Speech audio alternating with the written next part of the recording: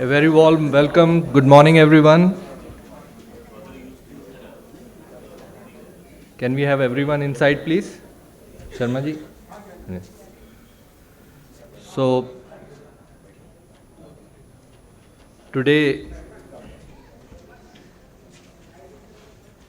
we are starting our working session 5. If you have seen, we have a very interesting topic to discuss today, which is relating to the challenges and prospects emerging from BCI decision to allow foreign lawyers to practice foreign law and conduct arbitration in India.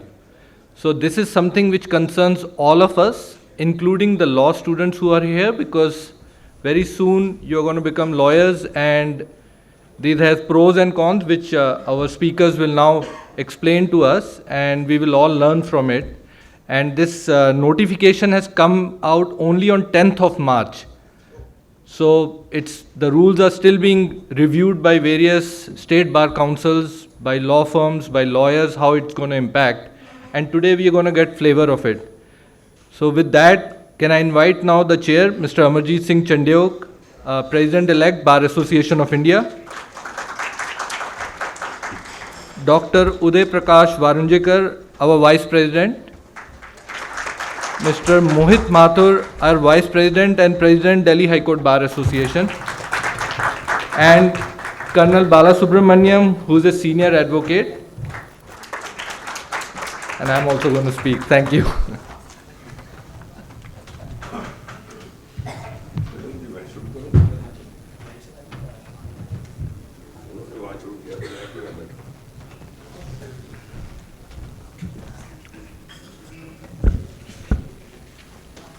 I was wondering whether I should start by saying that today Bar Association of India has 2 Amarjeets. So I told Mr. Bedi that, like Nitin just told me, that my intimation to me that we would only have 1 or 2 sessions by lunch, we'll finish it. So I said, that's a mistake on my part. I take it as I am also Amarjeet Singh Bedi. It doesn't make a difference. For 2 reasons. One, that I don't know whether Amarjeet knows about it or not, but I got married into a Bedi family. That's one. So I am the son-in-law, so better take care of me in that sense of the matter. And secondly, I think it's a collective responsibility. There can be errors sometime, and we do learn from our everyday's functioning. I always feel that if man was complete, then there would be no difference between a person and a God. I am bound to commit errors, inadvertent or even intentional sometimes. But if I rectify them, if I urge to do them, not do those mistakes again, I think that's the learning process. Well, Mr. Bedi has already told us 10th March 2023 brought about the new rules from Bar Council of India. And he also added a proviso or a caveat to it that we are all re-examining the issue. The state bar councils are looking at it, law firms are looking at it, many bar associations are looking at it. In fact, it's a process that we all need to look at again. I was just having a chat with Mr. Nitin and Vasudhaiva to say how there is a need today, and I said that yesterday. There's a need today that the professionals of our area must be taken into account, must be brought on board when we are making a legislation and including a rule. Now, there's a fundamental difficulty that I find in these rules. I am not criticizing anybody. I just want to assist and to maybe understand for myself that if I am still to examine the areas where people can come and talk, we already have a Supreme Court judgment which says one can come, give advice and go back. And also a fact which I think I must share with my young students here, that almost all law firms of the world are today existing in India. They may be in the name of Amarjit Singh Chandiok or maybe in the name of Amarjit Singh Bedi, makes no difference. But fact of the matter is this. Therefore, the bar of this country does not consist of my respected Nagaland Sahab, does not consist of Dr. Singhvi, does not make Mr. Harish Salve the bar. The bar is that youngster who is actually going every day, looking for work, getting or not getting it, and is able to carry something home for his family. That is the bar that I must attract. And I must confess, even as having headed bar associations, we tried our best. Our Bar Council, in fact, the Advocate Act needs an amendment, that's my view. I don't need this preference vote system. I must elect a person directly. And why should there not be a direct election to the chairman of Bar Council? Because an elected member would have a responsibility towards his members, which are we all advocates. Now look at one of the provisions says, if in your country you are a Queen's Counsel, I'm just giving an example, you will be Queen's Counsel in India, which is the jurisdiction of a respective court. Court gives you that honor to give you that silk. So how do you by your statute make that equivalent to somebody? And then you are saying this with respect to the factum that you ought to have consulted these persons like sitting on the dais, sitting in the audience, who would have expressed their views. You should have gone all over the country, seen what is required, what is the need of the hour, how much you should do it. And why I'm saying, raising this, all this, that way back, I think in 2011 or 10-11, I think, the government constituted a committee. The committee was Pallavi Shroff, Rajiv Luthra, myself, and 2 lawyers from Bombay, to give a report with respect to entry of foreign lawyers. Many people have this misconception that we as members of the bar are scared that we should not have foreign lawyers into this country. No, not at all. I reiterate that the talent of this country cannot be matched by anybody in the world. Nobody. What we can think about interpretation of law, nobody can do that. Therefore, it is necessary. We are not scared. We'll work on it. But it should also give me that right that I should be able to go and appear in that country as you are doing so here, which is not coming. And in that report we had said reciprocity is a condition precedent that must be complied with. Whether the government will do a treaty or not, the Bar Council can, with Society of Wales, can enter into a reciprocity. Where is the difficulty? Even if there is no treaty between us and UK. Therefore, it's a very good step. I'm not against the step that is taken. It gives us opening. We have now to see everything. And on one hand, you say you can't appear before anything, any tribunal or any court. Arbitration tribunal is also a tribunal. It's a statutory tribunal. But you don't make a bar.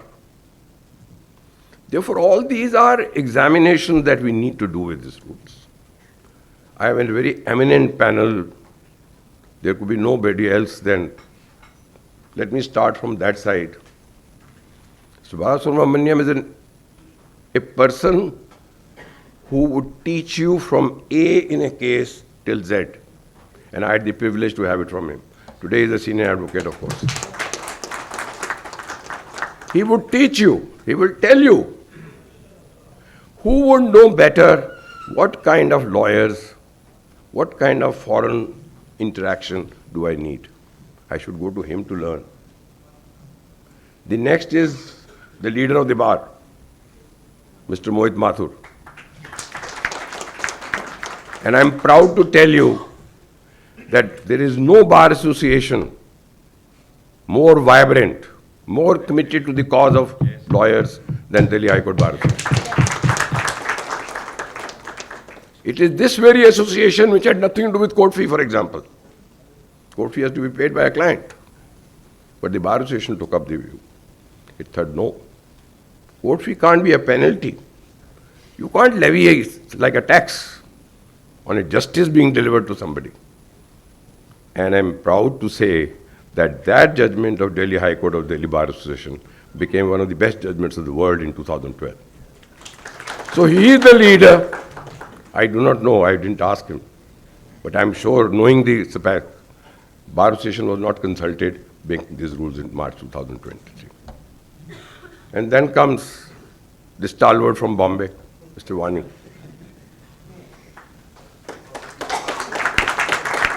Who has taken us into a journey which we could not have taken up in Bar Association of India but for his leadership.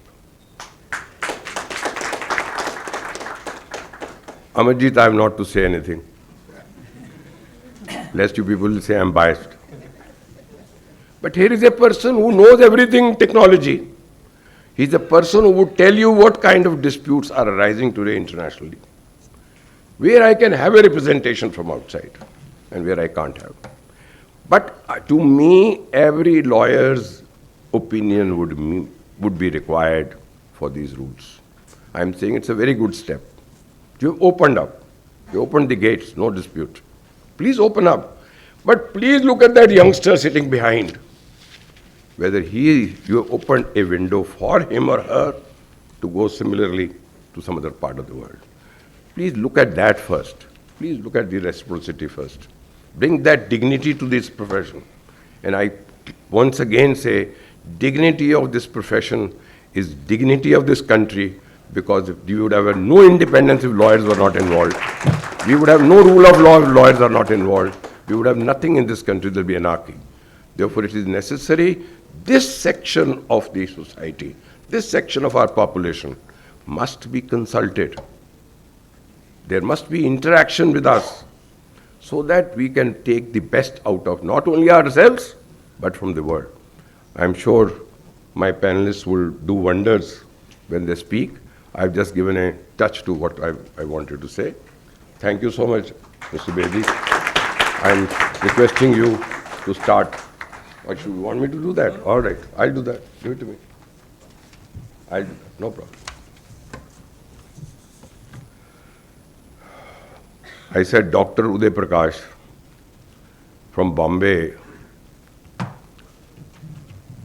I don't think I can speak anything about him. When you will hear him, you will know what is his capacity.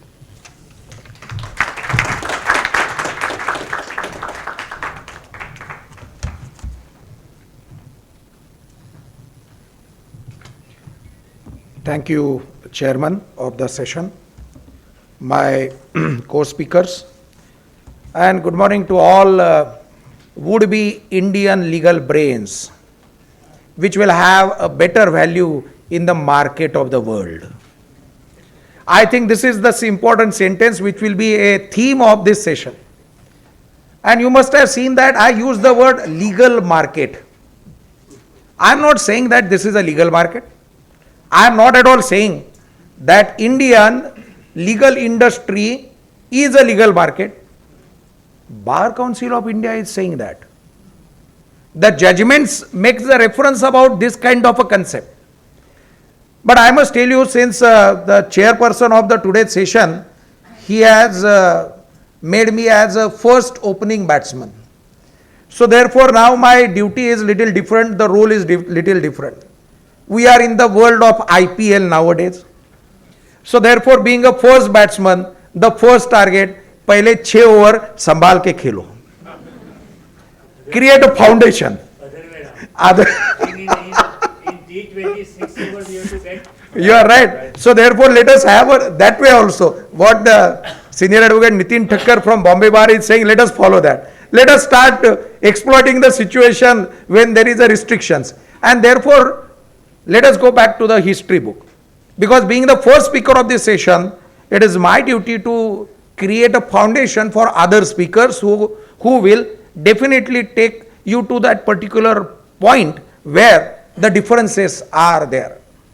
That was a judgment of Bombay High Court where in 1995 petition was filed, not now, 1995. Those who are willing, you may take down the details about those. Lawyers Collective versus Bar Council of India. From 1995, the matter was pending in the Bombay High Court. The judgment was delivered on 16th of December 2019. And that judgment is reported in 2009. Since the young generation is here, I am sure the organizers have given you pencil and the pad also. So there is an appeal to make a use of that. So 2009 SCC Online Bombay 2028, that's a citation. Those who are interested, they can go to the SCC.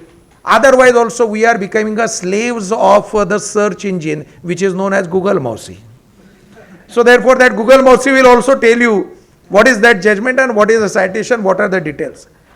One of the important paragraph from that judgment says, that is paragraph number 20, which refers that Union of India filed an affidavit before Bombay High Court saying that as of now, that point of time, as of now, there was no proposal for permitting entry of the foreign lawyers in India.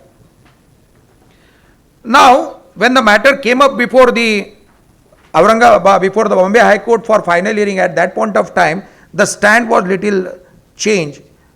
And the Union of India made a statement at the stage of final hearing, that is reflected in para 59, that Union of India is actively considering the entry of foreign lawyers. So 1995, 2009, there was some change. What was that change? We are aware, 1991 post-liberalization, the Indian scenario got changed. What was happening in 1961? 1961, we were having our own Advocate Act. We are fortunate that our institution, namely the Bar Association of India, was established much prior to that. So 1961 is an act. The situation at that point of time was different. And now, post-liberalization, there was a need. Therefore, the first statement came in the year 1995 on oath by the Union of India, saying that we are not considering. But when the matter came to the final hearing, para 59 says, the Union of India said that we are actively considering, and then the directions were given by the Honorable Bombay High Court saying that you will have to take a decision on this. This was happening on one hand.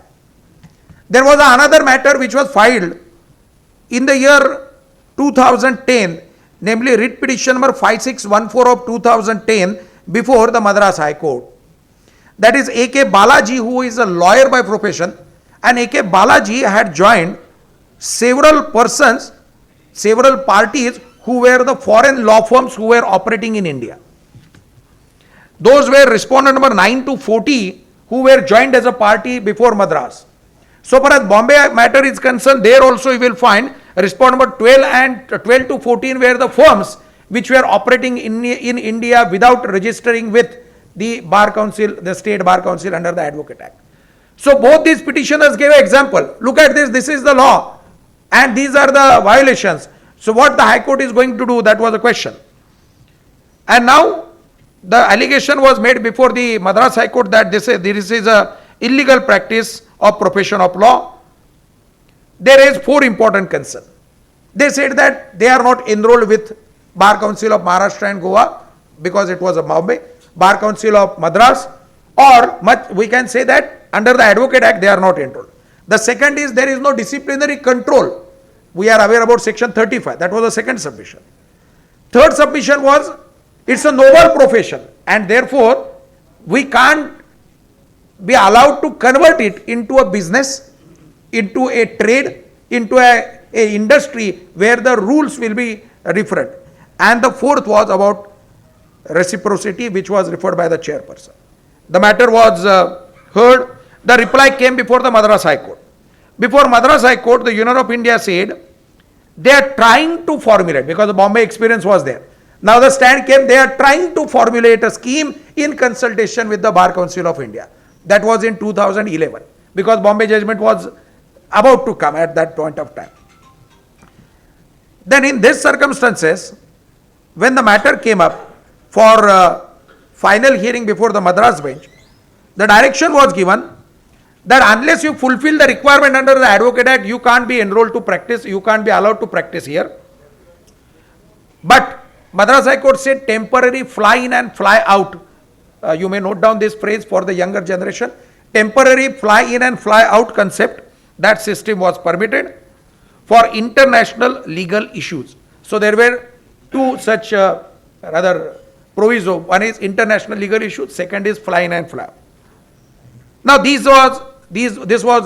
were these judgments, and the matter came up before the Supreme Court. The Supreme Court judgment delivered on 13th of March 2018. That is BCI, Bar Council of India, challenged that versus A.K. Balaji and others. Along with that, there were two more petitions. One is Association of Indian Lawyers versus London Court of International Arbitration, where similar issue was involved. The third matter was Global Indian Lawyers versus Bar Council of India. So these were the three matters which were heard. Judges were Justice Adarsh Goyal and Justice U. Lalit, and we are proud about U. Lalit because he comes from the Bombay cadre. Now the Supreme Court thereafter gave a finding.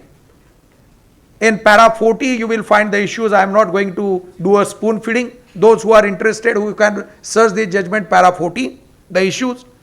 Para 42, 44 and 45, these are the three important paragraphs which can be used in the rest of the life whenever you need.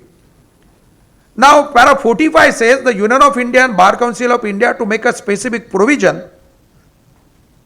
That was a direction which was given by the Supreme Court. So that is at 13th of March 18th direction. Now on the panel you will find that I am a part of the regulatory body, and the chairperson conveniently kept mum about this. I am also a member of a Bar Council of Maharashtra and Goa, therefore I have some better information. If you permit, I will share that also. I didn't want to say it, but I thought you would say it. That's why I said when you began. The government of India started asking BCI, when are you going to frame your own regulations? Of course, there was a complete silence for at least 3-4 years after the judgment. Then one fine day, a letter came from BCI to the State Bar Council saying that give your views within 7 days. What the chairperson said that other authorities were not consulted, that is correct. Other authorities were not consulted. Because long back in 2007, there was a resolution which permitted the Bar Council of India to consult the state bar councils and take a decision about this. So based on that, I am proud that Bar Council of Maharashtra and Goa gave an input. Those inputs were given to the Bar Council of India, and the Bar Council of India on 13th of March 2023, 1 month back, 13th of March, on 13th of March notified the rules. The rules are having again several different provisions, and we as a student of law, we are aware that strictly speaking this is like an infancy of that rule.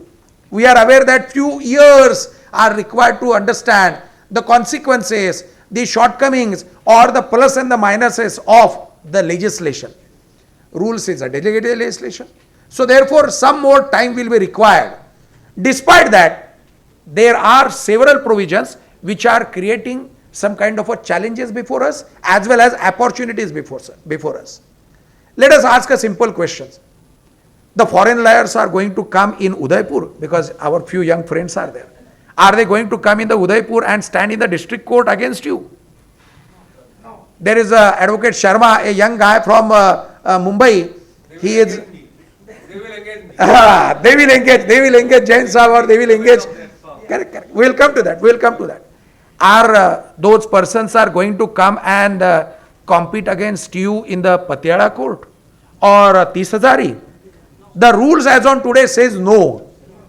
So therefore let us keep this in mind that what is permitted, wo dhyan mein rakhna hai. And therefore the question comes that what is opened, what is permitted, what is opened, darwaja khola hai, तो किसके लिए खोला है, कौन सी काम करने के लिए खोला है, वो ध्यान में रखना चाहिए. And therefore, let us keep this in mind that who shall be entitled to practice, who are the persons who are having a permission, who are the persons who will be permitted to do what. These are the things which are required to be considered. The rules specify that in detail. I won't encroach on the time slot which is given to the other three speakers. Therefore, I said that being the first speaker, I'll have to create a foundation. The factual matrix will have to be made it clear before all of us. Now, some challenges and some prospect I'll make a reference, because something which will have to be kept open for the other speakers also. Now, as I started by saying that all our participants who are sitting here, they may get a very good opportunity in the near future. Why?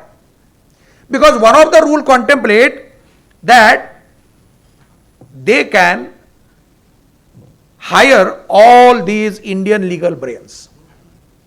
They can't come into the actual litigation which most of the lawyers are doing.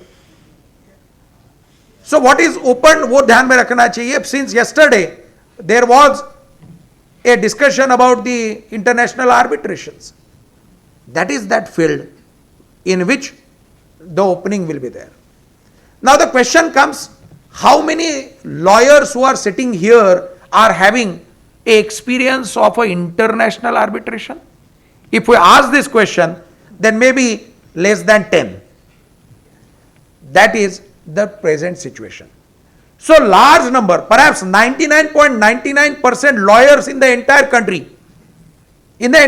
I am saying, they are not likely to get exposure in that field where the door is open.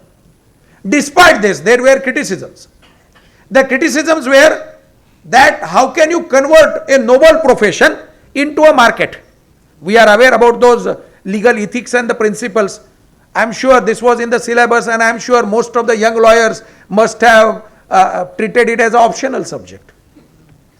I am sure most of the lawyers must be remembering about the ethics when they get a notice about the disciplinary case which is filed under section 35 of the Advocate Act. And now therefore question comes that what are those ethics which are for them? There can't be two different set of ethics for lawyers. Once you say that they are permitted to come in the India, then can there be a different set of the ethics and the rules which will be different than the common individual lawyer? That is one of the challenge before us.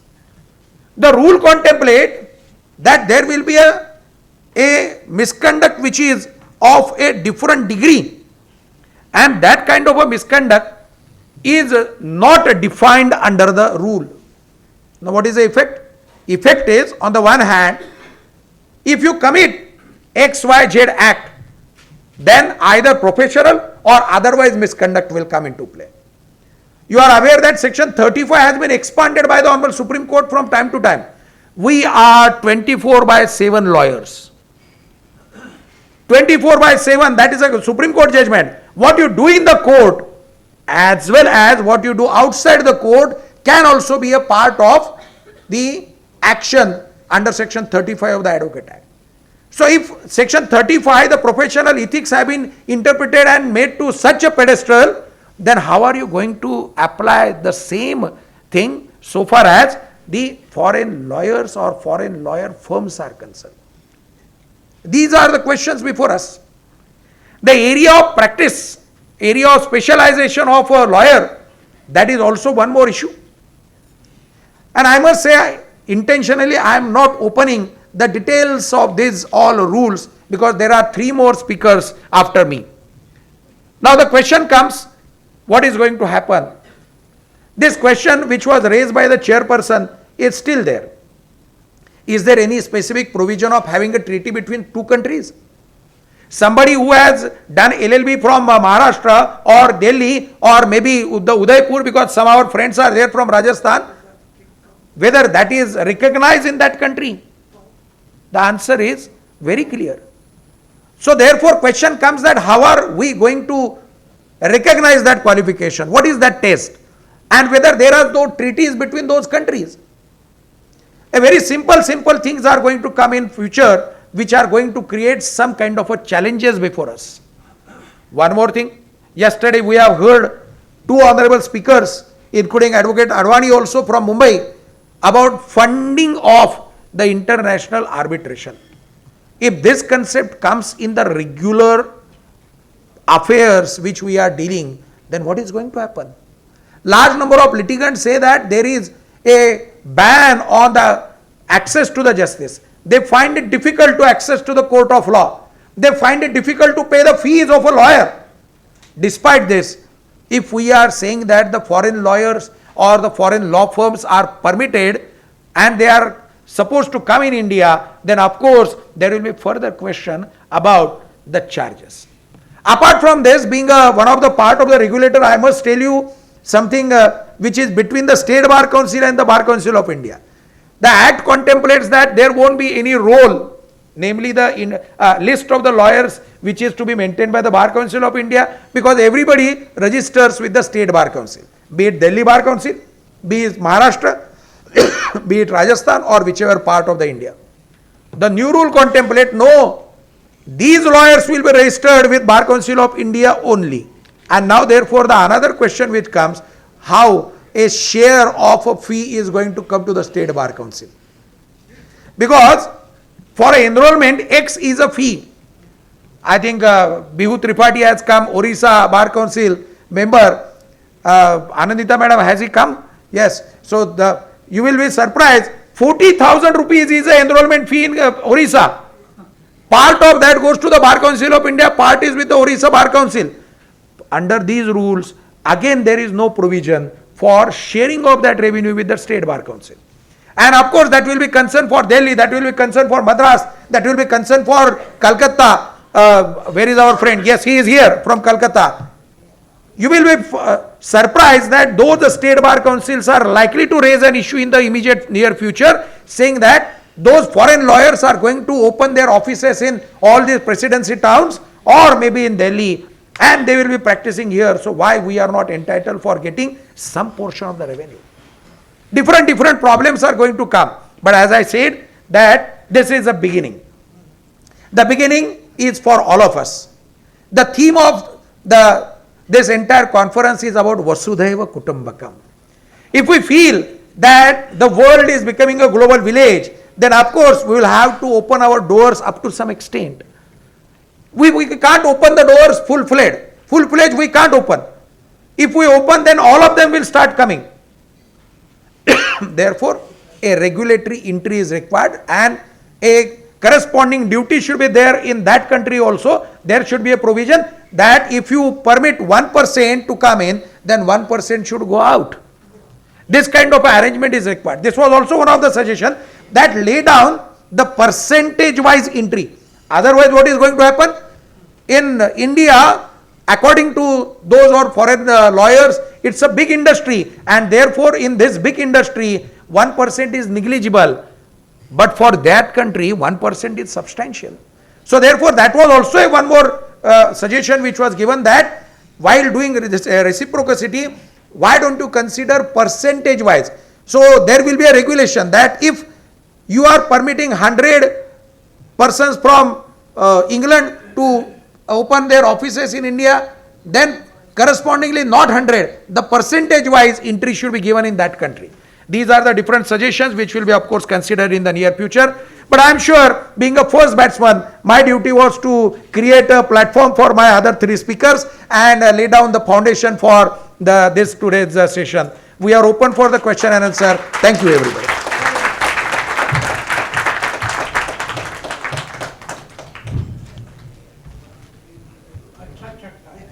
Thank you, my friend. I started by saying that I should not give an introduction because after all, a member of the State Bar Council has some role to play in my disciplinary part also. So I was scared introducing him as a member of the Bar Council. That's why, that was the reason for doing so. And I think you, as Nitin said, you have each ball that came to you, you stood by it and probably tried and did your fantastic job by raising these issues. And I do not know if the Bar Council has, after the rules have gone back to the Bar Council of India to understand why these suggestions given by you from Maharashtra were not incorporated. Where could be the reason? You raised an issue of revenue. I think the question would be, it should be registered with the State Bar Council, because the disciplinary situation, as you know better, starts from the State Bar Council. If the State Bar Council is not able to take it within a period, then it shifts to the Bar Council of India. So if the registration is with the Bar Council of India, will it then shift to the Bar Council of the state? Obviously, the answer has to be negative. But all that, I said that it's not a case that's a good step forward. Yes, we have got some opening, and we are not looking at, I just want to bring to my regulatory notice, the experience shows it is not the case that you will come to Tisazari or go to a district court. The purpose is that money situation, that money power engages my youngster at a much cheaper rate and does not allow his potential. That's the area where some people have raised their issues, and I'm sure they'll be sorted out as we go by. I'm now requesting Mohit Mathur, the President, High Court Bar Association, and I said so without even asking him, and came the answer that no, bar associations were not consulted, and he's also Vice President of Bar Association of India. He would give us the views, what he as the leader of the bar tells us, what he feels about these rules. Mohit Mathur.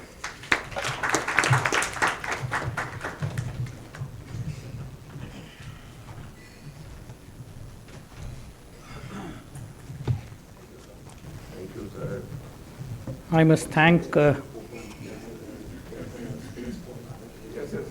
the organizers,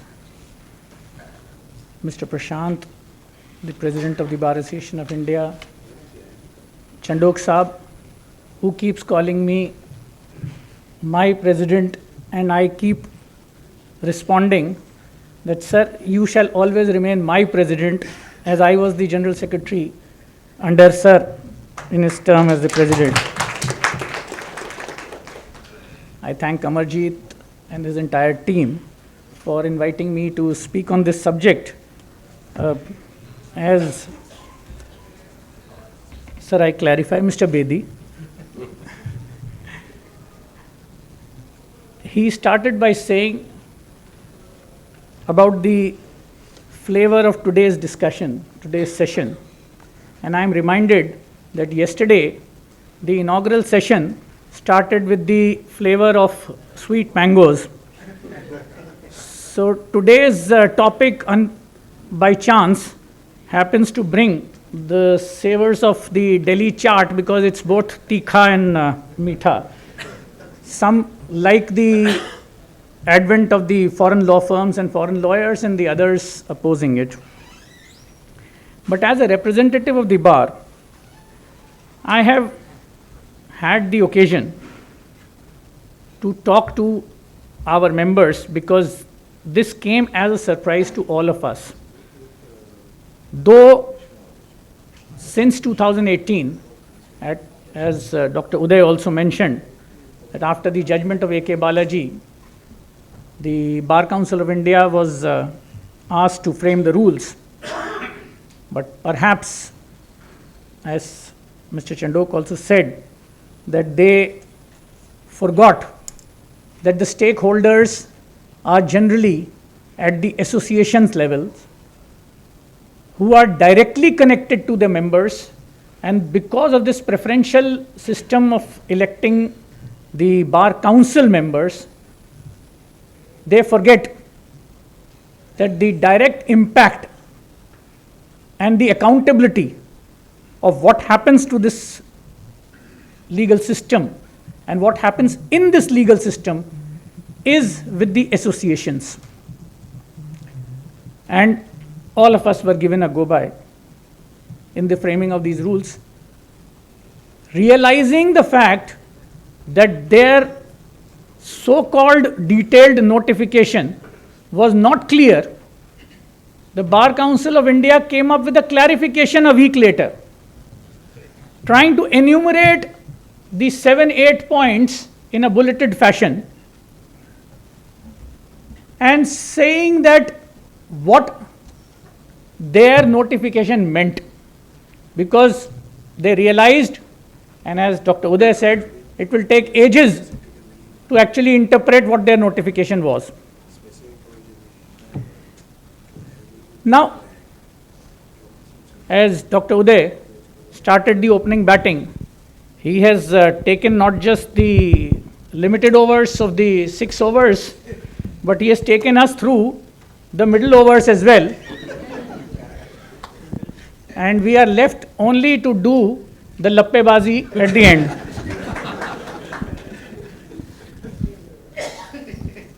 In that regard, may I just point out, there are so many things that Dr. Uday has already actually clarified. But this anticipated intent of bringing in the foreign lawyers, and it is so apt that today Bar Association of India is conducting this session. Because Bar Association of India, which especially the young students should know, it was created prior to the Advocates Act, and in fact was instrumental in getting this Advocates Act in 1961. And therefore it is all the more apt that they are today asking the opinions of people and holding this session to give inputs, because still the Bar Council of India is not clear.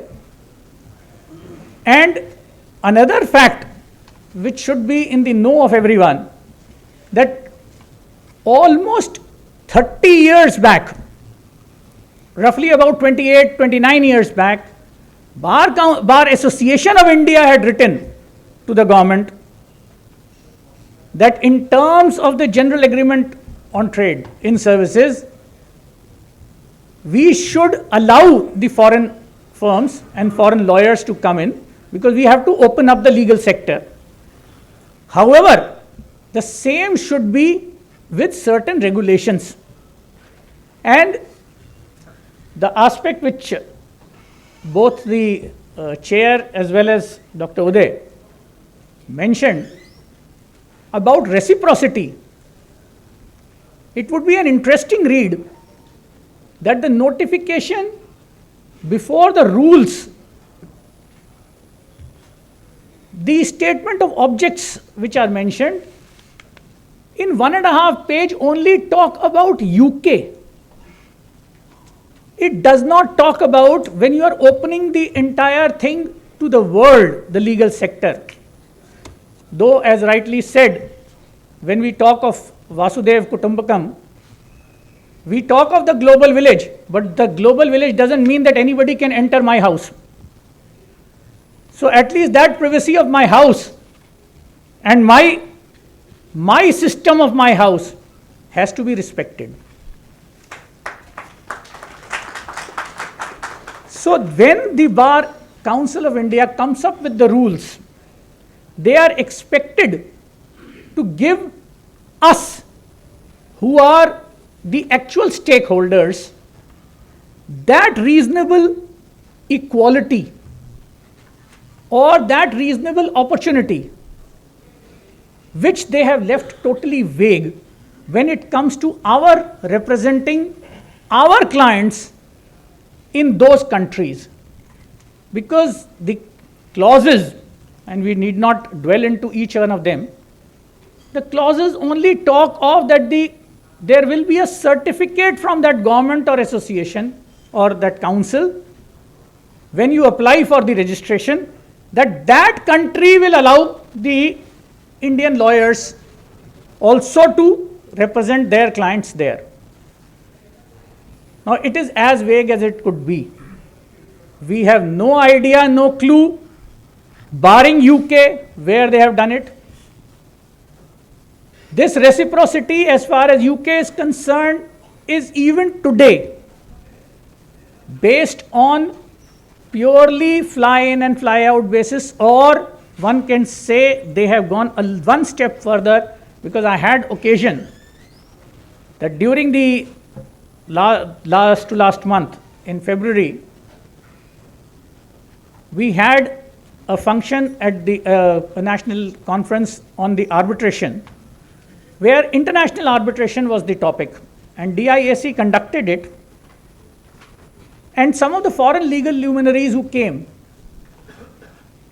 in fact, expressed that international arbitration in India can only grow if you allow the foreign lawyers also to come in and allow the foreign law firms to interact with their the counterparts in India when a client of theirs is involved. And it gives a much more openness, and it gives an acceptability and comfort to the foreign clients to have India as their venue, and the DIAC in particular, because that's what we were pitching for. And those commercial organizations would then have that comfort zone that their people can represent them or their people can come. But lo and behold, in a month's time when these rules come, in fact, it leaves much to be desired, because what has happened is that while they talk of commercial arbitration and international commercial arbitration to be where the foreign lawyers and law firms can represent, they are at the same time barring all those lawyers to appear in those tribunals where evidence is to be recorded. Now, it seems to be quite paradoxical that you are allowing them to come for international arbitrations, but those tribunals which are created are also to hold and record evidence. So if that contradiction is there, then what is the purpose that these rules are intending to achieve is anybody's guess. In my limited understanding of whatever in our discussions, and Chandok Saab also asked me, were you asked to give your opinions in this regard? And my answer was a categoric no. Fortunately, the Secretary of the Delhi High Court Bar Association is in fact a real arbitration expert who keeps appearing in the arbitration side, and even his views were of the same type, and we have been discussing with our bar council. So as far as the prospects and challenges are concerned in this, the prospects definitely look nice, and as both this chair as well as the speaker before me said, that the legal brains to be will have a better prospect, they will have a better market, if I may say. The law firms may feel they are the market, they may feel that that's the employer market. The only thing which the proponents of this keep speaking about is the fact that there will be a better fee structure available to the Indian lawyers. There will be a better work culture and probably a streamlined system which the foreign law firms are used to and the foreign lawyers are used to. They will try to bring that in. But when it comes to the appearance by our counsels, our lawyers, before the courts and tribunals,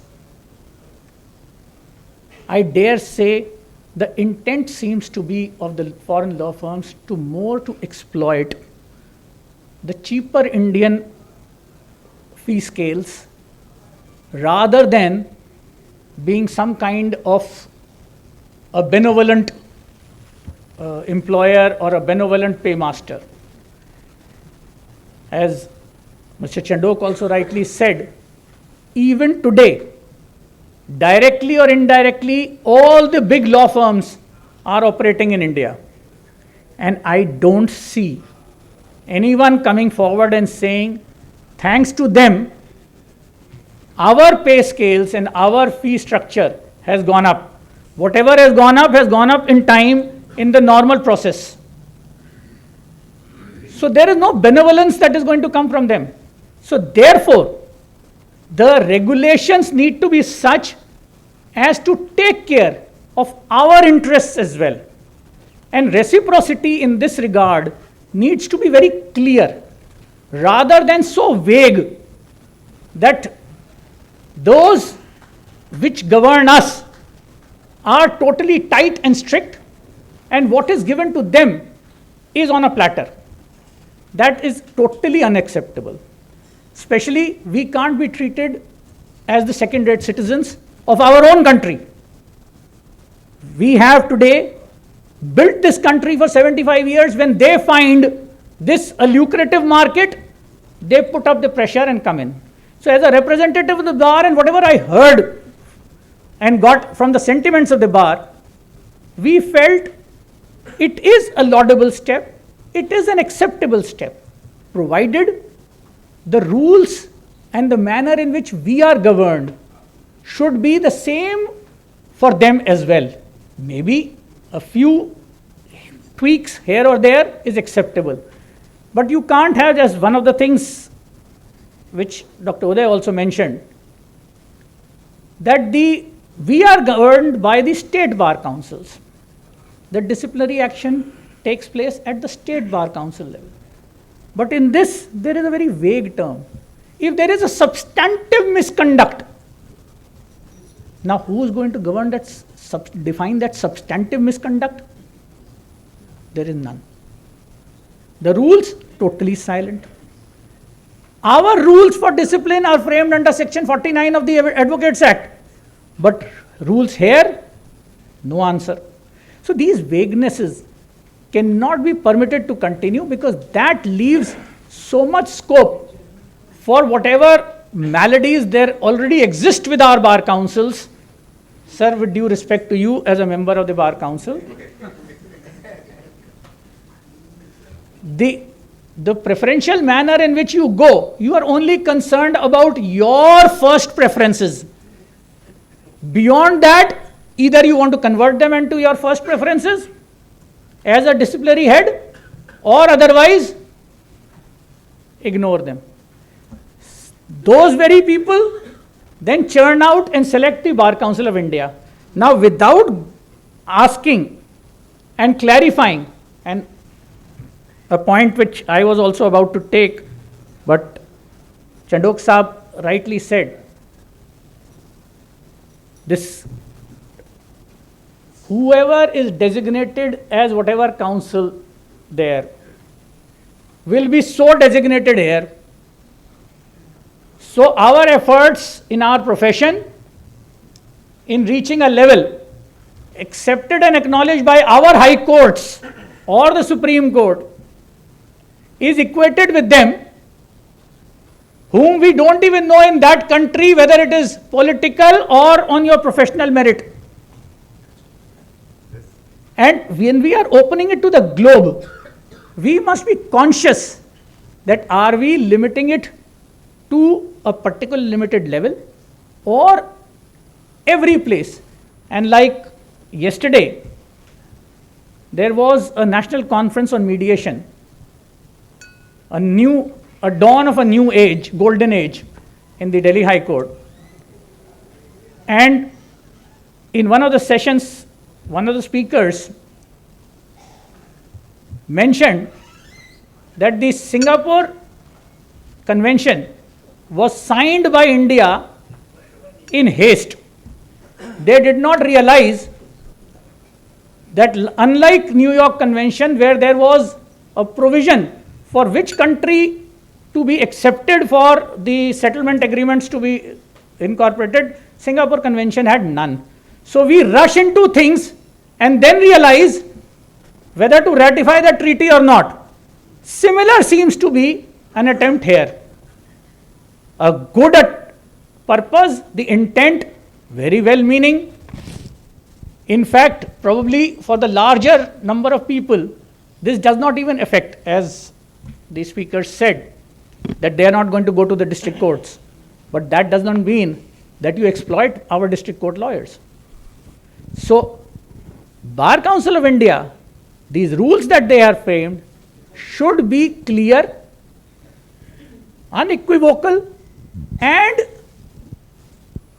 if you did not have the clarity and you had to yourself clarify it within 7 days, what you actually wanted to say in those 10 pages, then I dare say what is left to the general masses and the general lawyers in the country, despite being in the heart of the country and the premier high courts, and I'm proud to be a member of the Delhi High Court Bar Association and today a representative of the members, even we are at our wits' ends to understand what they actually want to say. Because every clause, if I may say, leaves much to be desired. Now, the reciprocity not being clear, state bar councils sidelined, a general permission is given to everyone for 5 years rather than what the judgment said. I'd only say that the bar council rules, with all good motive, does not take into account the Supreme Court judgment. You had 5 years from March 2018 that you suddenly rush and frame these rules without consulting the actual stakeholders. Like all other regulatory authorities also in the professional fields, it's not an immediate thing that anyone who has done education in medical science in a foreign country becomes a doctor here on just the payment of the fees. Here, when you are taking that fees, that revenue sharing, obviously the state bar councils have their own axe to grind with the Bar Council of India. We don't get anything out of it as associations, so we are happy with our members. So, with all these absent provisions and unclear provisions, I'd say that a rethink is required, especially to safeguard the interest of the lawyers here, whom we as representatives of the bar actually represent, that lest they are exploited or lest they are abused by the law firms in a manner where they are picked up and then left, and they cannot even raise the grouse in their bar councils because they have to all approach Bar Council of India for any kind of a serious misconduct. Now that substantive misconduct again is left for everyone to guess. So with that, I think I'll leave the last 2 hours for my other speaker. And as Mr. Chandok said, that Mr. Balasubramaniam can actually walk you through all the provisions in every matter. Thank you so much. Thank you for giving me the opportunity. Thank you, Mohit. To say that what would be a substantive misconduct, then you will start applying the principle that Supreme Court laid down, substantial compliance of law. So therefore, you will say it doesn't comply with that, and that's the end of the matter, therefore there's no misconduct. You highlighted the fact that it was necessary that the Bar Council should have consulted Bar Associations, because actually Bar Associations are the real stakeholders who represent there. And that should have been the ideal situation, and time was with us. It is not that we didn't know about it, and if foreign lawyers could wait for so long, we could always wait for a few days more. Probably with all consultation, we could have done a better job for the opening part. And today we see, as Mr. Bedi yesterday told us, we have 20 countries here in this convention today. And out of those, only UK is the one, as Mohit pointed out, reference of which is made in the rules. So what about those countries? And the fundamental question that he has raised is, I do not know what qualifications do they have in that country to be a lawyer, to equate my qualifications here. Now we have our friend Colonel Balasubramaniam, who will take us through, as Mohit said, tell us what he feels, because he also has the capacity, being in the part of the government's advocate, to see what does he feel from that side and how does he take these rules, what will it convey to us. Mr. Basu. Thank you, sir. Thank you. respected chair, the permanent president of the bar, and a great leader, and my guru as well, and the distinguished panelists, distinguished audience, a very good morning to you all. First of all, let me start on a lighter note. We are discussing about the entry of foreign lawyers and the foreign law firms, but for today's session, we have kept them out. Anyway, but that is what the note read. But I understand, because we are discussing, it's an open house, of course, we are discussing certain things which may not actually be palatable. So therefore, very rightly, in fact, they decided. But having said this, let me put the topic in context, the challenges and the problems, and also the benefits that we are going to derive by entry of the foreign law firms and the foreign lawyers. The debate has been raging whether to allow them to enter or not to enter, but that stage is over, so to say, because the 10th March resolution is very clear. So therefore, let me put it in context first. Since independence, the Indian legal sector is one of the most regulated sector. The foreign lawyers were not allowed, foreign lawyers were not permitted, firms were not permitted, and for the first time, an opening has been made after 75 years, almost 73 years. If you look at it the gains which will follow: one, transfer of knowledge; two, unlimited or end generation and lawyers; third, from the point of view of students, it's going to be a win-win situation because they will have an international exposure; four, our own lawyers, because of the reciprocity clause, we will have openings outside.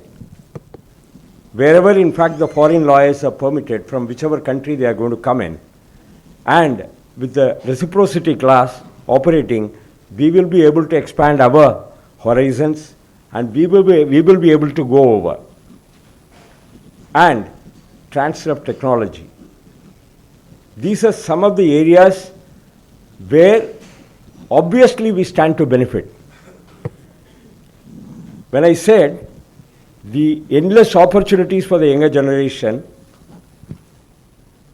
the rules cater that the foreign law firm or a foreign lawyer can take the assistance of a member of our community. Therefore, obviously there will be better openings for the younger generation.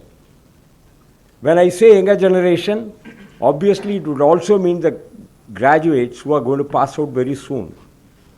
So from this point of view, definitely it's a win-win situation.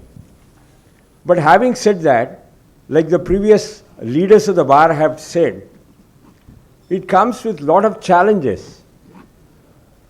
What are the challenges? Challenge number one, we are still in a traditional mode. As far as the Indian lawyers are concerned, barring few of us in metros who have got the benefit of the high-tech or transfer of technology, etc., the majority of the members of the community today, they are not even having a smartphone with them. They are working on a normal conventional mobile. And if we have to talk of actually transfer of technology to 90% of the community all over the country, pan-India, how are they going to get benefited? So therefore, for them in a traditional mode in which they are practicing science technology, like the community members, they still feel that the time is not ripe, the opportunities are not available, the resources are not available, we are not in a position to actually switch over to the technology. And their apprehension to some extent is very well founded, because the back-end operations, a foreign law firm or a foreign lawyer can very well engage a local advocate, and by virtue of the e-courts and the virtual courts that we are having, can very well actually stage manage everything. This is one of the biggest challenges that we are going to have. Though the restrictions, the resolution says there are restrictions, they will not be able to appear in the courts, they will not be able to appear in the tribunals, they will not be able to appear in the commissions. But if you have what we call the surrogacy, the surrogate members sitting at the back, putting somebody in front and practicing, how are we going to control them? So this is the biggest challenge for majority of the community members. So as I said, 90% of the community today, the lawyers community pan-India, not having the resources, how do we challenge, how do we get over this? And as very rightly said, the other problems of misconduct, etc., how are they going to, we are going to deal with them. And you all must have seen, last week the Honorable Supreme Court said, the decrees of all the lawyers will have to be verified. Now we are getting into an area where if our practice, our verification of the degrees after say 30 years or 40 years, 50 years, I do not know, respected chair has got decades of experience, and if Chandok Sahab has to go and actually get his degree verified now, how do you verify the degrees of foreign law firms and foreign lawyers who are going to be here? Do you have the authority and do you have the wherewithal to do this? So therefore, this is another area of challenge. And all that the rule says is, we will give registration or we will give license to a person, a lawyer, foreign lawyer or a foreign law firm, who is eligible to practice in his country. The verification part is silent. How are you going to verify? If somebody comes and says that I am a person eligible to practice in my country and I show some registration certificate, that's taken as a gospel truth, and then therefore you say that he is eligible to get a license here. This is a challenge which the Bar Council will have to address. If the lawyers' degrees in India is going to be checked now, how are you going to actually check the degrees of the foreign lawyers? This is an area of challenge. Third, the challenge that as we all expect that the foreign law firms and the foreign lawyers may not be approaching the district courts, may not be approaching the lower courts. They may establish front offices, and then they may have associations, they may have license offices, whatever you call them. And as I said, I repeat it, how are you going to prevent that they will be treating our so-called lawyers of our community, the members of our community, with equal rights and privileges? We have had an example. Singapore, 1990s, they aggressively liberalized the economy and also the legal sector.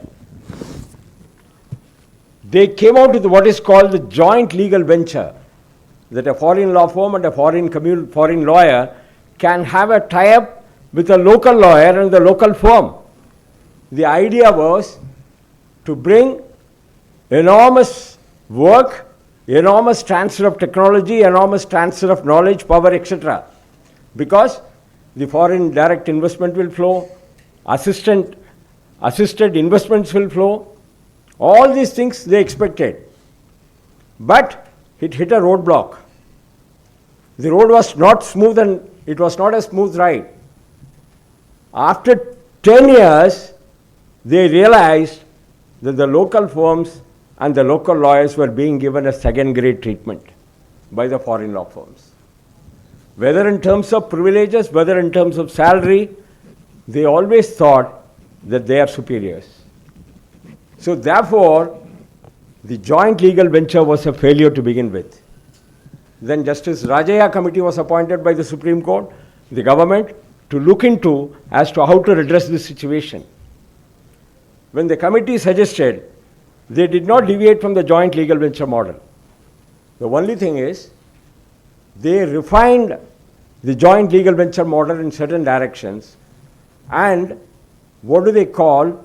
They gave a license for the foreign law firms to also appear before the courts with the help of a local lawyer, but certain areas were completely forbidden.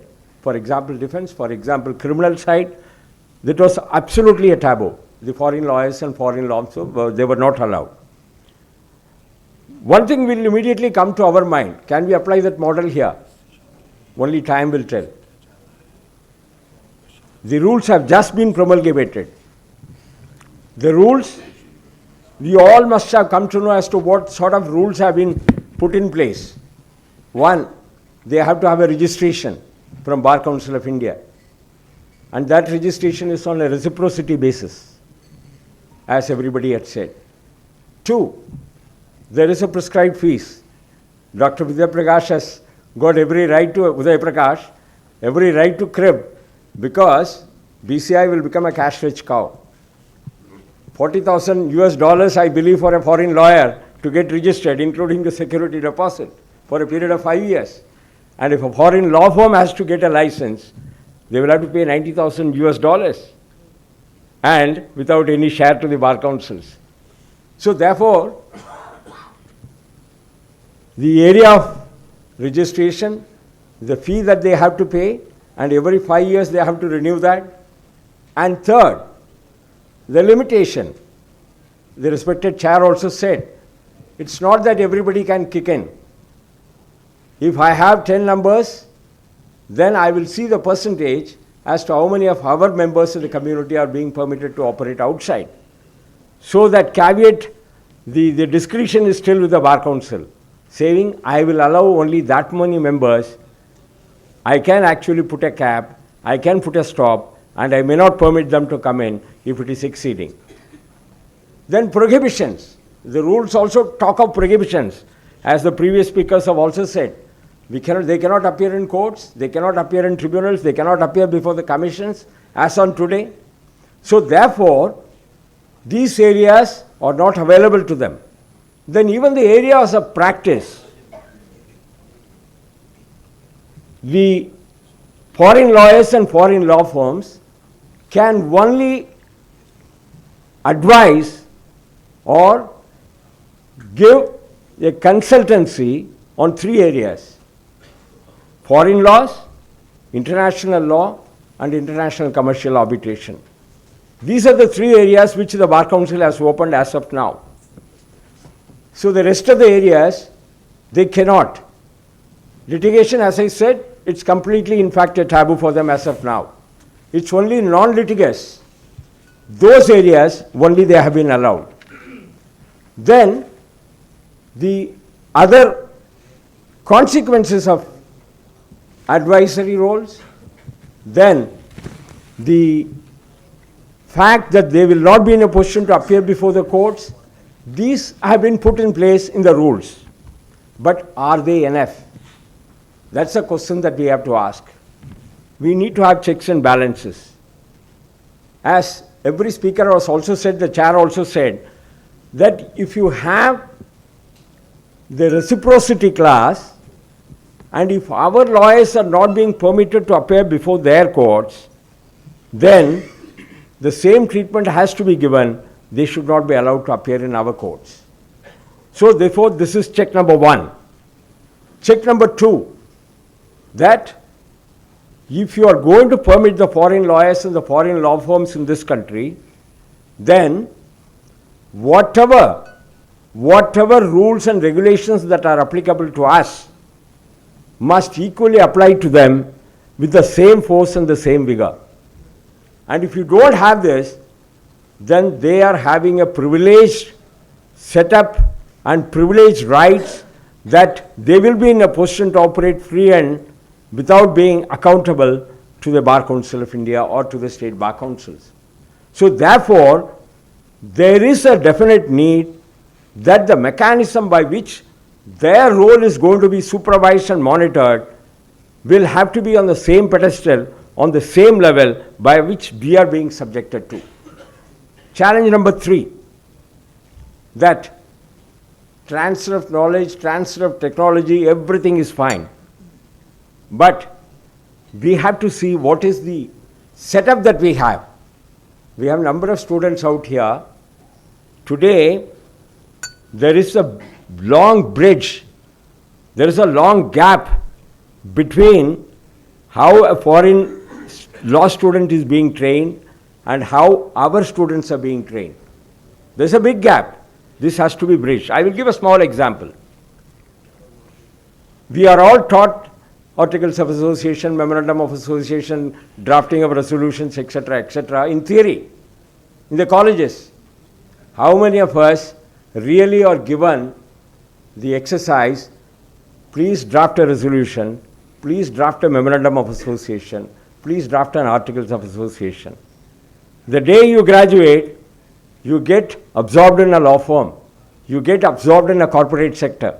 And the first job that you have to do is, nobody is going to actually guide you, nobody is going to treat you, because the law firm or the corporate house thinks that you are well equipped.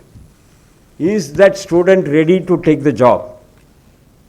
Is the college, in fact, today structured in a way that our students are taught each and every theory and practical model so that they can have a match with a foreign lawyer or a foreign law student? This is a question that we have to ask. So therefore, right when we say that the students have got better openings, that the students are going to have great openings in the future because of the entry of foreign law firms, we have to start from the feeder category, that is the students. Today I am given to understand there are about 2 lakh law students who pass out, in fact, from various national law schools, from private law schools, then the traditional universities. Now, the curriculum and the syllabus that is being taught there and the requirement of the industry do not match. So therefore, there is a need to look into this. This gap has to be bridged. And most importantly, the foreign law student, there are certificates of training programs. They are put through a systematic, in fact, a training, a coordination and planning. All goes during their actually student days. That sort of a thing we need to think of. If you are going to have exposing our students, our younger generation, our younger lawyers to foreign firms, to understand their work culture, because they will be expecting the same thing from us. And if you are not ready, if you are not job ready for this, then what I said, that the Singapore experience, that we will be treated as a second-grade citizens. So therefore, this is the area where we need to actually look into. The previous speakers have said about the status quo change, the concerns, because whenever there is a change, we are always apprehensive as to what is going to happen. As I said, our traditional community, our traditional practice, in fact, most of us don't have the resources. So therefore, to that extent, their apprehensions is not ill-founded. Of course, benefits are there of opening up the sector. Then the global scenario is such that UK, US, Canada, in fact, opening up in a big way. Canada's, in fact, they are, in fact, promoting the foreign law graduates to do a bridge course and then migrate to Canada. So therefore, there are a lot of openings in that field, the immigration laws, where they are wanting actually the Indians to come up. Then, of course, our landscape is also going to change, because as the President said right at the beginning, that we are second to none. In a lighter vein, because IPL season, if Nicholas Puran can take the match away by hard hitting, immediately we had Rinku Singh hitting 5 sixes and 6 balls. So therefore, definitely this apprehension that we may not be a match to the, certainly it is none. Definitely we are in fact better equipped. And the IT industry has shown that. The whole world was moving towards the technology, and from the land of snake charmers, we became mouse movers. And therefore, the IT technology is a shining example. The Silicon Valley today is full of Indians. So therefore, we need not have this apprehension that we will not be able to give a run to the foreign law firms and the foreign lawyers. We are more than capable. We will be able to actually beat them hollow, and definitely hands down we will be able to actually score a point. So therefore, that apprehension is not correct. Then, of course, the checks and balances we have talked about. Then the openings, as I said, the transfer of knowledge, the best practices, then the global exposure, then increasing competitive levels, that of course is going to go up. Then we will also have the opportunity of, in fact, having the mobility across various jurisdictions. Once we get the exposure, then our lawyers also will be able to go. Then foreign direct investments, and then facilitated foreign investments, I said. Then, of course, disadvantages, I have said. The apprehension that our business will be taken away, that may not be, to some apprehensions may be there, but that may not happen really. But ultimately, I would say this. The beginning has just been made. Ours is a very, very complex legal system. Our system is based on traditions, customs, even to some extent on religious practices, then of course judge-made law. For a foreign lawyer or a foreign law firm, he may not be in a position to immediately grasp and get adjusted with this sort of a system. So therefore, it may not really happen that our business or our work will be taken away by them. But disparity will remain. They will try to actually. Then one last thing, that foreign law firms, you all would have seen, in their country there is no prohibition with regard to advertising. They can advertise on the internet, they can advertise, they can actually sell themselves, but there is a rigorous restriction here. You cannot advertise, you cannot solicit work, you cannot put yourself on the web page. Now, how you are going to control them? I leave this. I think the time permitting I would have carried on, but Mr. Amarjit is waiting in the wings, so therefore let me hand over the chair. Thank you very much. Thank you so much. Both are waiting. Grateful to you for giving us the concept of that IT technology and saying that actually speaking we should have changed, the Bar Council should have prescribed new syllabus for our law students to begin with the whole thing. There should have been, that should be the beginning of the whole thing. The surrogated member concept that you brought about, I think is worth considering for the Bar Council. And I was only wondering that why the Vice Chairman of the Bar Council of India, who was supposed to be with me on this panel, is missing. Probably he knew we all are going to tell him all this and he'll have to carry it with us. But notwithstanding that, I'm sure Bar Association of India has the capacity to do so. Let me have the concluding part from none else but Mr. Bedi himself, who would then tell us, he's a all-rounder, so it's not a ender, you know, he's an all-rounder, so it's not only that, he's a bowler that is coming at the end. Thank you, Chair. So, as Mr. Chandiokar said, this is the last over, and unlike Rinku Singh, I cannot hit 5 sixes. I'll try to, I can see all of you now need a break, and I'll try to concise it. So this act, this rule, which is called Bar Council of India Rules for Registration and Regulation of Foreign Lawyers and Foreign Law Firms in India 2022, reminds me of Arnab Goswami's statement when he made that news presentation stealthily, clandestinely, with an element of surprise. Means as lawyers, we were all surprised when it was announced that foreign law firms and foreign lawyers are permitted to now practice in India after these rules have come into place. So I was really personally, I was surprised that this was an ongoing process for so long, and suddenly how it has come out in this fashion that there is no consultation, at least from Bar Association of India, there was no interaction. So the first thing that we as lawyers we look at is when new rules come out, whether it falls within the framework of our rules, acts, constitution. So the Advocates Act govern us. Under Advocates Act, we are all enrolled, we are all practicing, and we are regulated under Advocates Act and Bar Council of India. We have to register with them. So what are the conditions under Advocates Act? The first is we should be a law graduate and we should be an Indian citizen. Now the rules cannot supersede the act. The rules permit foreign lawyers, recognize them.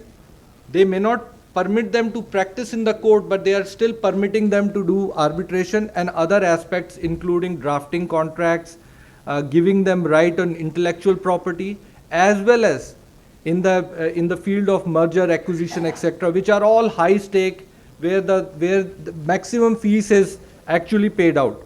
So just to give you an example, last year, $50 billion of cross-border deals was done in India, apart from arbitration.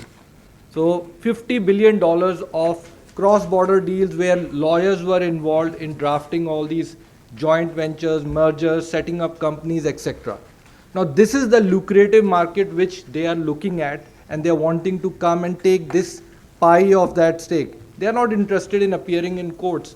For once, they need to understand the legal system here, and anyways the fees is not commensurate with the money they are looking at. To give you an example, an Indian lawyer charges about $300 to $500 per hour for merger and acquisition advisory, whereas a foreign law firm or a foreign lawyer, for example in New York, charges about $1,500 to $1,800 per hour to give the same advisory. So this is where they take away from us our work when they are permitted to come into India, and then they start practicing into this niche area, which our law firms, our Indian lawyers have now developed over the last few years. And my personal experience has been, because in 2006 I had gone to London to attend a India Business UK Summit, where I had joined Pallavi Shroff and Vinod Surana from Surana and Surana International, where at that time also the Law Society of England and Wales was very keen to come to India. In fact, in that Balaji judgment, which has just been cited earlier by the panelists, one of the parties is the London Arbitration Center. So this is where their stake is, their interest is to come to India. It is not about the other things. And as all the panelists have very elaborately explained, that there is so much gray area that once they come into India right now, it is very difficult. For example, if they set up a firm here, who's going to check whether they are only doing advisory work for their foreign clients or they are also doing for India? If in Singapore they permit that, where their bar council go and check their books, their records, they can rate them, they have those provisions. There is no such provision in India. So if they are giving advice and they have Indian lawyers on panel who are, as it was said earlier also, that in a surrogate manner they are doing it, what prevents them from taking over whatever little work we have, not little work, but lot of work we have here in India. So that is something which is concerning, and I thought it is food for thought, which is not covered earlier and perhaps would interest. And if I've taken out 3 different rules. Rule A2, which says practice on transactional work. They are permitted to do practice on transactional work, corporate work, joint ventures, mergers, acquisition, intellectual property. Now again, intellectual property is a very vast field which starts from patent to trademark to copyright. Again, a very niche area, very high stake area. Drafting of contracts. Now unlike UK, the example given is that UK is the only, no, I am not required. Unlike UK, where they have these restrictive areas where we cannot practice, including drafting contracts, India permits that. It though says under the rules, it says that you have to only do it for foreign companies, but it is permitting you to do the drafting work. So that is where the concern is. Now, just to sum it up, because we are already running short, what are the benefits that I look at if it is implemented properly? Overall competition, which is good for the clients, because when competition comes in, it brings in better quality, and somehow it also leads to perhaps reduction of fee also, because there are better quality of lawyers available who are able to do it.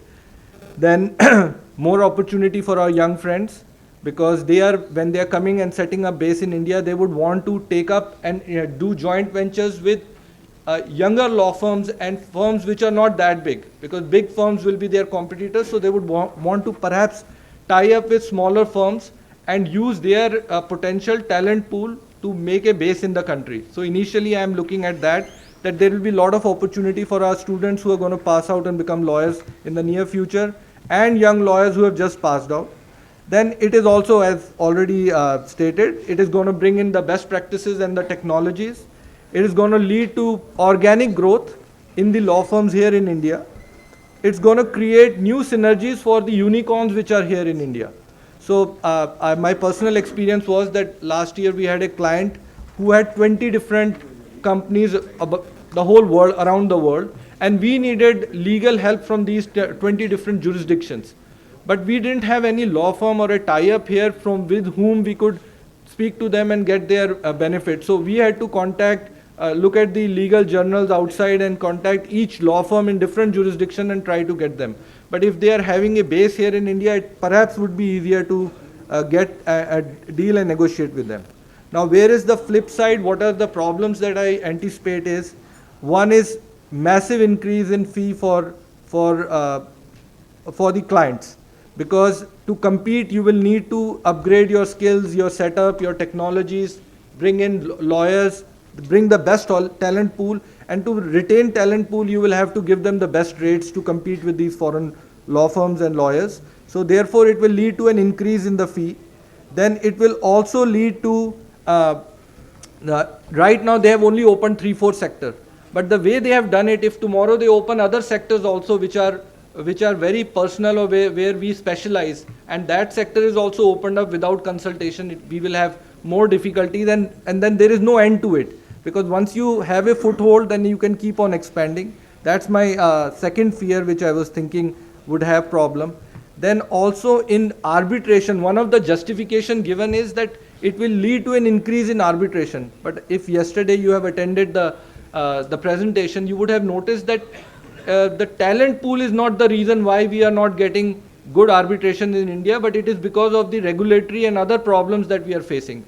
So just because foreign law firms or lawyers are coming in India doesn't mean that our arbitration setup will increase because of that. It is just a reason given, and in the statement of object it is said that if we, and I have just want to quote, in case we sleep over the matter, the legal fraternity of India may be left behind in providing legal professional expertise in accordance to the rule of law in a manner consistent with the best interest of this fast growing class of clients in India.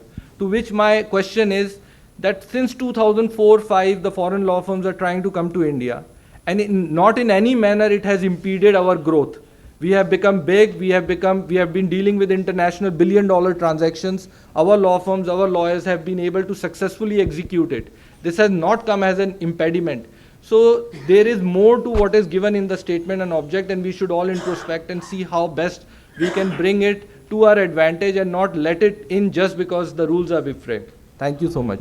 Thank you so much, Mr. Bedi. I think the last laugh must come from the President. I'll request Mr. Prashant to say a few words.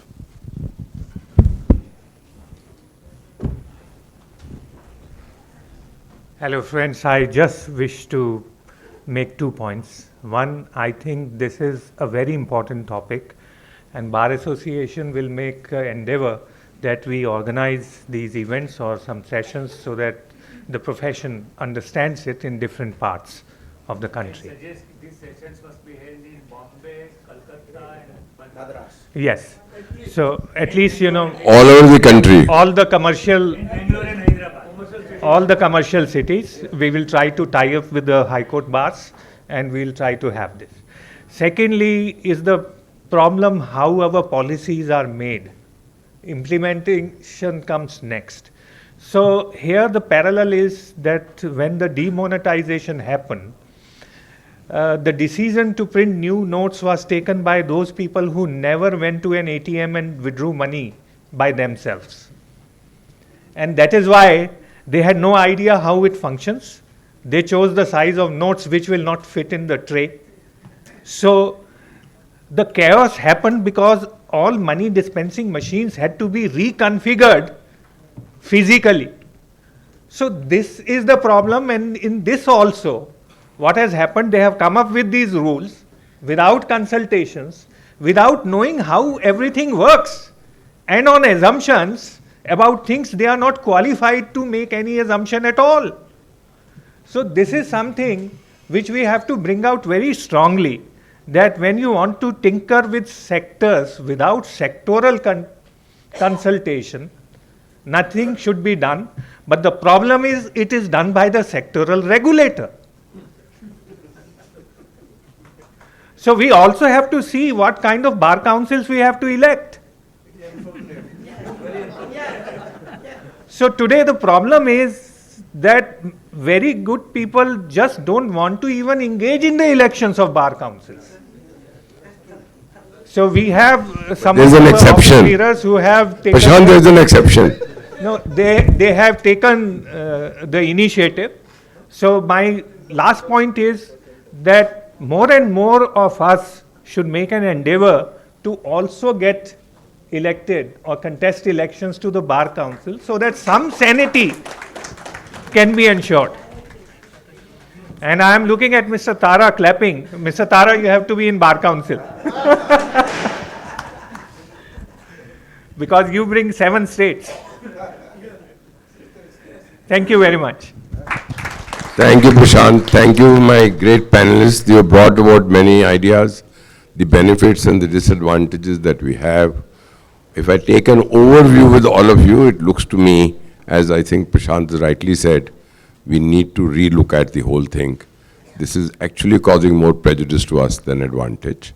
And I think we have to look at, as Mr. Balakrishnan said, we need to look at our law schools to bring this up first. We train them to become an international part.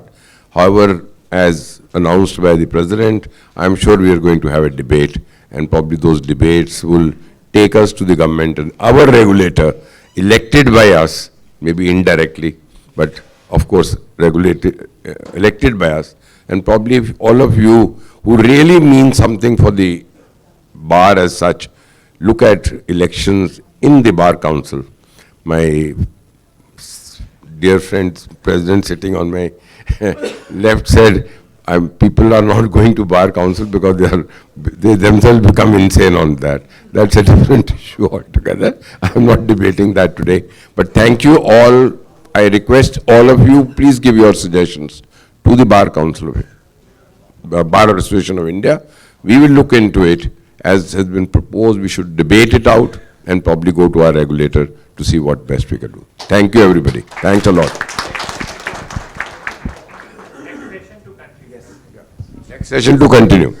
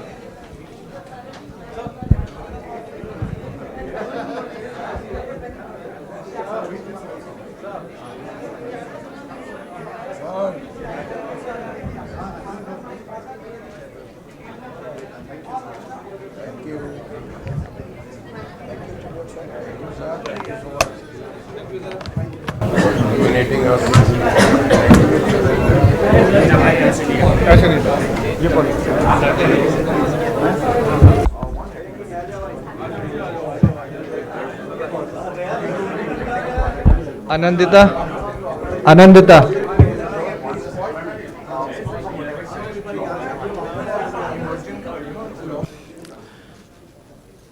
I know you have all had a long first session, which overshot a little bit. Let's try to keep ourselves to the schedule so that we can all be joining for lunch at the scheduled time. So we have a very eminent panel. One of the panelists is not joining physically, but has recorded, and I think that will be played at 2 p.m. So we have 3 panelists, Mr. Saroj Krishna Gimire, Mr. Krishnan Nandakumar, and Dr. Harleen Kaur. And my co-chairperson is going to introduce each one of them. The subject is a very interesting subject, and in a world which is opening up, globalizing, borders are no longer constraints, and therefore when people move across and spread knowledge and awareness, how do we go about capacity building in the legal and justice sectors is going to be debated. I want to flag only 1 or 2 issues. There are some jurisdictions which have been able to have greater diversity in the legal profession and in judiciary. Of course, this has to start from the law school itself. I think this is one of the aspects on which we need to focus attention, not only in respect of gender diversity, but also in respect of people who are differently able to be able to join in the legal and justice sector.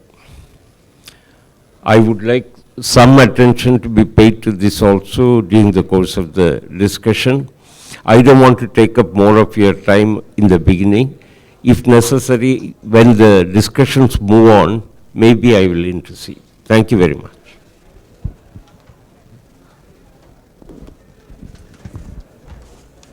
Thank you, Chair. Our first speaker is Mr. Saroj Krishna Ghimire. He is a friend of India and a friend of Bar Association of India. Just few weeks ago when we had a VC meeting and we requested him to join us for this convention, he along with his colleagues happily agreed, and they are here today with us. Mr. Ghimire is an attorney at law at Supreme Court of Nepal, and he is also a professor of law at the Tribhuvan University of Nepal. He is the immediate ex-treasurer of the Supreme Court Bar Association of Nepal, and he holds LLM from UK. He is the managing partner at Himalayan Lawyers and Associate Kathmandu, and is an expert of constitutional law, business law, and human rights law. He is a renowned lawyer of Nepal and has appeared in many landmark cases, including the largest ever 19 justices bench that was formed by the Supreme Court in matters of interpretation and extension of law during the COVID-19 pandemic. Mr. Ghimire, please.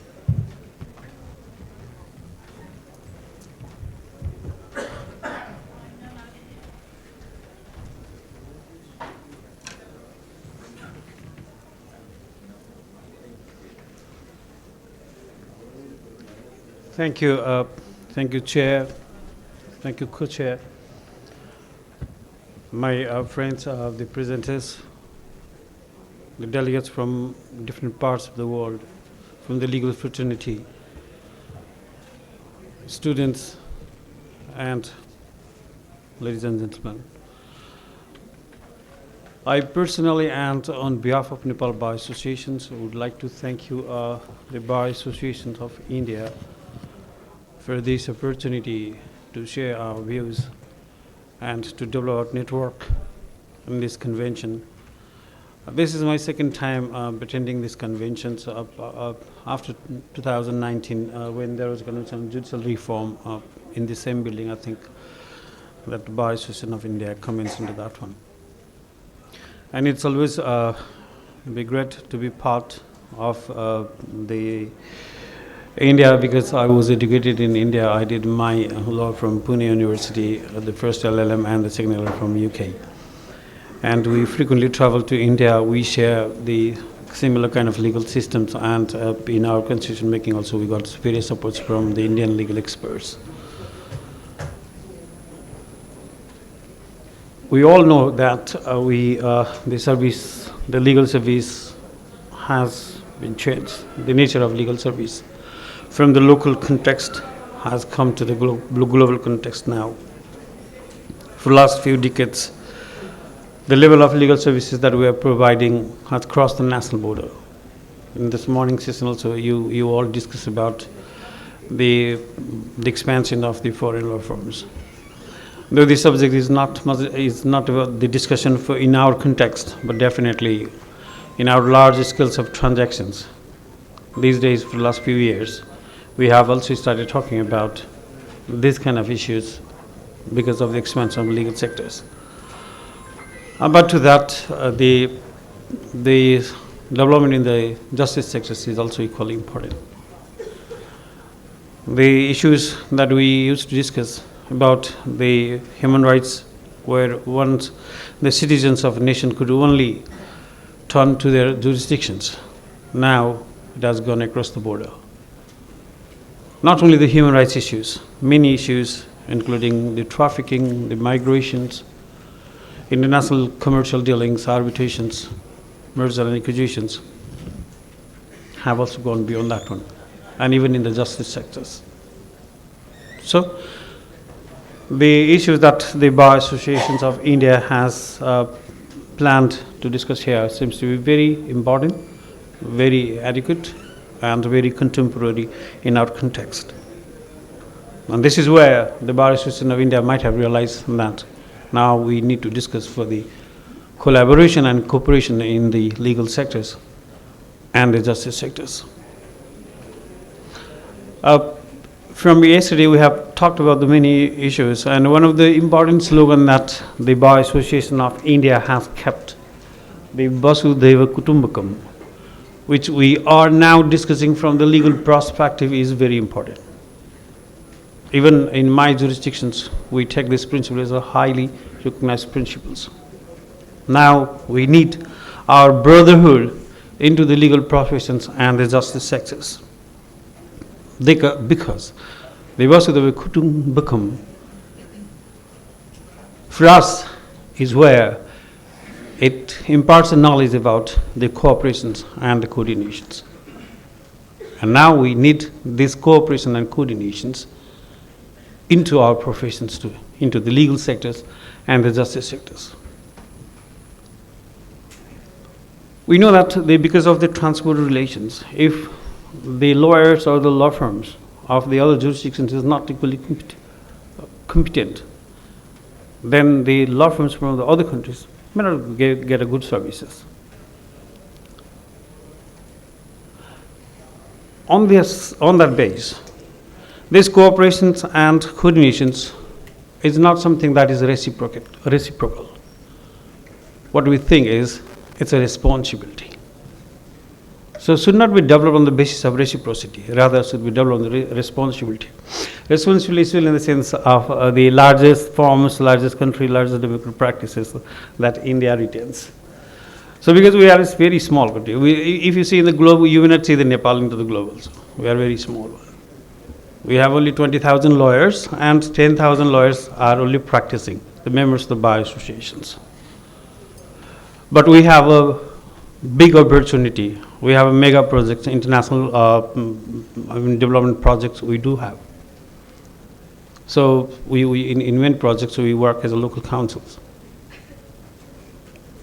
And I happened to be a witness in the first sessions, though that was for the domestic sessions.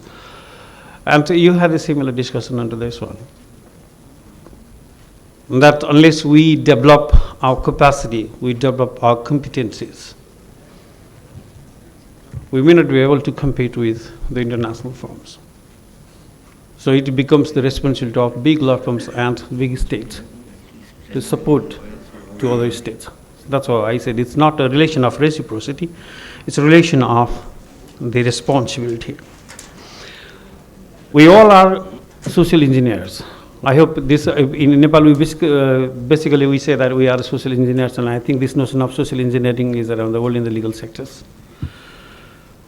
And because of that one also, our nature of services becoming global.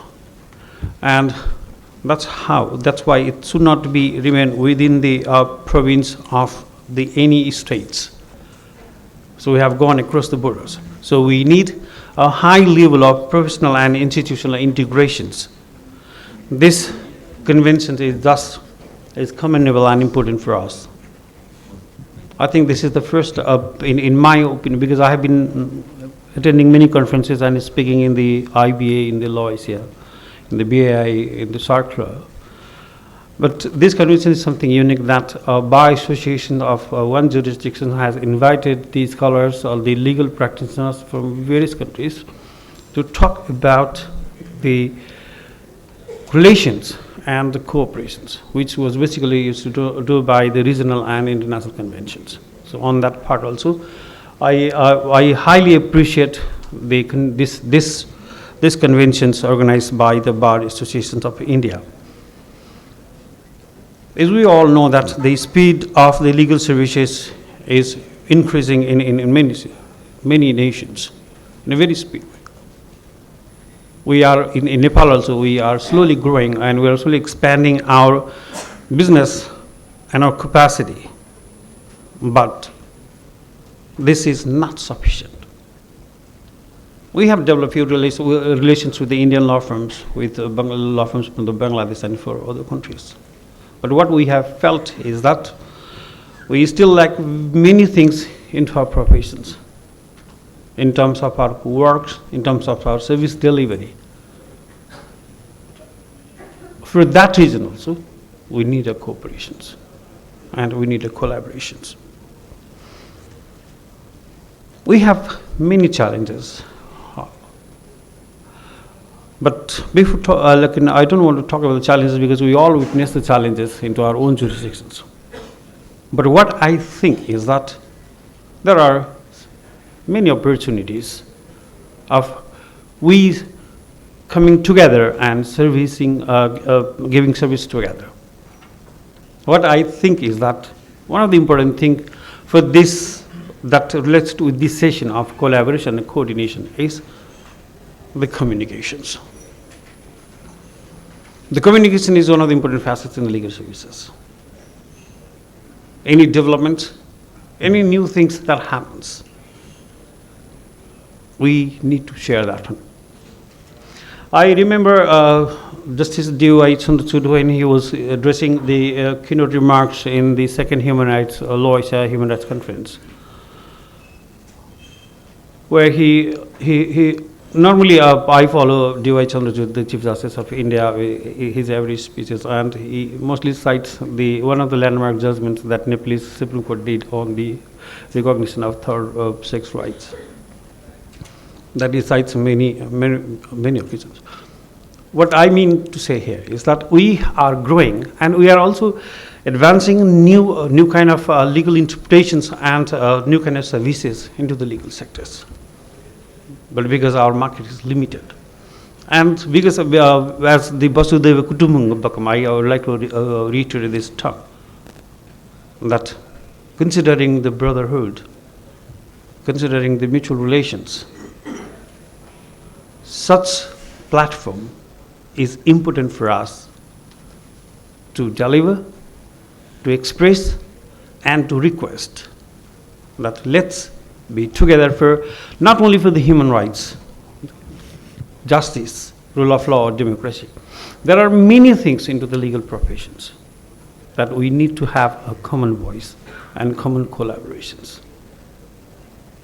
So I again thank Bar Association of India for such a golden opportunity.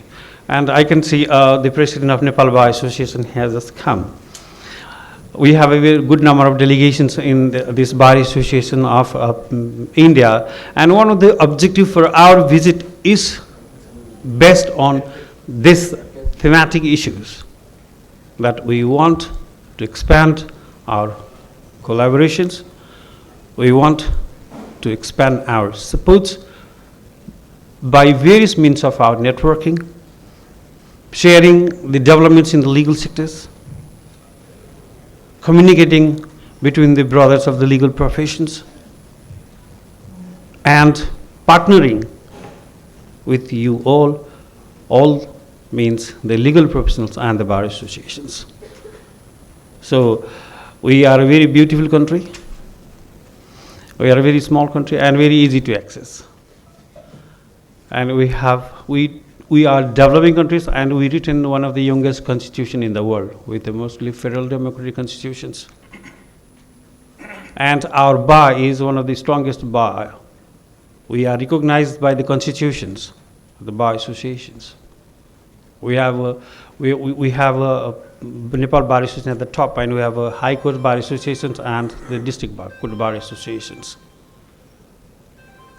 In this platform, I request all the members of legal fraternity and express our solidarity for developing our cooperations and the support for many legal issues, including rule of law, that the conference has a main objective, the human rights and in the justice sectors.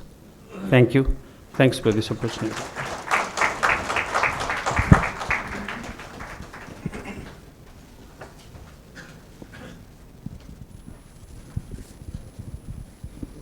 Thank you, Mr. Gimire.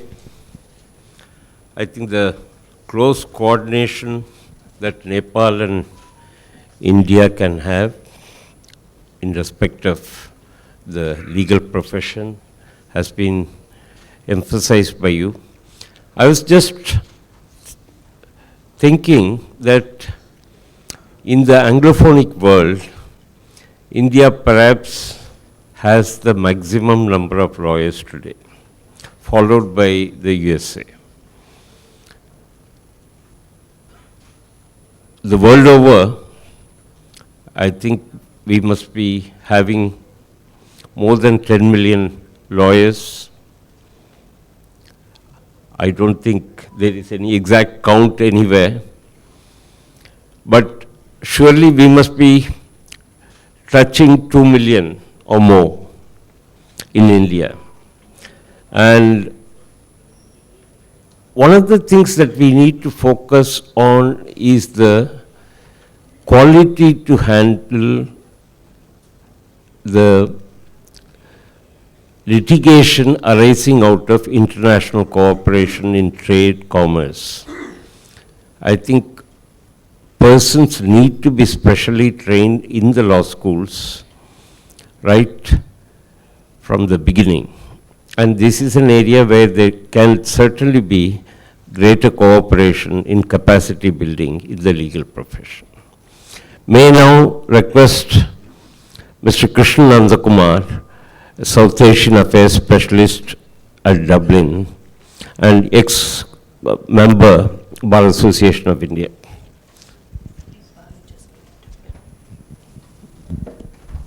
Mr. Nandakumar is a legal professional with a master's in international relations from Dublin University, and he specializes in South Asian affairs, specifically the Indo-Irish policy space.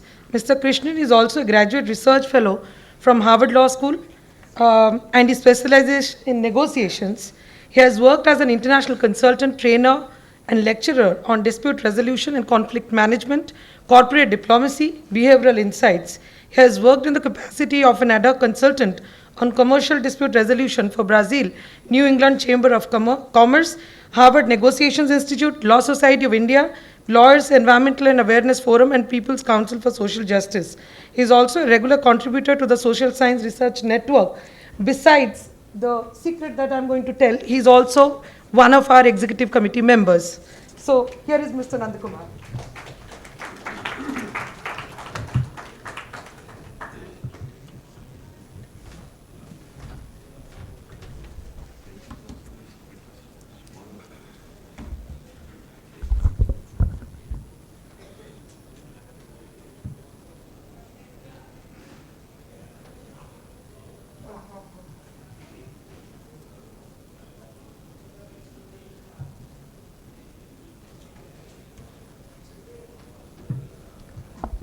Very good morning, ladies and gentlemen. Respected chair, co-chair, co-speakers, my dear friends. It's really an honor to come back and give a lecture at a conference conducted by Bar Association of India. So this goes back in the days. I should say, when I was in law school, I've been attending the conference from 1998. It's from a Goa conference, and most of the conference I haven't never missed it, even whenever I was in the country or outside the country. And the committee was very gracious enough to give me an opportunity once in a while to come and speak. The topic today, what we are going to discuss is again collaborations, and I'm happy that Bar Association of India is conducting an international conference, and this collaboration is going to take us way forwards. And for that, I request everybody to have a big round of applause. Thank you.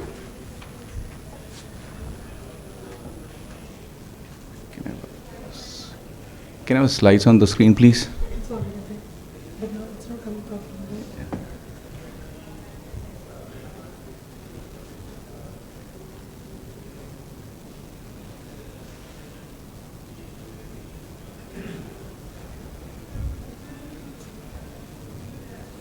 So basically, so we are talking about this developing collaborations for capacity building in the legal sector and judicial sector in the global south. It seems to be a trivial subject, but it's no rocket science.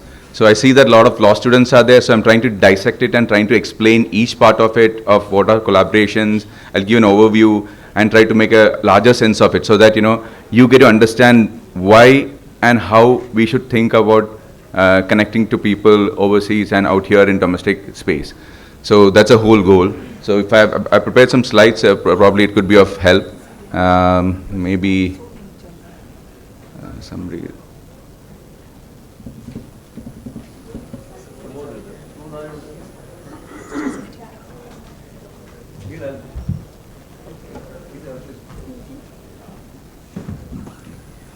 It's not playing.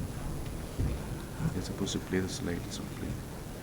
नहीं हुआ आप ऐसे change कर लीजिए sir manually change कर लीजिए It's not coming there on the screen.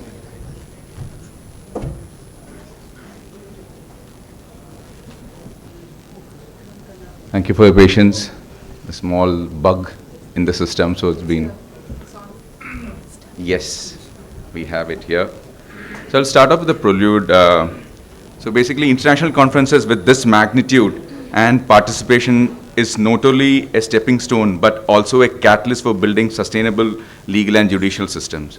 However, I feel such meaningful conferences should go beyond the realm of just deliberation and focus on action plans.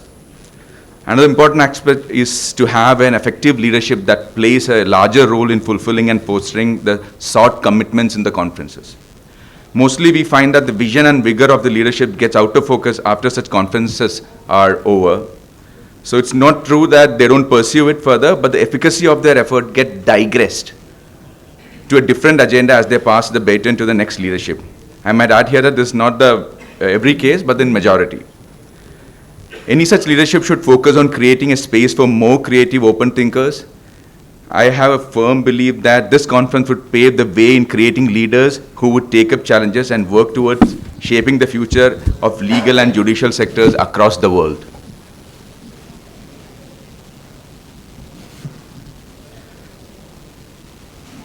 So we'll start off with an overview.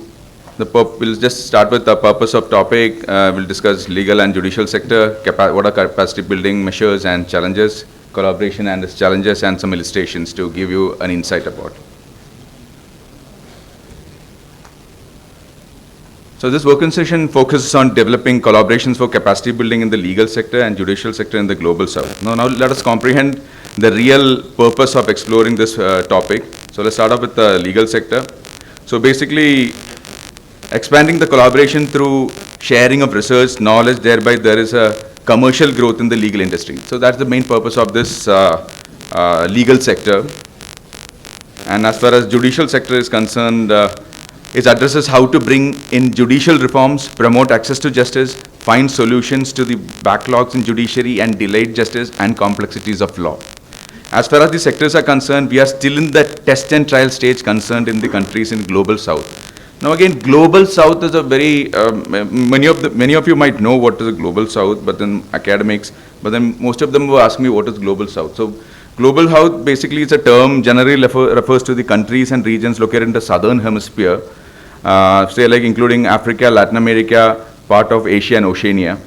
These regions are often characterized by lower level of economic development, political instability and social inequality compared to the more developed countries located in the northern hemisphere, which sometimes we call as global north. I'm right, doctor? So yeah, okay. So I just picked it up from Google right now because I wanted to give an explanation on this. So and this has been the process for developing nations. As we used to emulate and mirror the innovations and development in these sectors from the global north. So normally that is what been the process. Whatever been developed, we bring it over here, try, test it, and then do it out. That the process we've been following. However, I am a firm believer that most of the laws in the present legal system have become archaic, and the system needs reformation as the society progresses. And this has been the reality lately in most of the countries across the world. There are certain exceptions as far as countries are concerned. Singapore, which is well known for developed legal system, the country has a strong focus on commercial law and has recognized as one of the best places to do business. South Africa has made significant strides in legal reforms since the end of apartheid. They have fantastic constitution, and with regard to their brought reforms on land reforms and gender equality and human rights.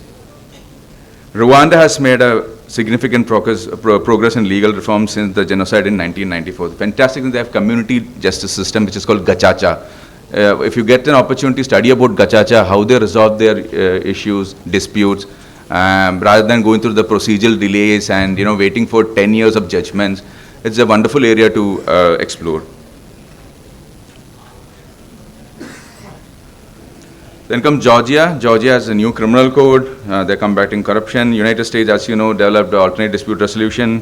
They have been implementing innovations in for handling court cases, and special courts have been organized for drug addictions and mental health issues. Mental health issues, again, is one of the important facts. This country, as in India, is slowly getting there, but which is one of the most important issue which is to be addressed.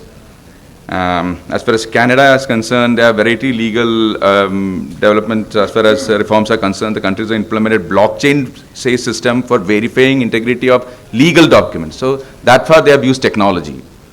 And lately in India, we should consider India also, as far as considering the largest population, had made tremendous reforms in judicial systems such as introduction of e-courts, national judicial data grid, video conference in several courts, mobile courts, ADR mechanisms. So these countries have had the farsightedness and willingness to observe how advanced societies have changed and attempts to bring about a change for every purpose for reforming all judicial processes. And these attempts have been able to do so by developing capacity building and collaborations.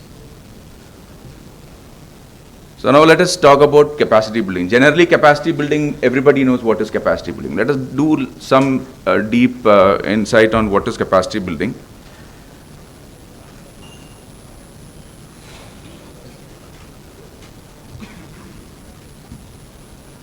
So capacity building is defined as a process of developing and strengthening the skill, instincts, abilities, processes and resources that organizations and communities need to start up, survive, adapt and thrive in a fast changing world. So now how did capacity building evolve? So UNDP was one of the forerunners in designing international interventions in the category of capacity building and development. The goal of capacity building is to enhance the effectiveness and efficiency of legal and justice system, thereby improving access to justice and promoting the rule of law pertaining to the subject what we are discussing today. And capacity building interventions can take various forms such as training programs, mentoring, coaching, technical assistance, institution strengthening, etc. Mr. Saroj has already completed. I'm just supplementing what he's already been discussing. So just going through some challenges and explaining how the topic is all about. And as far as stakeholders are concerned, there are judges, lawyers, police department, civil society organization and government agencies. By building the capacity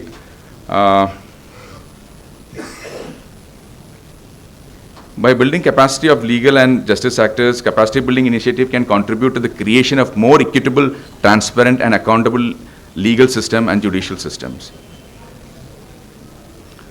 So let's understand few capacity building measures. Now we understood a bit of what is capacity building and some capacity building measures. I don't think I have much time, but then I'll go quickly. Training and education programs, building infrastructure, professional development programs, mentorship programs, adapting the latest technology as far as IA is concerned, access to justice, partnership and collaborations. I'll give a detailed note on this a little later. So now what are the challenges? Lack of funding, which is a major concern. Limited access to education and training, like Mr. Vaidyanathan was mentioning, training and education needs to go to a root level and try to see what are the future of these areas which we need to put into practice. Political instability, again for political instability, most of the countries, in many countries they have also hindered building initiative in legal and justice actors. In some cases, political instability can lead to breakdown in the rule of law, making it difficult to establish effective legal and justice systems. And then cultural and linguistic barriers, again, which is one of the biggest challenges. If you go into the root, we'll get to know more about it. So now what are collaborations? Collaboration has a long history, dating back to ancient times. In the early days, collaborations was often based on shared interest or a common need for survival. And it has been the most actively pursued exercise by nations and various organizations after the World War. I believe today's scenario, we should be trying to emulate the best practices of effective collaboration for capacity building in the legal and justice sector, for which we need to have identifying potential partners, reach out to establish contact, identify areas of collaborations, develop a plan, implement the plan, evaluate the collaboration. So these are areas which, for any collaboration, you go to any management guidelines, books, they will tell you all these process of how to get into any collaborations. Now what are the challenges? Again, there are some challenges in collaborations also. I'll quickly take you through it. That is cultural difference, language barriers. Of course, we need to have interpreters to come and discuss. If we had people, delegates from Uzbekistan, Azerbaijan. Luckily, we had a translator here to make them understand how this conference is transpiring, what are the benefits of this conference. Again, geographical distance. Any conferences in most of us are not able to travel to United States, or from people in the United States are not able to travel, though we have communication lines open. In the future, I think geographical distance would not be a matter. The oceans are becoming closer. Lack of resources, which is lack of resources. Now, how do you build lack of resources is a very important fact, because training, I remember Bar Association of India back in 1980, sir, you had regular education programs. Most of the senior advocates used to be present there, and I think 70s or 80s, sir. I remember all the continuing lead. Yes. So then trust issues, again, for collaboration, trust is one important factor. We build trust through these conferences. We understand each other, create a bond, and then start working from there. So it is important to anticipate and address these challenges when establishing collaborations for capacity building in the legal and justice sector in the global south. Effective communication, mutual respect, and a willingness to compromise can help overcome these challenges and lead to successful collaborations. So again, to give some illustrations of what I have been doing, a few projects I just need to, I thought I'll just share with you, and how these collaborations are happening. Last year, the Academic Council for International Relations collaborated with various non-profits and international agencies in developing an indicator on human rights violations across the world after the Second World War. Means after the World War, how does it look like now? Was it bad? Is it good? Or how far it has come up? So it's an exhaustive project. It's an exhaustive project. The goal is to identify a map human rights violation in toto to focus how human rights would have evolved in next 50 years through Fibonacci methods and Eloit waves. So there's a technical, people in the financial sectors might know how this technology can be able to help to map. So these were again not my area of domain, but then when we started interacting with people from the United States, they said, okay, let us try this and try to make out a map and see how it works. Again, another important aspect is regional human rights mechanism in South Asia. We don't have a regional human rights mechanism in Asia. Bar Association for India, it's a food for thought. We can think about it, we can work on it. I would like to bring on the emphasis on a few areas where this forum can consider it. That too regarding the introduction of environmental rights program. There have been many UN conventions where none of the South Asia has not been a signatory due to various political and strategical reasons. Therefore, this conference could think of collaborating with various other nations in the global South and take up an independent agenda for the welfare and benefit of humanity. So, understanding cross-border data transfer under General Data Protection Regulation, which is the in thing right now. In 2002, we had a bill. So that is one area we are exploring. So a lot of collaborations, there are a lot of research going on, exchanges of notes and papers are there. So these are one area which you could think of. Another important, last session was very important with regard to the foreign law firms coming to India. Now, in Global South, there aren't much of regulatory oversights. We have an Advocates Act, we have a Bar Council, but like Prashant was telling, we need somebody strong in the Bar Council to reform these things. And how does you have a regulatory authority? For example, Indian Medical Association, you cannot do anything by a doctor. If at all he does something, he is liable. I think American Bar Association is very strict on it for ethics codes, but we in Global South, it's little okay, things will go according to the way we want, we are able to overcome it. Unless, there is a contempt of court or other thing. If there is a contempt of court, lawyers will go for a strike. So, they need to strike a balance. So, I hope, when the new collaborations are coming, when new law firms want to collaborate and come and start, put up an office in India or other way, there should be a quality management standard of a law firm. This is called ISQM. You might know it's an auditing process. Every law firm will have their own process where they'll be answerable for every action to the client, to the associates, and for the purpose of what they are existing. I hope the participants from various nations, lawyers, academicians, students present here in this conference would take these views in consideration in order to fulfill the very objective of this conference, to bring in harmony and hope for a better tomorrow for coming generations. Good luck. Thank you. And I close with the sentence of Mark Twain: if you don't know where you are going, any road will get you there. Thank you for your time.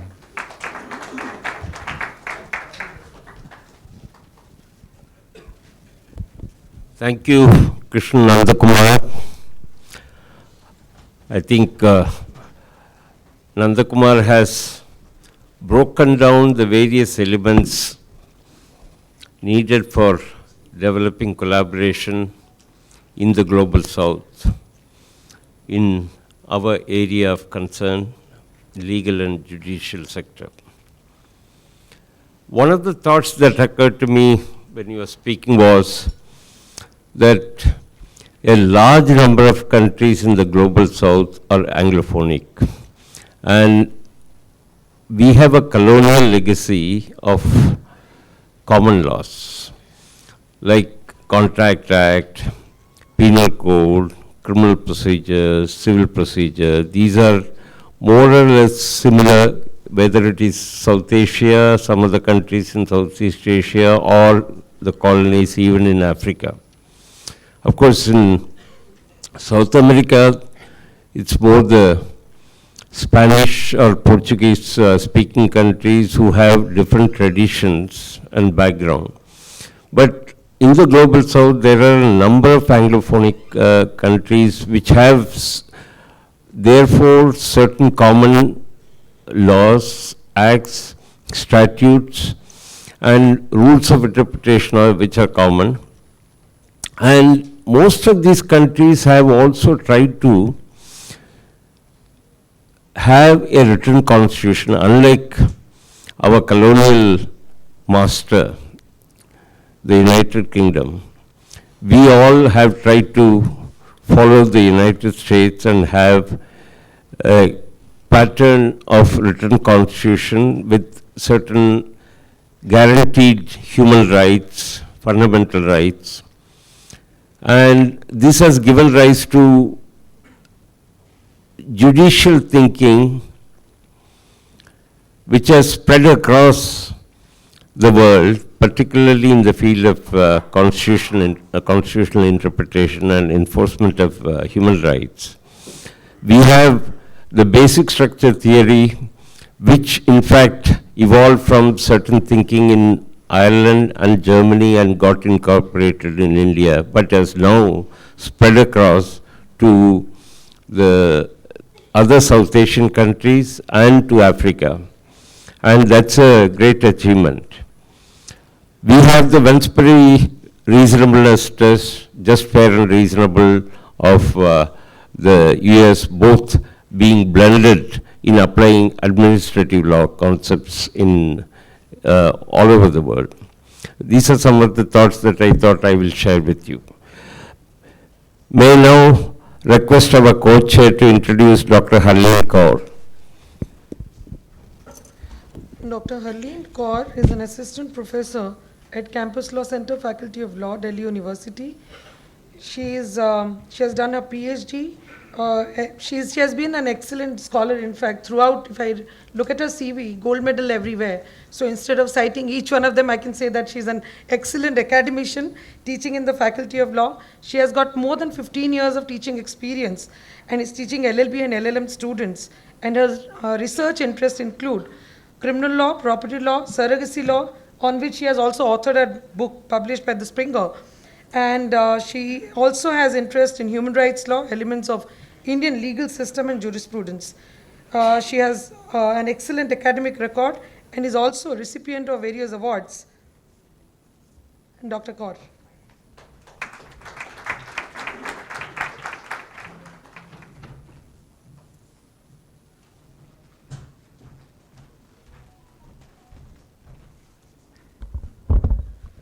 A very good afternoon to respected chair, co-chair, distinguished speakers, dignitaries on the dais, and dignitaries of the dais, off the dais and on the dais. At the outset, I just want to convey my thanks to the Bar Association of India for inviting me to be a part of this endeavor. And at the same time, I want to congratulate them for taking this endeavor. And in fact, I really want to say here that Bar Association of India has really given true meaning to this International Convention on Rule of Law by inviting an academician to be part of this endeavor. And because I believe that every stakeholder is capable of contributing in one way or the other to such endeavors. And so far academicians are concerned, definitely they have potential of contributing in such kind of matters. So thank you so much. And to begin with, I would also appreciate my earlier co-speaker, since he has already set the background for me. So I will be now cutting short on my presentation, because he has already highlighted various areas, but what I'll be doing is, I will be picking up some important areas, and I will elaborate on those areas. So for the purpose of discussion today, what I have done is, I have identified some areas and I have put them in the broad category of legal reforms and judicial reforms, because I really believe that capacity building and collaborations are required for the purposes of bringing legal reforms and judicial reforms in global South, including India. And so far capacity building is concerned, it becomes more important in context of rule of law, because it not only aims at strengthening the legal system, but it needs to also ensure equal access to justice, because equal access to justice is something which is a fundamental right, but it seems to be elusive to many people because of inadequate structures and inadequacies within the legal systems. So there is a need to collaborate, and how these collaborations can take place. These collaborations can take place in many forms: training programs, establishing partnership between legal institutions of various developed and developing countries, sharing best practices, promoting mentorship and coaching programs, and additionally there can be the projects that can be undertaken involving the academicians, activists, scholars, practitioners for the purpose of sharing their experiences. Now from the perspective of legal reforms, we were having earlier session on arbitration, and we have seen that how there is an emerging exposure of arbitration in India. And there is a need to boost this arbitration in India, which at present I think is lacking, and there is a need for introduction of third-party funding in India. There is no provision of third-party funding in under Arbitration Act in India. And if I talk about its legality, though it's legal in India in litigation, but provided it should be from non-lawyer. But so far, Arbitration Conciliation Act is concerned, there is no express mention of third-party funding. So the Indian government can really implement this third-party funding as the way the Singapore has made amendments to their civil laws for introducing third-party funding. Hong Kong has also made amendments to their civil law. Paris Bar Council has also indicated its support for third-party funding. So by introducing this third-party funding in the context of arbitration, we not only can revolutionize this equal access to justice, but we can also bring forth the much needed legal aid which is required in the field of arbitration. Because in the earlier session we heard that how, cost for the arbitration is one of the way that act as a barrier in arbitration proceedings. So this third-party funding is an idea which is getting acceptance from all the countries, especially in the global south also, because it has a potential of bringing both the parties at equal footing. So definitely this is one of the area where we are needing collaboration and capacity building, just like other countries in the global south have done. And also I believe that there is a need for promoting more arbitration in India by the way of introducing reduced cost for the medium-sized and small-sized enterprises, just like the way the Nairobi Center for Arbitration has done in Indonesia. So we can have we can raise awareness, we can have training programs for the purpose of giving boost to the arbitration in India, because of the fact that it is no doubt that it's getting an emerging exposure in India. So that's one of the area where we are really looking for collaboration and capacity building by introducing the third-party funding for purpose of making arbitration as one of the most effective dispute mechanism in India, as well as the global south. There is a need to introduce third-party funding concept there also. And it is pertinent to note that even in India, some of the states have made amendment to the CPC. And they are now allowing this third-party funding in litigation, and they are giving the right to the party to the suit to transfer the property in suit in the favor of the funder. So the similar method can be opted in the case of arbitration also. So that's one of the area. Now, second area where I think we need capacity building and collaborations, as highlighted by my co-speaker also, that's an area of gender justice and women empowerment. Because over the years, there is a growing recognition for the gender justice and women empowerment, and gender-based discrimination, gender inequalities are some of the pervasive problems which every girl and woman is getting affected in the world. And it is a universally agreed objective that's there in the Declaration of the United Nations, also reaffirmed by various conventions, be it a convention on elimination of discrimination of all forms against women, whether it's a basing a declaration action platform and declaration for action. So everywhere there is an emphasis on gender justice and gender equality. And even if we look at the SDG goal 5 of 2030 agenda, that has also laid down that gender justice is a condition that is a sine qua non for the implementation of sustainable development, and it's an indispensable outcome of it. So now where the gender disequality and how this collaboration can help us in this regard is, by collaborating and capacity building, we can really identify some systemic barriers which are there, and we can really formulate some policies for the purposes of overcoming those gender justices, gender inequalities issues. And it is pertinent to note that, very important thing here I want to highlight is, we always keep on talking about gender equality, women empowerment, but also at the same time we need to understand one thing, that women is not only the discourse today, Our discourses in the wake of, alternative sexualities, now our discourses are also on non-binary persons also.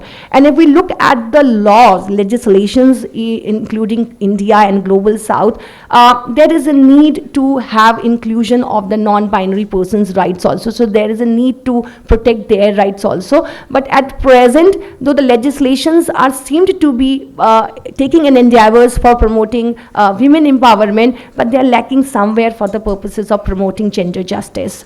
And in fact, if I look into the judicial system of our country, as well as the judicial system of the Global South, there is a need for adequate gender representation, not including women, trans persons, but also the people from different regional and social economic backgrounds. Because till date, I have not seen any Adivasi women to be appointed as a judge. But it is again pertinent to mention here that the 2 trans persons have been appointed as a member of Lok Sabha, one in West Bengal and another in Maharashtra, Nagpur.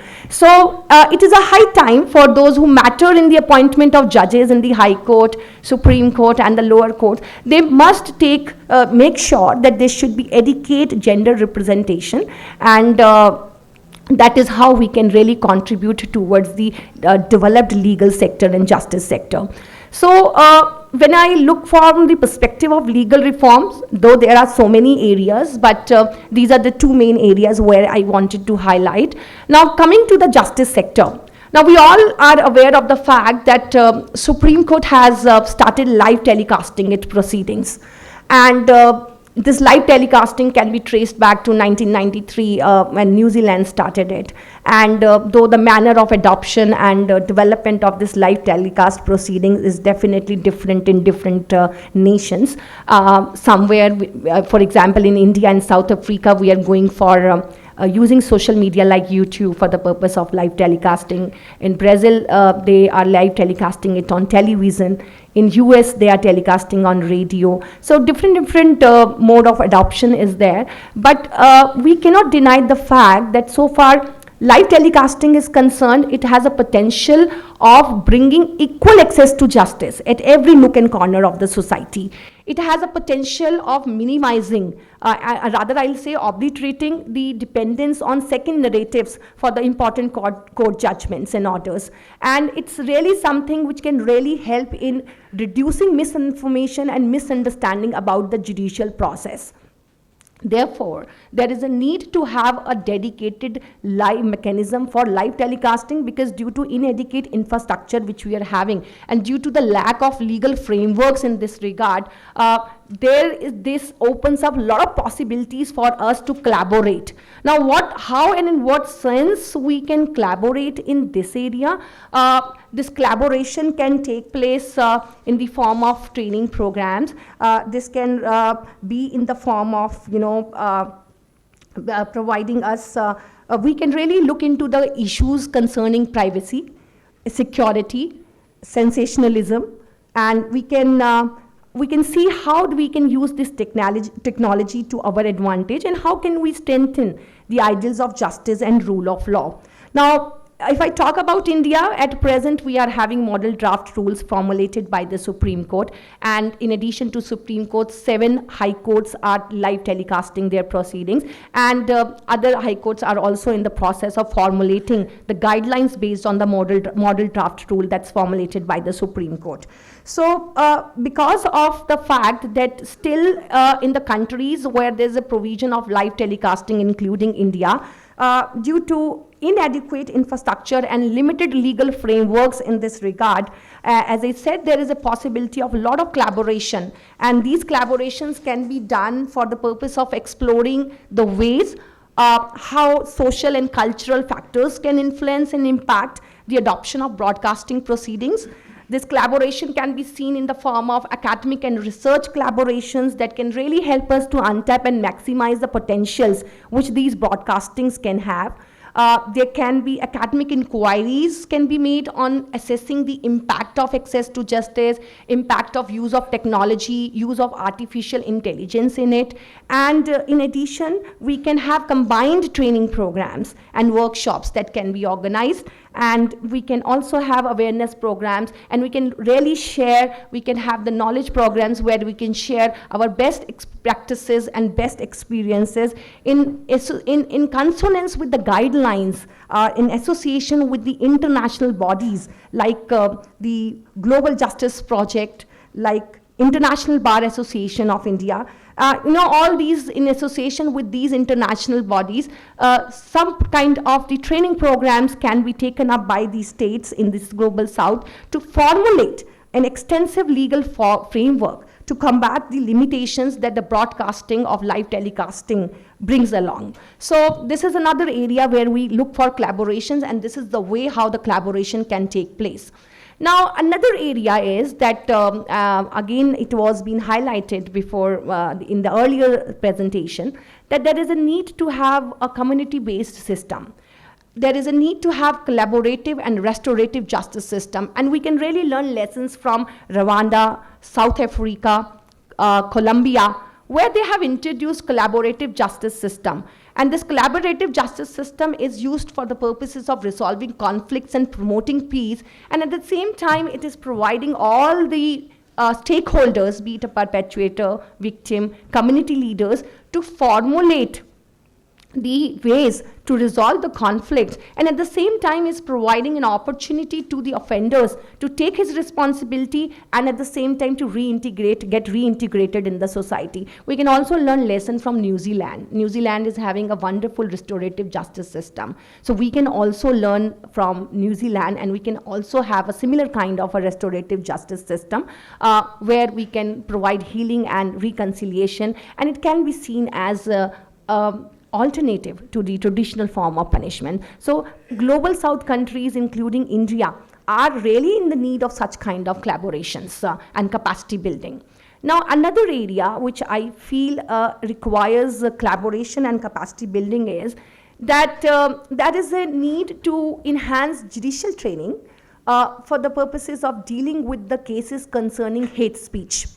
Now, I made an extensive research. Last year, I was in Italy, and I presented I did a project with United Nations where we were looking into what dilemmas the court faces while dealing with hate speech cases and blasphemy cases, because it's pertinent to know that there is no as such express law that's dealing with the hate speech cases.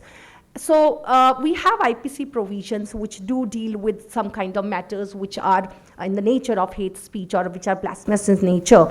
So in the absence of any legal framework, so what our courts have been doing, and it's not the scenario in India, but it's a scenario in the global south countries also, that they are seeking assistance from the long established practices, long established tests, international standards and conventions we are looking into. But at the same time, though while the assistance is being sought from all these kinds of sources, but in my research, we saw that there is a lot of inconsistency in the adoption of substantive and procedural approach while dealing with hate speech cases. There have been many cases where the courts have shown a very proactive role. They have got into the merits of the case, but whereas there were some of the cases where the courts were not even ready to get into the merits or providing any opportunity of hearing. There have been a lot of cases. So there is a need for looking into the judicial training of the judges with respect to dealing with the cases concerning hate speech. And I really want to mention here that similar kind of initiative for providing the judicial training has been taken in Indonesia, where the International Human Rights Center, in collaboration with the Indonesian Institute for Independent Judiciary, they have started in collaboration giving training to the judges to deal with such kind of cases in order to strike a balance between the human rights on the one hand and against the claims of the public harmony and security in blasphemy cases. So this is another area where there is a definite need of capacity building and collaboration. I would also like to highlight, recently we all are aware that our Honorable Chief Justice got one glossary prepared of inappropriate use of terms which are used in gender discourse in the judgments. So similar kind of initiatives are need to be taken in the global south countries also, and there is a need to sensitize judges as well as the lawyers towards the gender sensitization programs should be there. So, and that's how we can, again, we can bring reforms in the legal and justice system. Then last thing I just want to highlight is that there is a need for jurists also in India. Till date, it's 75 years of independence, no jurist has been appointed as a judge of Supreme Court. Probably one of the reason is Bar Council doesn't allow the legal academicians to practice. But my humble submission is, if in a medical profession, if a medical professor can practice and treat the patients, why not the legal academicians? In fact, if they are being allowed to practice, it will bring more holistic understanding of law, and they'll be able to teach the students with that entire understanding, where they can collaborate, they can give them the combined effect of substantive and procedural laws. So there are two areas where we are really requiring capacity building. One is that the academicians should be allowed to practice, and second area is the judges. The judicial system should consist of jurists, because we have seen many countries in global south which do have appointed the law professors as the judges of the courts.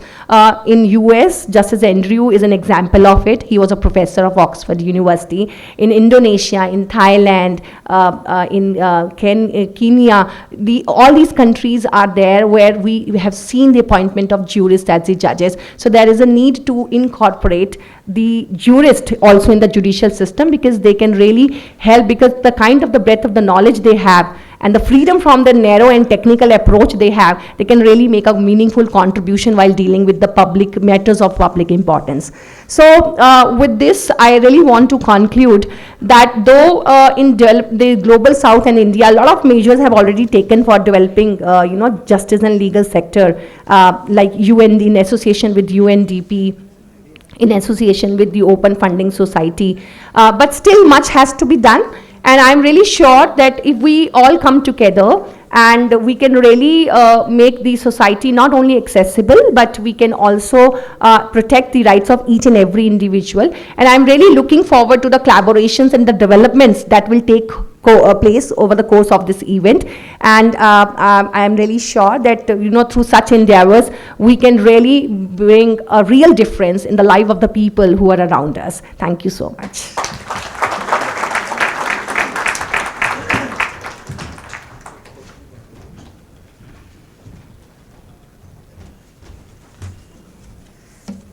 Thank you, Dr. Kaur.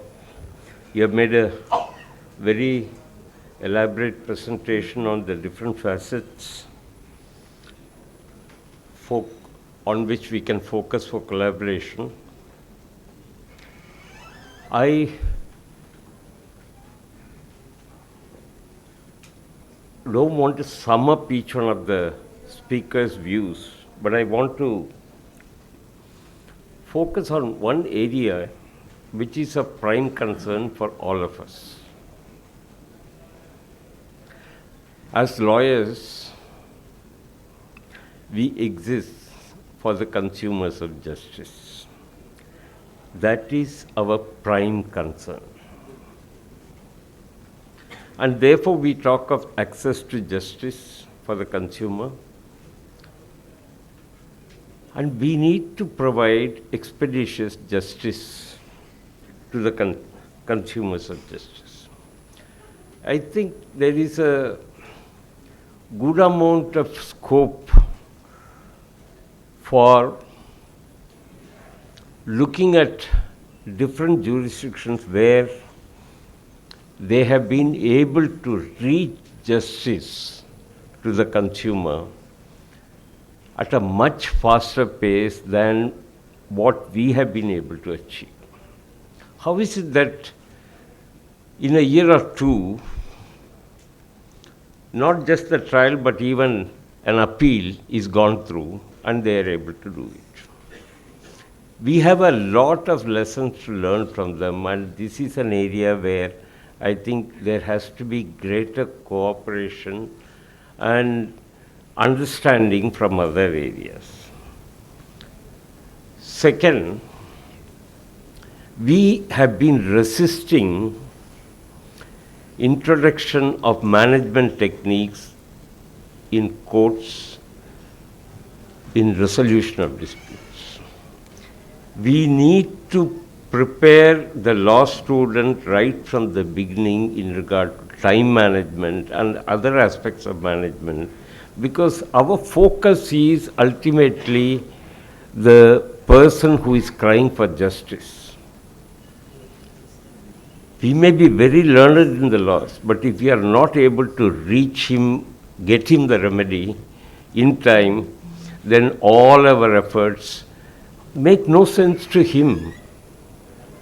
Therefore, we need professionally qualified management specialists to man the registry, listing, and processing all the cases. Plus, each one of us need to be trained in management techniques, including time management. Third,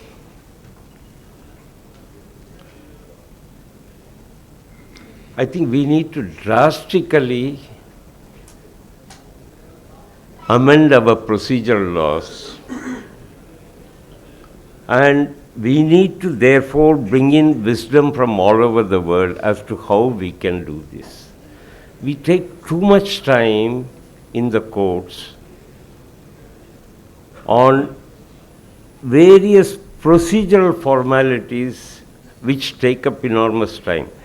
And the tribunals which we created for the purpose of reaching justice in a much faster pace have also got bogged down in procedural issues. They are no different from normal courts of law, and they don't seem to realize that the very concept of tribunalization was for the purpose of getting rid of all these procedural issues. Fourth, we need to have proper training for statute making, and we need to have greater collaboration for training in regard to law making. Look at the disaster that we brought on ourselves by introducing Section 138 in the Negotiable Instrument Act and the huge amount of litigation. Just one section. I don't think anybody realized there is no impact assessment in regard to lawmaking, and every student of law should seriously consider looking into these aspects.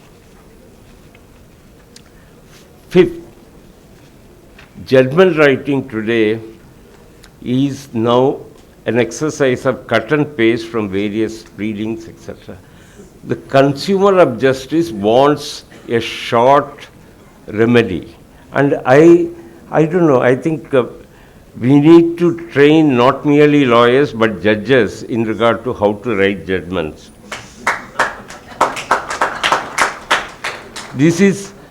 We have 80-page, 100-page judgments, and the discussion in regard to actual analysis of the case is in the last 5 pages. I think there is technology has certain drawbacks also. Technology today helps in cut and paste. Whatever is given, you pick out and then put it in the judgment, and you have such long judgments. So the management of papers, management of volume of words written in a judgment is also an aspect that every judge needs to understand.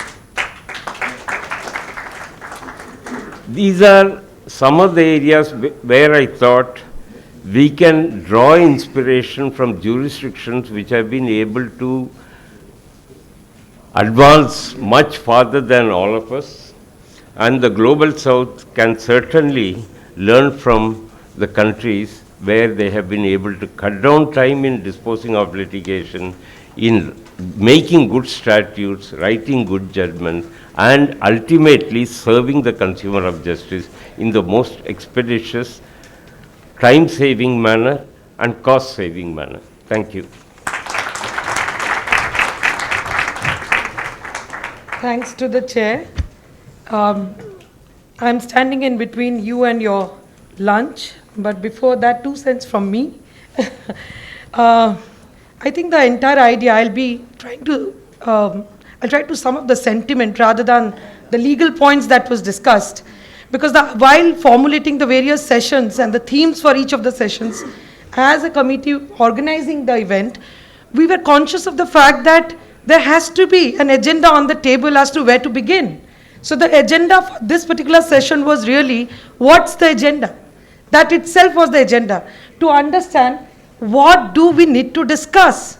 And I'm very happy that during the course of today's discussion, and I'm quite sure over meal as well, we will be taking the discussion forward. So the first step towards achieving the purpose of this session is done.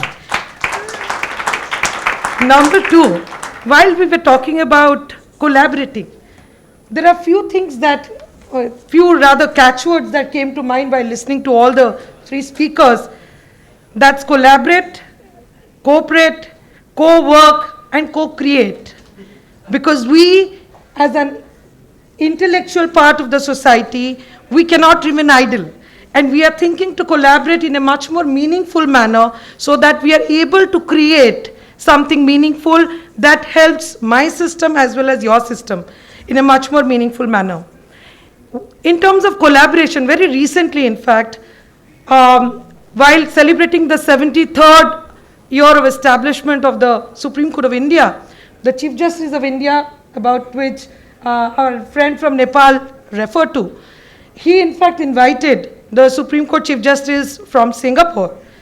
And he in fact set the tone, the agenda for what are the issues that we need to discuss. So we are all here to share our knowledge. So borrowing the wisdom from the speech of the Singapore Chief Justice, he said that it's high time, Justice Sundaresh Menon, while speaking on the role of judiciary, of course, in the changing world, very aptly said that there are few issues that are right in front of us. And he termed that as the perfect long storm, which is about to approach us. And he said, what contains in this? The challenges facing the judiciary, according to him, around the world was increasing complexity of disputes, obstacles against access to justice, and the polarization of societies. These are the 3 broad themes that he identified for the judiciary to look into and find solutions to. And in fact, that particular speech led to a situation where both the Supreme Courts decided to have exchange of views in a more regular basis and to institutionalize exchange programs. So similarly, the Bar Association is giving a clarion call through this session to all the other bar associations, not only in Global South, but also across the globe, to come forward and collaborate so that we can exchange ideas and deal with many more issues besides what contains in the perfect long storm that Chief Justice of Singapore Supreme Court has already identified and had set an agenda before us. In fact, the Bar Association across the globe, it's not that they have never been collaborating. During my tenure as a secretary of the Bar Association of India, I remember signing many MOUs and collaborating, inviting delegations from abroad, taking them to our Human Rights Commission. In fact, my friend did say that there has to be regional cooperation in human rights issues. There were delegation from Japan, there was delegation from Korea, there was delegation from China.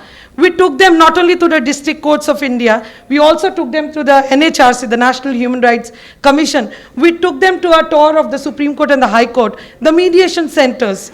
So that helped them to learn how things are happening here. That also made us understand what is the human rights scenario, for example, in Japan. How are they trying to address the concerns and issues over there? So the collaborations have been happening for many decades now, but it's time the collaboration take a new, it actually approaches a new frontier really, because through these collaborations we have learned There are certain patterns, there are certain principles, there are certain institutions that we find to be common or non-negotiables, so to say, in every system.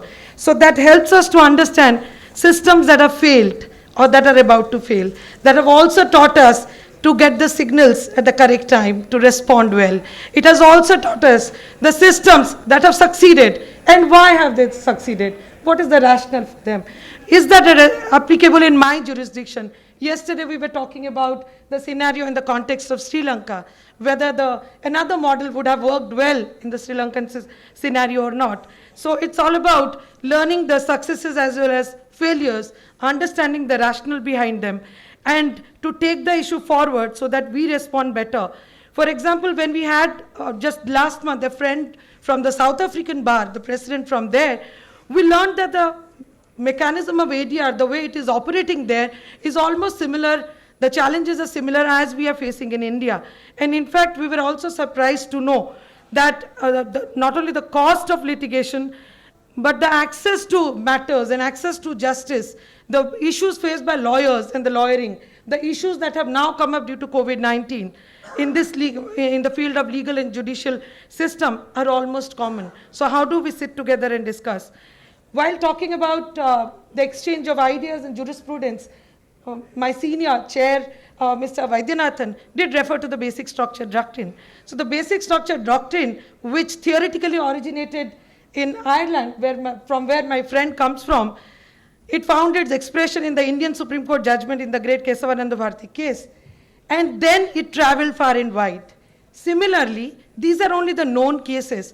Just to give an example to address my friend from Nepal, while doing the Sabrimala matter, which is about the entry of women while they are mensurating to a temple, and the issues of health and hygiene and access to your right to worship, people were researching, and we found a judgment from Nepal Supreme Court where there were similar regulations, rather discriminatory practices on temple entry if a woman is mensurating. And the Supreme Court had already decided the matter. The judgment was not available. However, it was mentioned in many books of international jurisprudence. So we did cite that judgment. We approached a friend in Nepal. The judgment was in another language. It was translated. It was presented to the Indian Supreme Court, and it found its place. And I'll tell you the connect between that judgment and where it helped us in taking our own jurisprudence. So the Indian Constitution has Article 17, which talks about untouchability. It was traditionally always thought to be only referring to the caste-based discrimination. So nobody should be discriminated, and untouchability as a practice must go, because after we have attained independence, it has no place in our constitution. So the practice of untouchability and the prohibition of that in the Indian Constitution, that jurisprudence was connected to the progressive judgment from Nepal Supreme Court. And here we have a judgment which by majority says women can have access to temple even while mensurating. So these are the small instances where the knowledge base, the borrowed knowledge really helped us in taking the jurisprudence forward. So collaborations help, sharing knowledge helps. So therefore the benefits are immense. However, it is time that we take these collaborations to a different level, where we institutionalize and take it to various stakeholders, including to the law schools, to the legal academicians, to the judicial academies, where the judges are trained, to the realm of continued legal education for lawyers, and we understand each other's problem better and address them better. The time has come, and the time is now, and therefore this session, because to conclude, as Oliver Wendell Holmes famously said, life of law has not been logic, but it has been experience. So let's share our experience. It's time we share the lived realities and enhance the capacity of all the stakeholders of law and the judicial system, and make rule of law a common human objective to attain the idea, the theme of this convention, which is Vasudhaiva Kutumbakam. Thank you so very much to all the speakers and the chair, and thanks to the audience.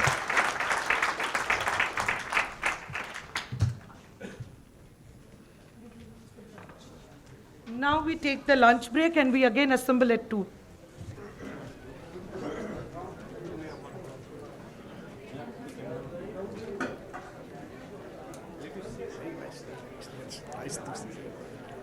Linda, very nice. Article 17, you are judging very nicely.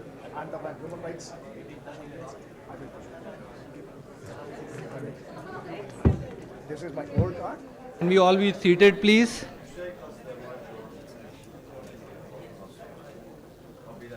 At the back, can you please take your seat? We welcome Honorable Justice Mr. Adarsh Kumar Goel. He is the chairperson of the National Green Tribunal. Our President, Mr. Prashant Kumar. Our President-elect, Mr. Amarjeet Singh Chandiok. Welcome to the round table of law associations on the role and lawyers and law association in promoting the rule of law globally.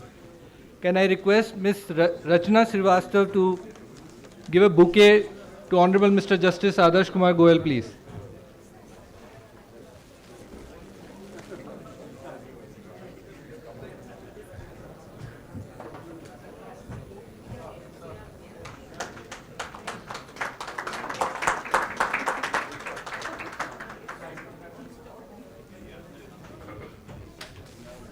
We are very privileged today.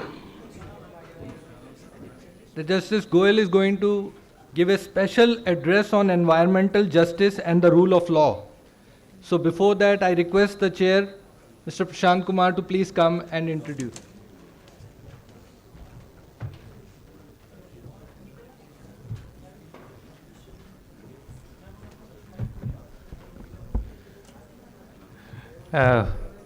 My heartiest welcome to Justice Adarsh Kumar Goel. For our Indian participants, he needs no introduction. He has been a judge of the Supreme Court of India, and after that he has been heading the specialized tribunal, which is called the National Green Tribunal, which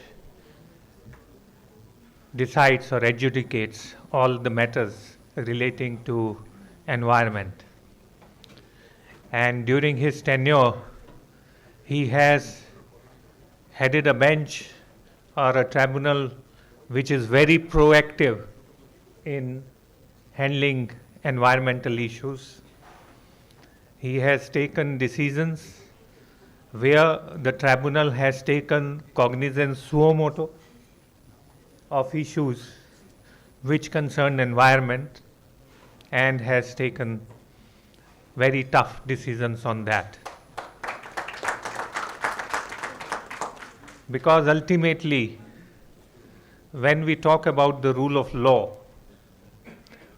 law is sustained only when the humans or the human population and the entire ecosystem consisted with lives, both animal and plant, and clean air, clean water, all the things which are part of the ecosystem, the rule of law cannot subsist unless until the environment is clean and people are able to lead healthy life.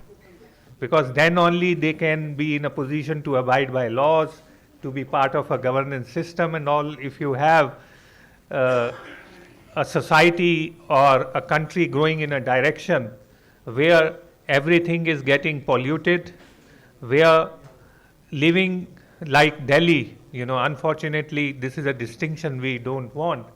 Delhi is one of the most polluted cities in the world. It has to do something with the man-made activities, vehicular pollution, and the other thing is its geographical position, because it is on one side held by the mountains, so that in a season when the wind is slow, the polluted elements remain suspended, can't find a way. But then when the nature has a design, it is the humans who have to make efforts to see that how we counter that, how we mitigate that. And that is what the Green Tribunal has taken lead and ensured by passing so many directions, including making a complete set of guidelines that if the pollution levels are under such and such limit, what are the activities which are to be suspended. including construction, including all other vehicular pollution, entering of vehicles and all. So this has been a very progressive thinking. And that's why we thought that it will be apt that this round table is addressed by His Lordship, so that this aspect, very vital aspect of rule of law, is highlighted for the benefit of all of us. So without wasting any more time, I will request His Lordship to come and address.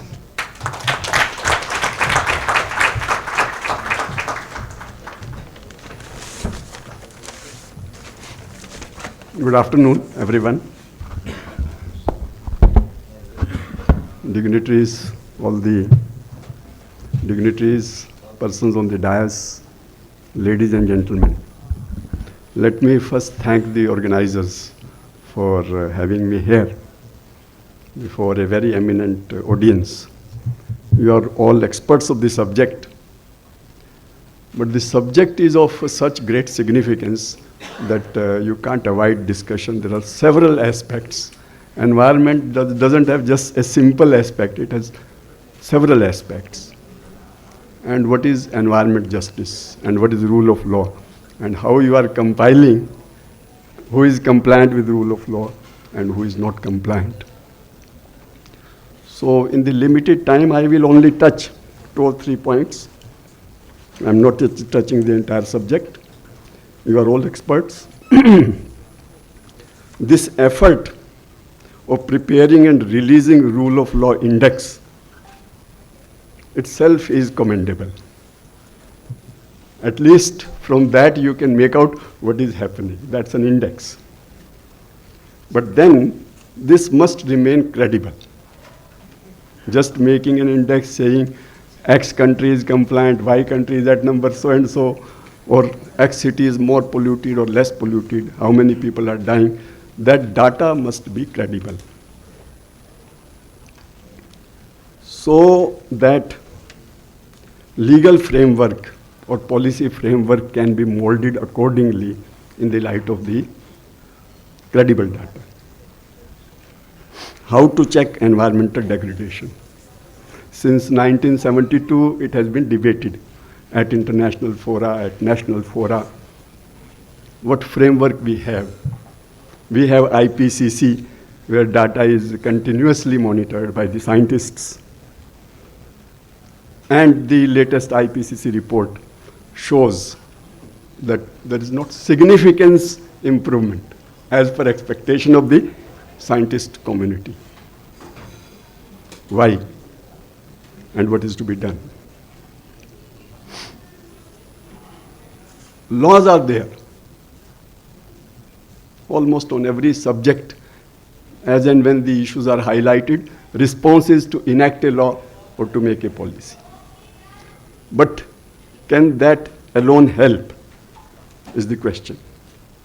How to protect, as you rightly said in the beginning, not only human beings, the wildlife, the flora and fauna, what balance is to be maintained. Let me mention one small point before I go further. We as human beings, we are continuously inhaling oxygen, or we require it, and continuously exhaling carbon dioxide. Can't we help? That's how human body is designed.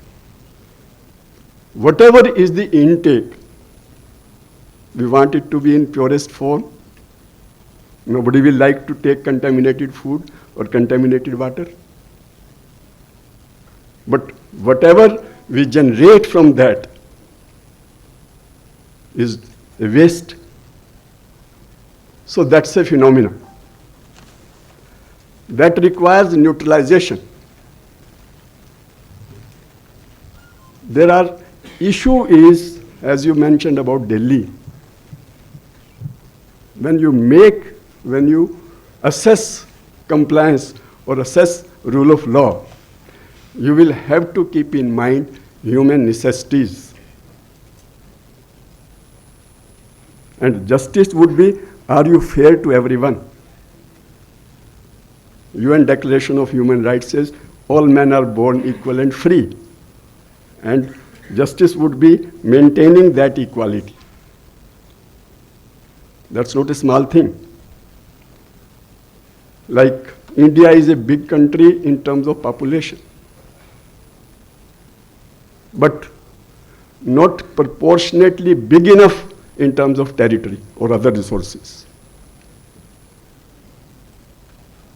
Then we always treat in India's culture environment with highest respect, divinity, divine, worship it. But then there are countries which are exporting pollution. We are receiving pollution. You have MARPOL. MARPOL is Marine Pollution and Convention. It is in short called MARPOL. Marine pollution is coming from different countries. You have hazardous waste. Hazardous waste is coming from different countries. So when you assess the data, you can't say country is non-compliant unless you factor in those sources which are coming from outside. Unless you factor in what are the necessities of the situation in a given territory. So India's commitment to environment has always been there and is manifested in various laws which are enacted post-Stockholm Conference, post-Paris Convention, and policy framework. In 1996, in Vellore Citizen Forum, Supreme Court of India gave an interpretation. In our system, in our judicial system, the Supreme Court declaration becomes law of the land under Article 141 of the Constitution.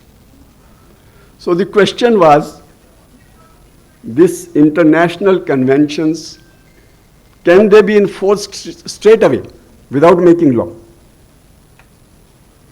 And the route of interpretation taken was that environment is part of right to life.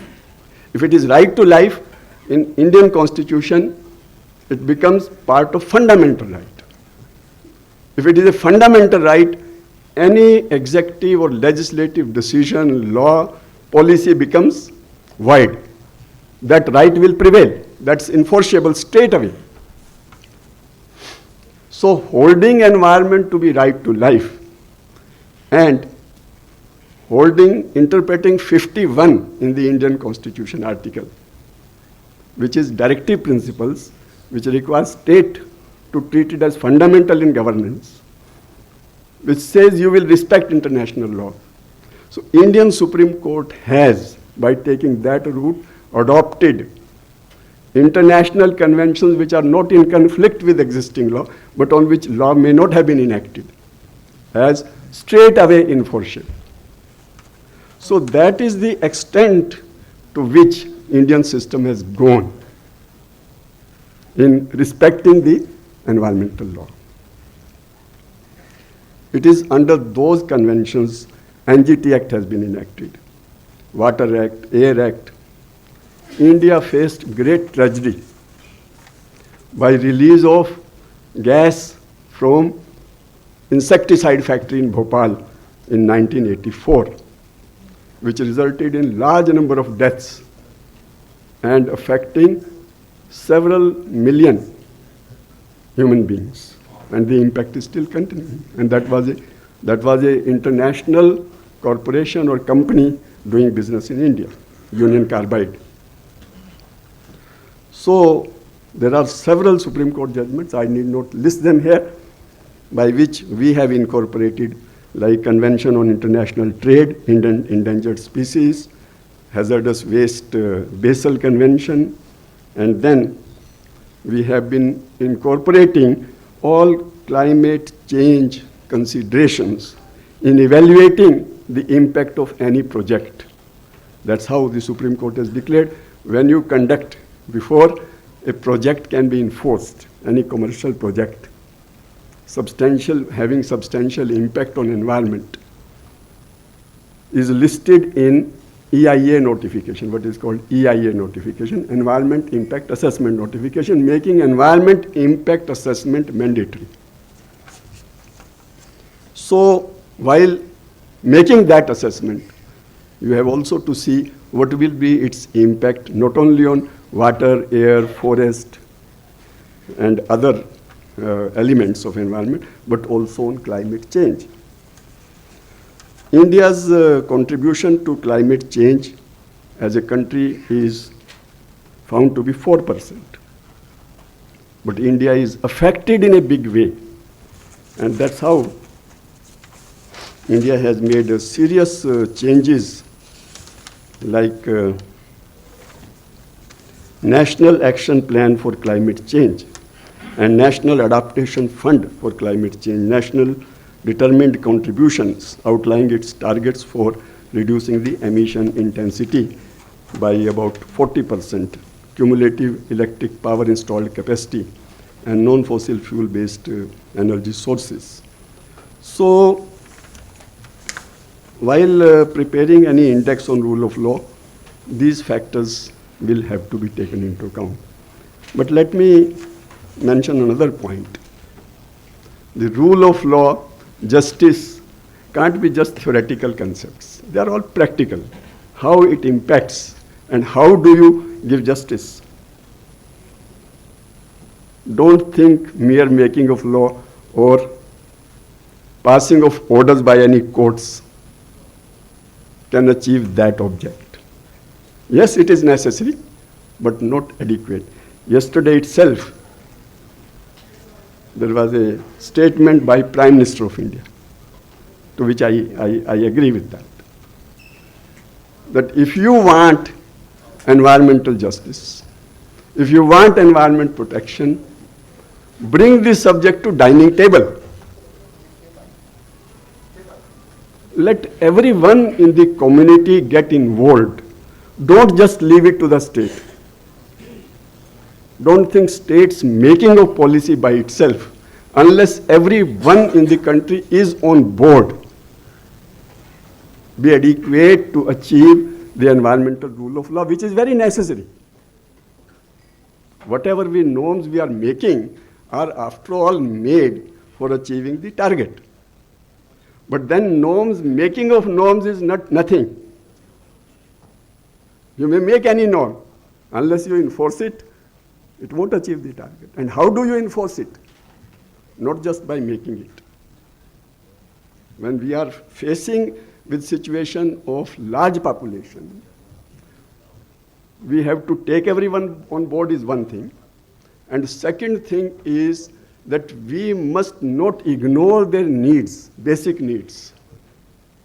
You can't say, all right, do it at any cost. We are to survive in this temperature, say, all right, don't switch on air conditioners.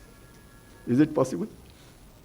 Therefore, there has to be clear way forward available to the people who are to comply it, and the people have to be on board.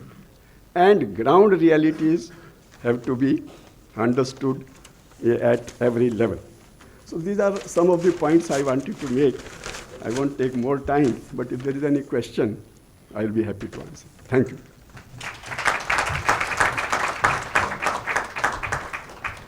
We are thankful to His Lordship for such an erudite address, and also to the NGT for laying path-breaking judgments, which are not only followed across India, but various jurisdictions outside are also now relying upon. So if somebody wants to access, the website is greentribunal.gov.in, and you can access the judgments which are available, which is being passed by NGT relating to environmental laws and environmental laws in our country.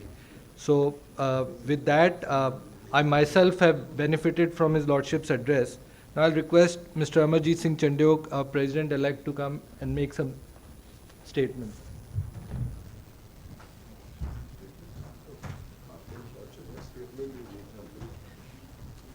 Thank you, Mr. Bedi.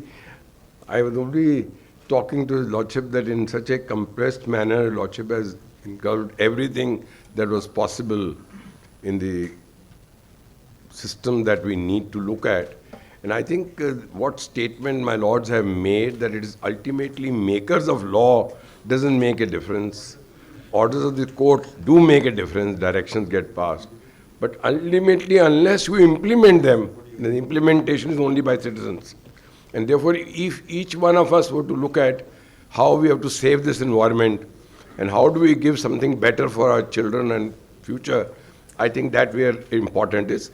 The lawmaker will make a law, courts will assist us in doing so, but actual implementation has to be there. And I only wanted to add, my lord, that rule of law can't be implemented unless I take that debate also on my dining table. That's the only thing. Thank you very much. Thank you, sir. Now I open the floor for any comments, suggestions, questions for our international delegates and senior advocates and senior bar members.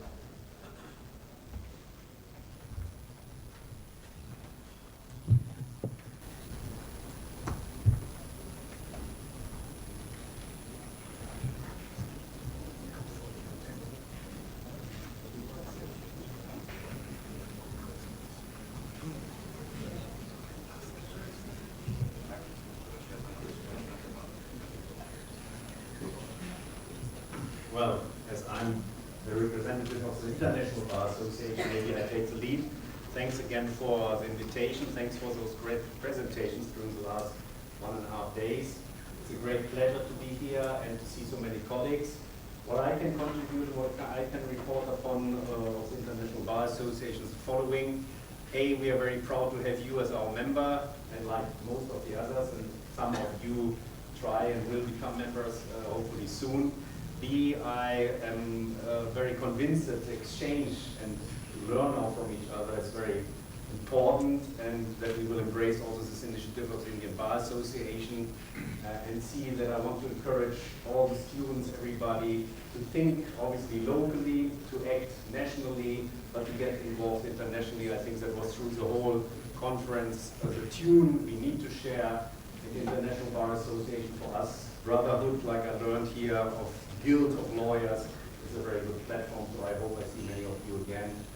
We are open, we can facilitate capacity building and sharing of information, and I'm very proud to serve this organization, International Bar Association. Therefore, all of you, please just use what is out there. Thank you.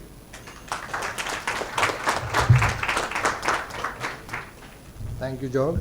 Now, can I call Mr. Prashant Kumar to come and give his statement, closing statement?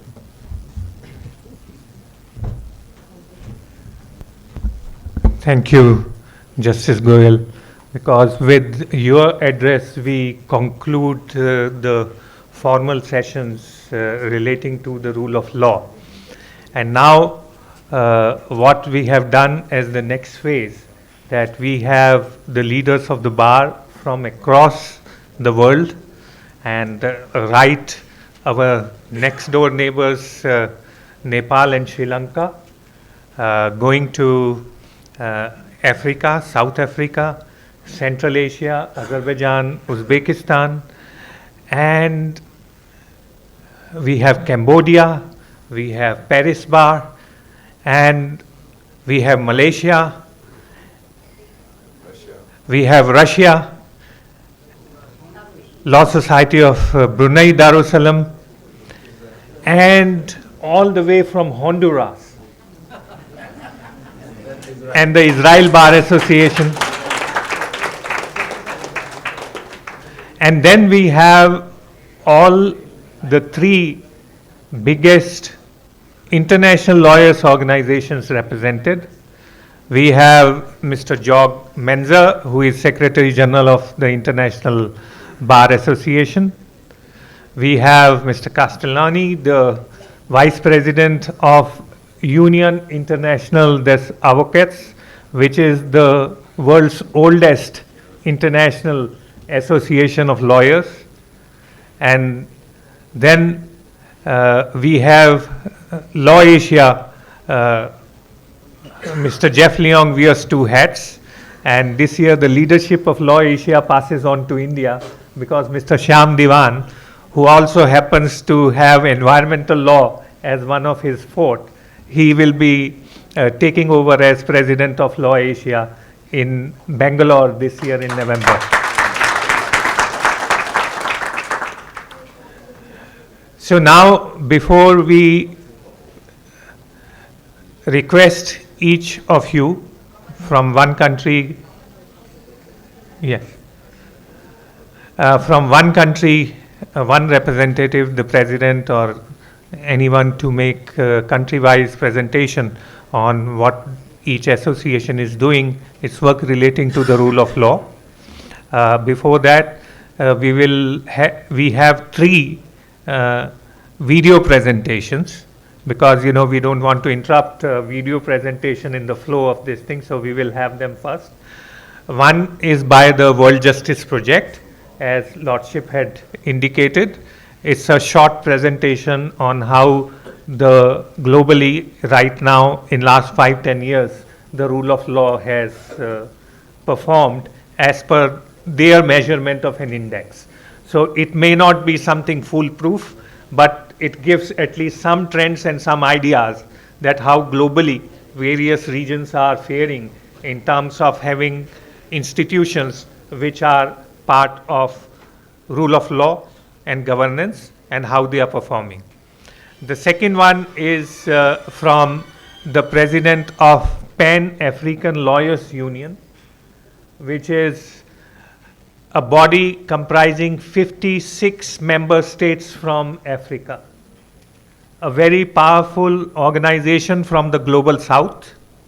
And I must say that our honored guest, Masipa from Law Society of South Africa, she also happens to be a Vice President of Pan-African Lawyers Union. So that will be the second short presentation, and then our friend from Brazil could not travel because of very limited options of flights, everything was full. So OAB, which is Bar Association of Brazil, so we have their presentation for this roundtable. So I will request now staff to start the video presentation.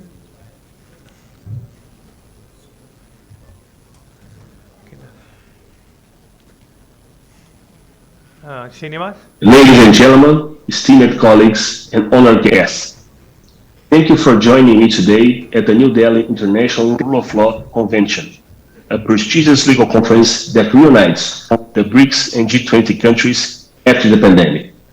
I'd like to thank you especially to Mr. Prashant Kumar, a very dear friend and president of the Barassociation of India, and also host of this conference. I wish I could be with you face-to-face today, but due to other commitments in Brazil, I will use one of the main lessons that the pandemic brought to us, the hybrid work. It is an honor to speak with you about a subject that is both important and timely, the role of the legal profession in guaranteeing the rule of law.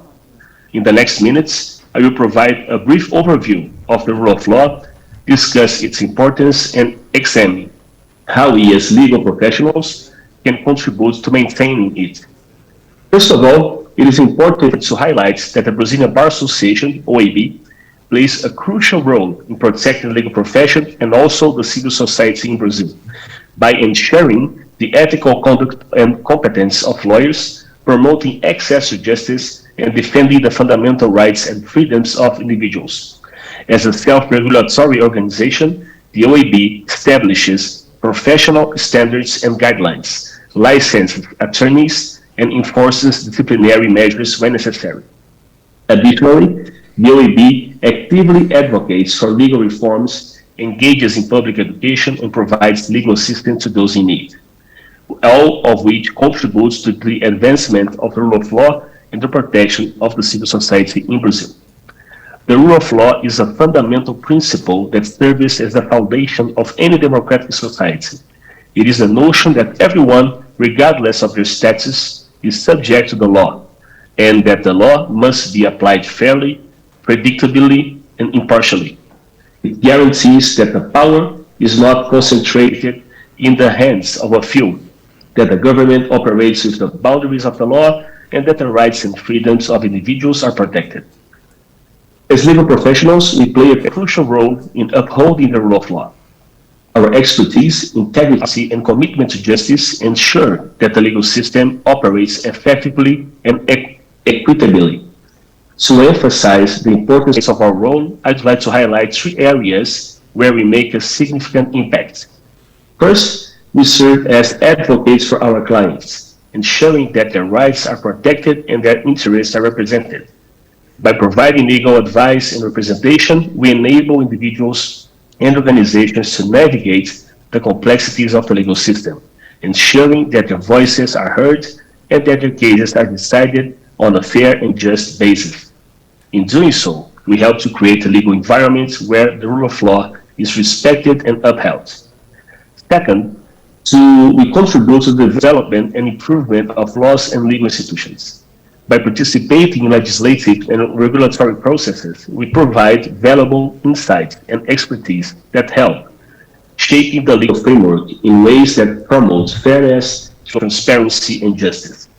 Additionally, through our work in legal academia and think tanks, we contribute to the development of legal theories and frameworks that further strengthen the rule of law. Third, we can play a critical role in maintaining the integrity of the legal profession itself. Through self-regulation and adherence to professional standards, we ensure that our colleagues conduct themselves with the highest levels of integrity and professionalism. By upholding these standards, we help maintain public trust in the legal profession, which is essential to the functioning of the rule of law. As legal professionals, we must also recognize the immense responsibility that we carry in protecting and advancing the rule of law. To fulfill this responsibility, there are several steps that we can take, so let's see some of them. Promote access to justice, ensuring that all individuals, regardless of their financial means, have access to quality legal representation is essential to the rule of law. By providing pro bono services, for example, volunteering with legal aid organizations or advocating for increased funding for legal assistance, we can help bridge the gap between those who can afford legal representation and those who cannot afford. 2, engaging in public education. Educating the public about the law and the legal system is crucial to fostering an environment where the rule of law is respected. By offering workshops, participating in community events, or contributing to public discourse, we can help empower individuals with the knowledge they need to understand and engage with the legal system. Emphasize continuous learning and professional development. As the legal landscape evolves, it is important for us to stay informed and adapt our practices accordingly. By participating in continuing legal education programs and staying current with the latest legal developments, we can ensure that we are providing the best possible representations for our clients and contributing effectively to the development of the law. The rule of law is a cornerstone of any democratic society, and as legal professionals, we play a critical role in maintaining it by serving as advocates for our clients and contributing to the development of laws and legal institutions. In conclusion, my dear colleagues, I'd like to thank you all for the opportunity and say that Brazil is facing a new international moment. And this endeavor of protecting the rule of law and developing the legal profession and also the legal markets will only be successful if we all together, BRICS countries and other key nations that could join us, work together. The BRICS GDP is larger than the G7 GDP at this right moment.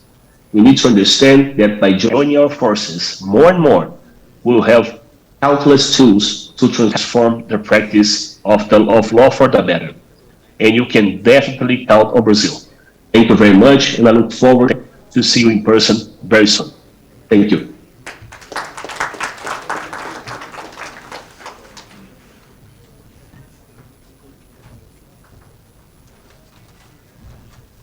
Friends, as a second video is played, they had invited the Bar Association of India to address their national convention. It was online during pandemic, and around 130,000 lawyers participated online. One of the biggest events which was held virtually. Lawyers Union to attend this International Rule of Law Convention 2023. Congratulations for the organization of this important event.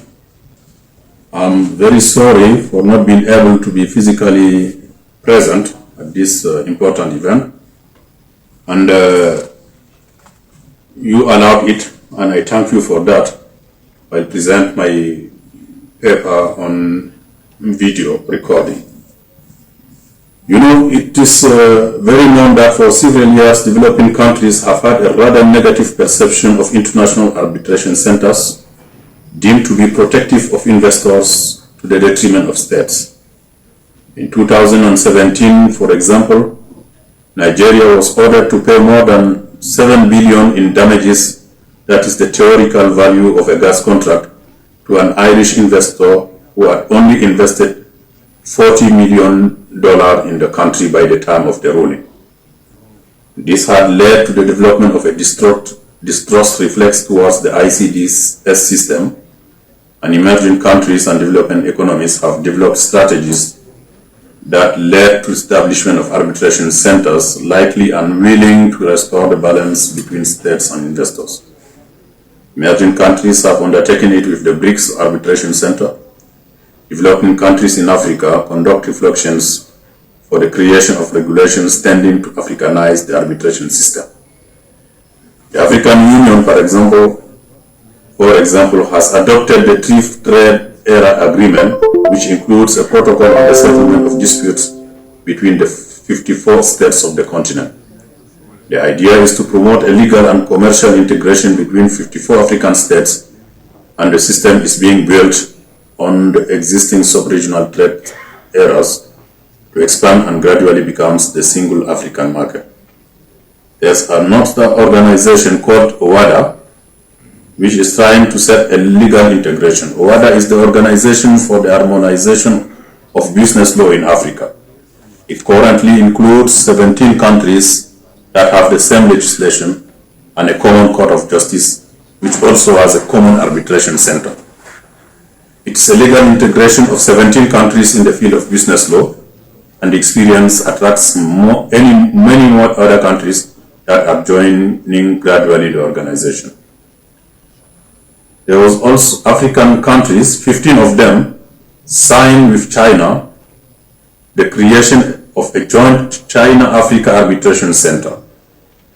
This center is to promote legal and commercial integration between African countries and China. With all these reforms, establishing centers of excellence in developing countries is the challenge, and the community of interest between African countries and emerging countries requires the development of a network of connection between these centers. The first challenge, I think, is that of excellence. It is necessary to train the actors and always ensure capacity building. The African Development Bank supported the launch of an African Arbitration Association, which aims to provide a capacity building platform for practitioners and all African actors in the field of arbitration. The objective is to allow Africa to have a well-trained arbitrator equipped with the necessary tools to sit in the largest arbitration centers in the world. The second challenge is that of access to digital technology and to the management of IT tools. You know, more and more arbitration cases are using virtual hearings, and there is also the online publication of decisions. But the quality of the internet connection is often directly linked to the quality of the country's electricity supply and internet network. The right perspective is therefore to create a network between law societies and bar associations. We must not forget the preponderant role of lawyers and bar associations in the conduct of arbitration. The idea of an African-China Arbitration Center mentioned above is the result of an initiative taken by the China Bar Association and an arbitration foundation in South Africa. Bar associations must therefore lead the fight of developing this network throughout a strong solidarity and daily sharing of experience. It's at this level that the role of the Pan-African Lawyers Union is important. The Pan-African Lawyers Union is a continental forum that brings together 54 national associations of lawyers in Africa, sub-regional organizations, 5 of them, as collective members, and thousands of lawyers from the continent and the African diaspora as individual members.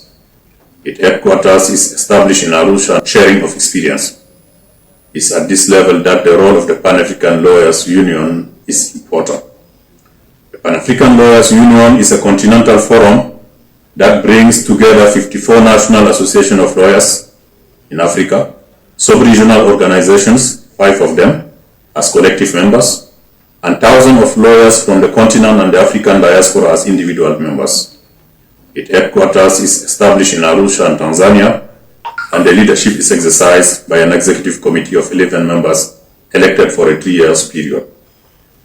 Pan-African Law Union objectives are, among others, to bring together the bars and lawyers of Africa in respect of the diversity of legal systems and cultures, establish and maintain relations of cooperation, mutual aid and exchanges between the different bars and between their members across the continent, protect the exercise of the profession and work for the independence of justice, promote and defend the rule of law, work for the economic and social development of Africa through the rule of law and good governance, promoting legal reforms and bringing together different legal systems for the continent, set up and execute joint projects with national and international organizations sharing the same interest. We are conducting continuous training of lawyers in Africa, the defense of violations of human rights and the rule of law before the African Court of Human Rights and Justice and African regional courts. We are promoting the economic governance in the continent through several actions, namely the fierce fight against illegal financial flows from Africa, the promotion of ethics in the profession. We have an MOU with African Union, and as such, we are a bridge between the national bar associations and the economic policy-making bodies of the member states. We are willing to cooperate with law societies in emerging countries to meet gradually this challenge. With the organization of these kinds of discussions, for which we congratulate the Indian Bar Association, I think the outlook is promising. Our annual conference this year is scheduled in July 2023 in Livingstone from July 5th to 8th, that is in Zambia, and we are formally invited to this conference. It is on this hope that I end my speech, and thank you for your kind attention, dear colleagues.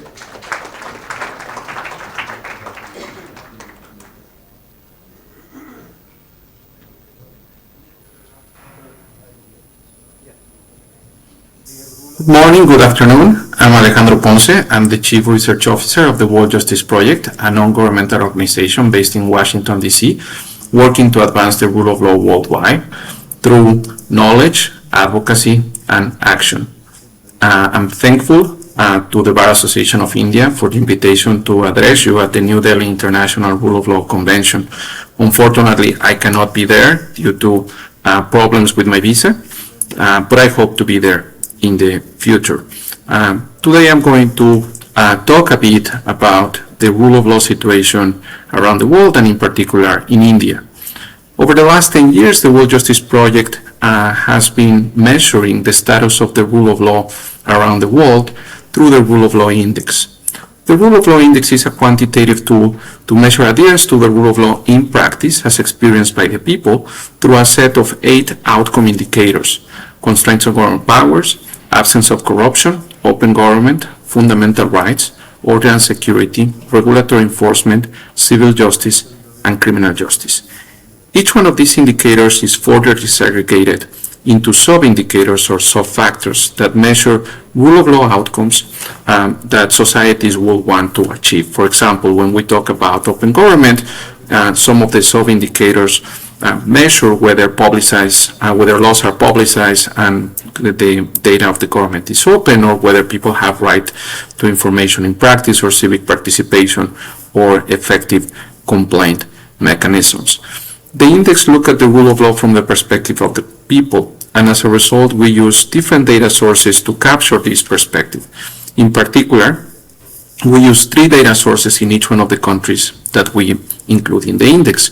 First, a general population poll, which is a household survey administered to 1,000 people living in the country, either online or face-to-face every 3 to 5 years, and include questions such as whether they have been victims of corruption or the perceptions that they may have about authorities. The second source is a qualified response questionnaire, which is answered by practitioners in the country in different disciplines such as criminal law, civil and commercial law, labor law, or public health, and try to reflect the perspective of agents of the public that interact with authorities and the justice system on a frequent basis. And we are complementing or supplementing this information with third-party sources which includes information that cannot be captured through the previous 2 data sources. Overall, there are about 550 questions that are included in the index that we map into each one of the indicators of the index, organize them, normalize them, and then aggregate them to come up with the final scores and rankings that make up the index. The latest edition of the Rule of Law Index, the 2022 edition, includes 140 countries and jurisdictions with surveys to more than 150,000 households and more than 3,600 experts. And as I mentioned before, includes over 550 questions, both experience and perceptions. The information is presented in country profiles that you can download in a PDF format that includes the scores, the rankings, as well as comparisons with income group peers, as well as regional peers, as well as changes over time. All the information is also available online, where you can see just the evolution of the factors and sub-factors over time for each one of the different countries, as well as comparisons among peers. I invite you to look at your country and the evolution over time of the rule of law. The index has been used by different governments and different stakeholders as well. So in the case of governments, it has been used by the government of Philippines, Uzbekistan, Mexico, importantly, India recently, as well as some bilateral aid agencies such as the European Union or USAID, some multilateral organizations such as the OECD, UN, World Bank, IMF, media all around the world, as well as businesses that use this information to inform strategic business decisions. So let me talk briefly about the rule of law status and trends that we saw in the last edition of the index. First, over the last year, the rule of law weakened in 61% of the countries around the world. That means that out of the 140 countries, in 85 countries, the rule of law declined and improved in only 54. That means that 4.4 billion people around the world live in countries where the rule of law declined over the previous year. And this has been driven mainly by 3 drivers, 3 factors. The first one is checks on government powers, which measures legislative constraints, judicial constraints, independent audit, or non-governmental checks.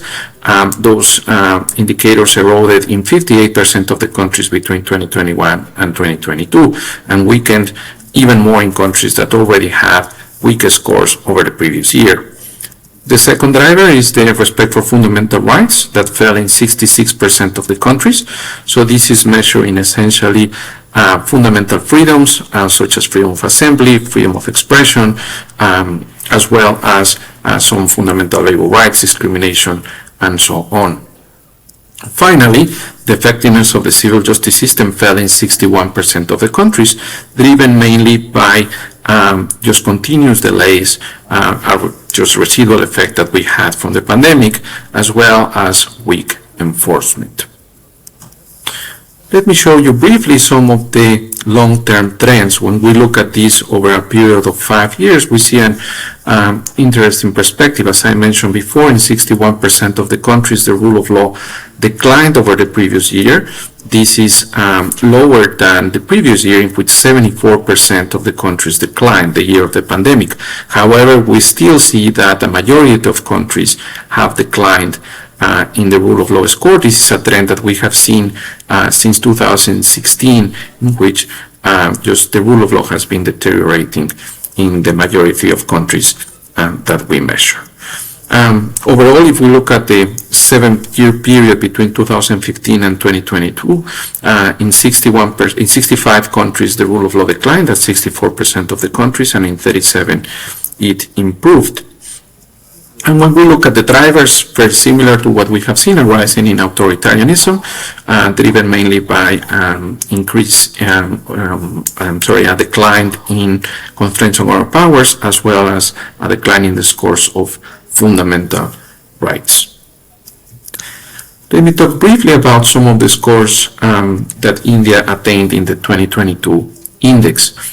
First of all, just India attained a score of 0.5 between 0 and 1 in overall rule of law, and ranked 77 out of 140 countries. When we compare India to other lower middle income countries, India attained the 9th position out of 38. Some of the strengths of the country, mainly open government, where India ranked 43 out of 140. Just this measures access to information and civic participation. And India ranks first among lower middle income countries and first in the region. Another strength is constraints on government power, where India ranked 52 out of 140. Some weaknesses, civil justice and fundamental rights, just where India ranks 118 out of 140 and 105 out of 140 respectively. When we look at the scores of India over time, just the rule of law scores have been declining. So this chart shows the change, the growth rate in the scores since 2016, the yearly growth rate of rule of law scores. As we have seen just the last year, the scores barely changed, had a negative tendency, but very, very small, basically zero, stagnated the scores, but the previous year saw a decline due to the pandemic. And looking at some of the drivers of these, I'm going to talk about 3. So constraints on government powers, as I mentioned before, when we look at the specific indicators for these, so such as limits by the legislator, the judiciary of independent audit, India scores well and above the peers, both in income and in region, as well as in law for transition of power, which measures essentially clean and fair elections. In fundamental rights, strength in freedom of association as well as freedom of opinion and expression, but some weaknesses in absence of discrimination, just in which India ranks below some of its peers. Now, when we look at this over time, what we have seen is that in constraints on our power, even though India scores relatively well as compared to other countries, but we have seen a negative trend over the last 5 years when the rule of law, the constraints on government power scores have been declining, particularly just during the year of the pandemic. In the case of fundamental rights, we saw a similar trend during the last 3 years. The year of the pandemic, the scores declined almost by 5%. Last year declined by 2.5%, just a smaller number, but still a decline driven mainly by rising discrimination as well as constraints of the civic space. We're looking at civil and criminal justice. Civil justice at the left, criminal justice at the right. Civil justice measures some of the outcomes that the civil justice systems want to achieve, such as accessibility, absence of discrimination, absence of corruption, absence of improper government influence, or delayed and effective enforcement, as well as ADRs. Just on the positive side, India scores quite well on no improper government influence, which is judicial independence in the civil justice system. And the areas that require improvement are the accessibility and affordability, where India scores below some of its peers, as well as unreasonable delays, even though India has been improving, particularly 3 years ago in these scores. Over the last couple of years, we have seen just a decline. And in criminal justice is kind of a similar picture, just where we see the highest scores are in the absence of improper government influence, but the lowest scores are in effective investigations and timely and effective adjudication. This chart shows the evolution of these two indicators, both civil on the left and criminal on the right over time. And as I mentioned before, we have seen in the civil side just a decline over the last couple of years, driven mainly by the pandemic, but a positive trend just in 2018 and 19, where India improved the scores considerably and made important changes. In the case of criminal justice, we have seen a decline, but not as pronounced, but still just some negative trends over the last 4 years. And with this, just I will conclude my presentation. It's even though there are some challenges, particularly over the last years, I think there are some interesting a solid ground to build on, and I know that there are a lot of people working on this. It's very interesting that, as I mentioned before, the government of India is using indicators, and in particularly the rule of law index, to assess some of the weaknesses of the system and just develop plans and reforms just to improve in the performance of the judiciary, as well as a lot of civil society organizations and non-governmental actors that are working to improve the rule of law in India. Thank you again, and I hope that I can just address you and be with you in the future. Thanks. Thank you. This was quite informative, especially for our Indian guests, because it was more predominantly focused on India's ranking over the years and what are the parameters. There is one more presentation left, a short video presentation from Japan Bar, so I will request if that could also be played. I know we are running out, but this is the last one. Since we have received it, we would wish to play that. So both, can you play that? ニューデリーインターナショナルルールオブローコンベンション2023にご参加の皆様、私は日本弁護士連合会会長の小林元次でございます。ニューデリーインターナショナルルールオブローコンベンション2023の開催、誠におめでとうございます。日本弁護士連合会を代表して一言ご挨拶させていただきます。Dear participants of the New Delhi International Rule of Law Convention 2023, I am Motoji Kobayashi, President of the Japan Federation of Bar Associations. On behalf of JFBA, I'd like to congratulate you on opening the New Delhi International Rule of Law Convention 2023. 私たち日本弁護士連合会は日本全国にいる約4万5千人の弁護士全員が加入する全国規模の弁護士会です。日本弁護士連合会は基本的人権の擁護、社会正義の実現という使命を持つ弁護士のさまざまな活動を支えています。日本弁護士連合会として他の国々の弁護士会や国際放送団体とともに今回の大会への参加を呼びかけていただいたことを大変光栄に存じます。The JFBA is a nationwide bar association having all the practicing lawyers in Japan as its members, which is about 45,000. The JFBA supports the various activities of lawyers with the mission of protecting fundamental human rights and realizing social justice. As the JFBA, we are honored to have been invited to participate in this convention along with bar associations of other countries and international legal organizations.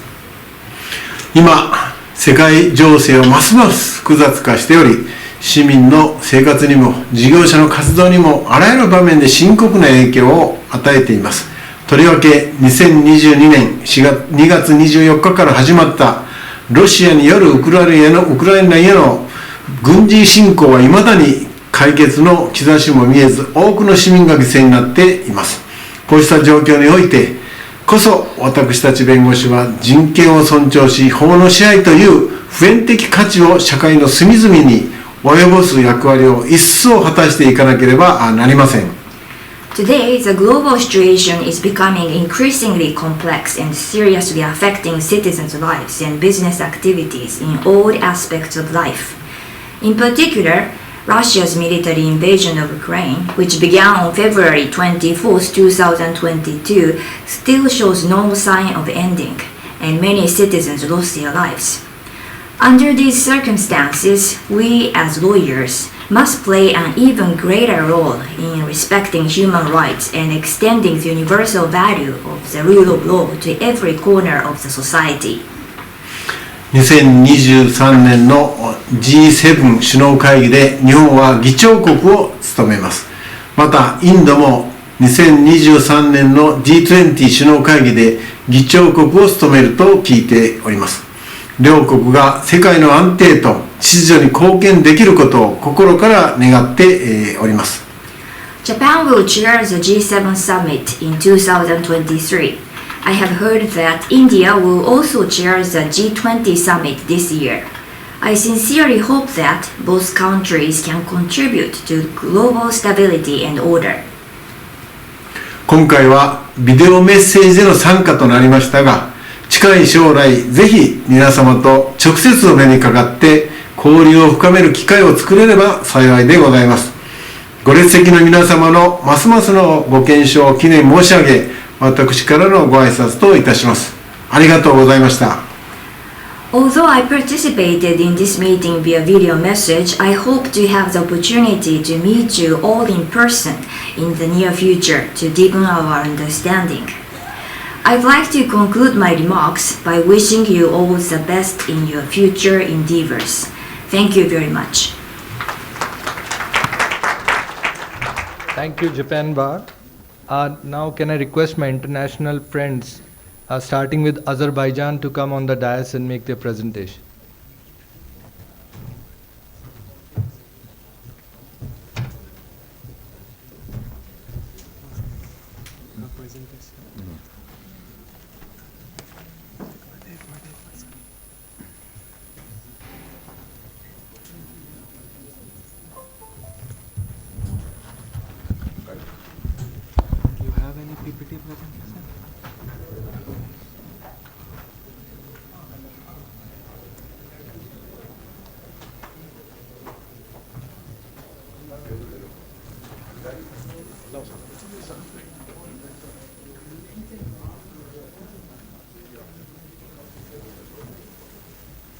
Host and dear guest, dear Mr. Chairman, my friend Mr. Prashant Kumar, and our colleagues. First of all, on behalf of lawyers community of Azerbaijan and in face of Chairman of Azerbaijan Bar Association, I would like to deliver my warm greetings participants to this prominent event and express my deepest regards to organizers of the conference. I will try to deliver my short speech, firstly referencing to the global sense of lawyers and law associations in promoting rule of law, and afterwards in an impulse to raise your awareness what we as an association are trying to achieve in my country. We prepare some presentation and I try to parallel make this presentation.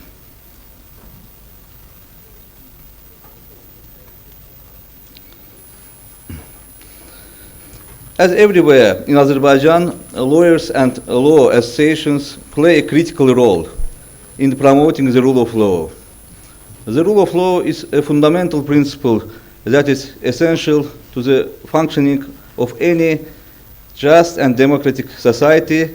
It ensures that the law is applied equally to all individuals, regardless to their status, and that justice is served without fear or favor. Lawyers are the front line defenders of the rule of law. They represent clients in courts and ensure that their rights are protected under the law. They represent clients and they also help to hold government officials accountable and ensure that they follow the law when making decisions.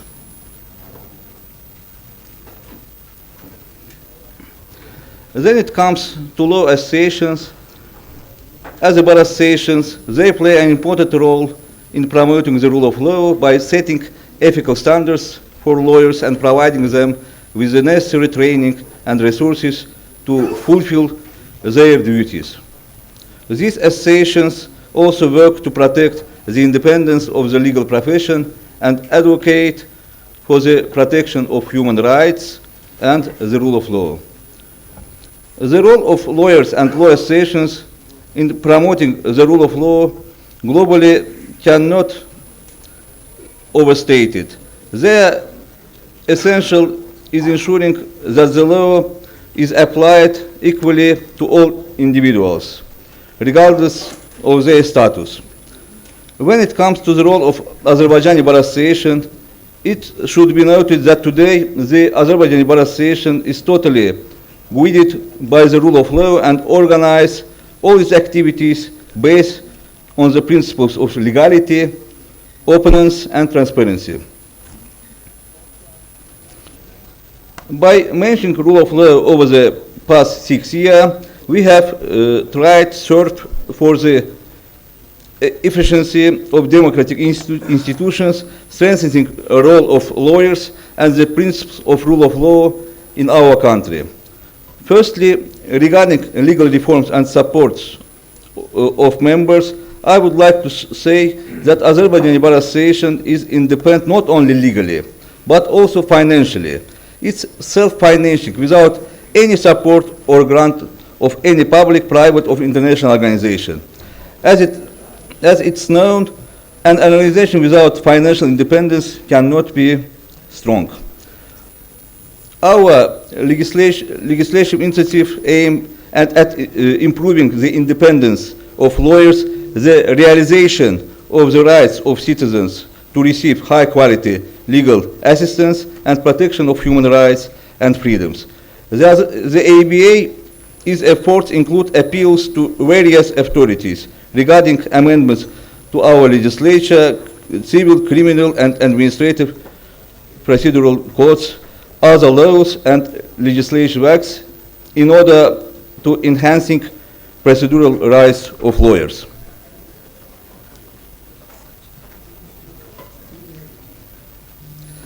Within the framework of the joint project funded by the European Union and implemented by Azerbaijan government, the draft of law on free legal aid has been prepared and delivered to relevant state bodies for review. And ABA is a key coordinator of this project.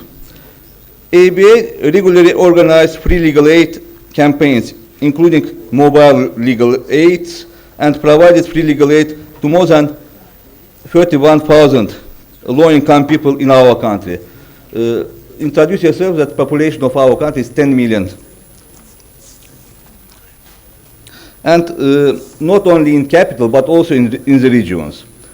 On the other hand, due to the pandemic, taking into account the quarantine regime, the legal aid mobile application was developed and made available to citizens. In connection with the provision of legal assistance at the expense of the state, court decisions are sent to us and later to our law offices in an electronic form.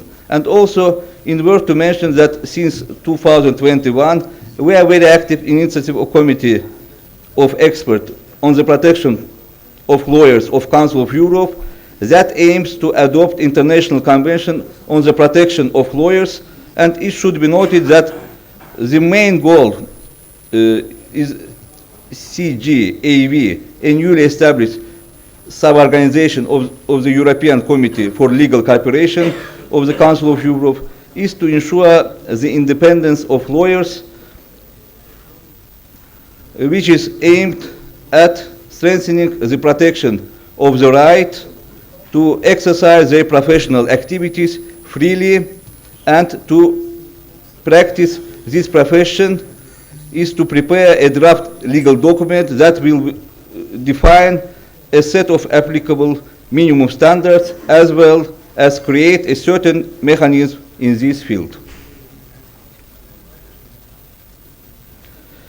In international field, our bar association began to cooperate with a number of international organizations and became a member of well-known international organizations in the field of legal profession, including CCBE, Council of Bars and Law Societies of Europe, UIA, International Association of Lawyers, and of course I want to notice about Law Asia, because we are a new member of this organization and we are very happy that we become the member, which that have recognized the Azerbaijani Bar Association as an independent legal institution. Finally, I would like to state that a law association work to promote the rule of law globally by advocating for human rights and the protection of fundamental freedoms. They work with international organizations and governments to promote laws and policies that protect the rights of individuals and ensure that justice is served without discrimination. Thank you for your kind attention, and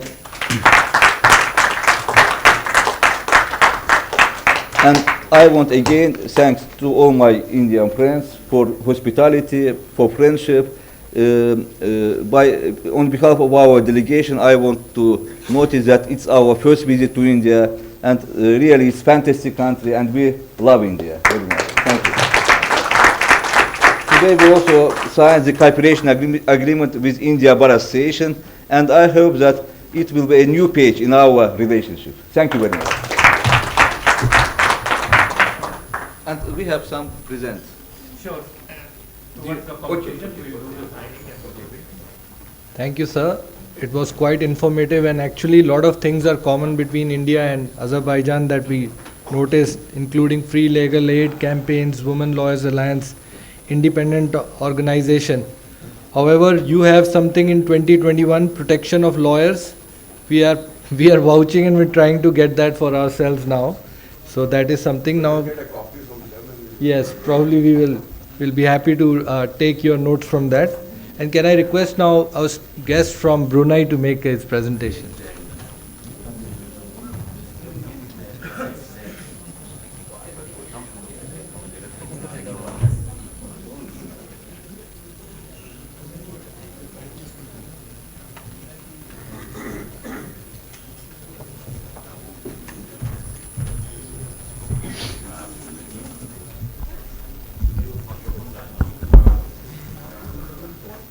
My learned friends, ladies and gentlemen, good afternoon, namaste, and peace be upon you.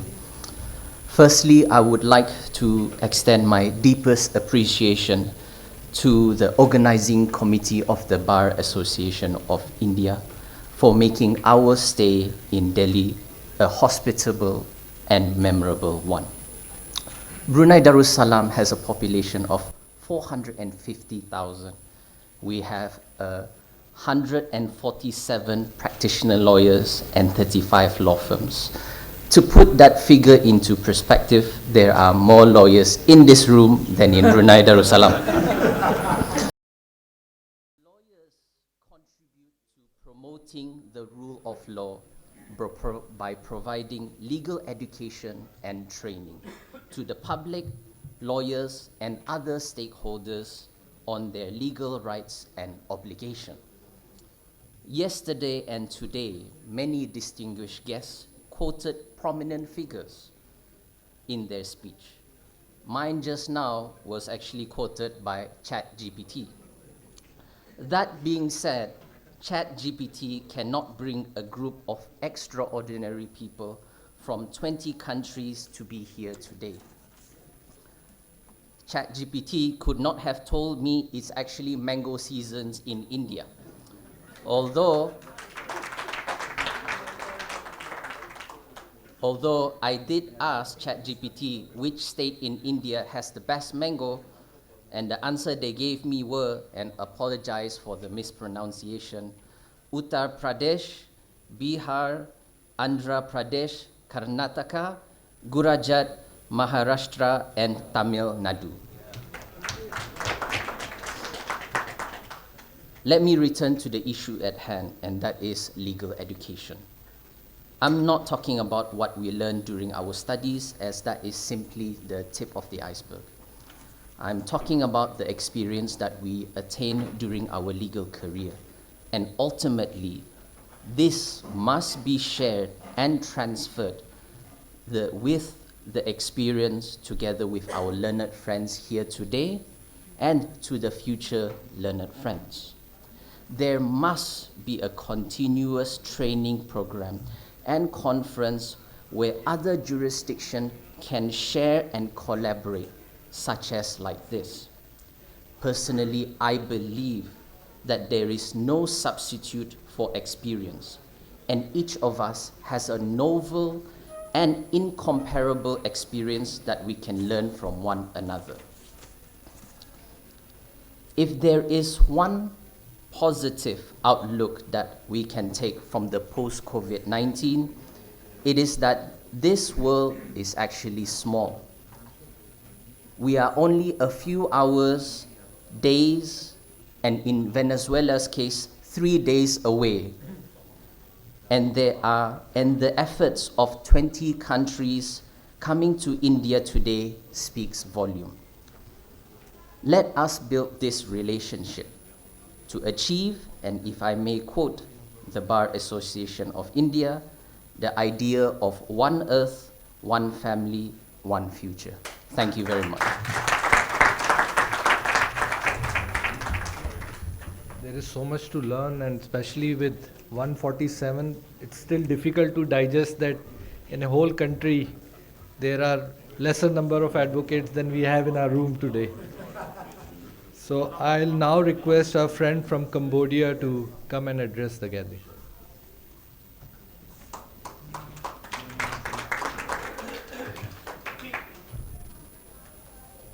Good afternoon. I, in fact, apologize. I don't prepare my speech. And I don't know I have the opportunity to speak to you all. To be honest, I am not very familiar with this international conference. I may say it's my first time, but I try to calm myself and share with you some success story from Cambodia about the rule of law.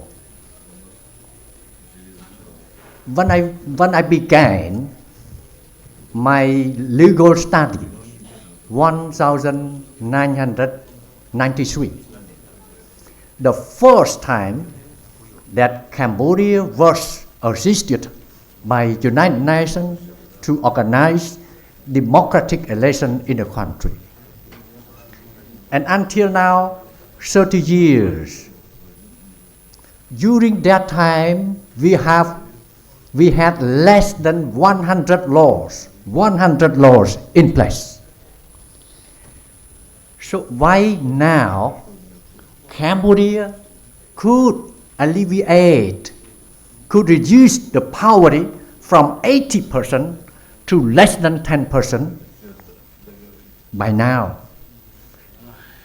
And the economic growth as the GDP for one person in 1993 less than $300 for now nearly $2,000. Why? That is the spirit of rule of law. And what I was learning, the rule of law or état de droit, my friend colleague here, rule of law 30 years ago, and now what I have learned from now, quite different. It's kind of, to my understanding, it's kind of a target or vision that all of our jurisdictions are moving forward to the rule of law. All of us from different jurisdictions have rule of law and applying the rule of law. But the target, the arrival to the rule of law, non-country in this world arrive at that, the rule of law.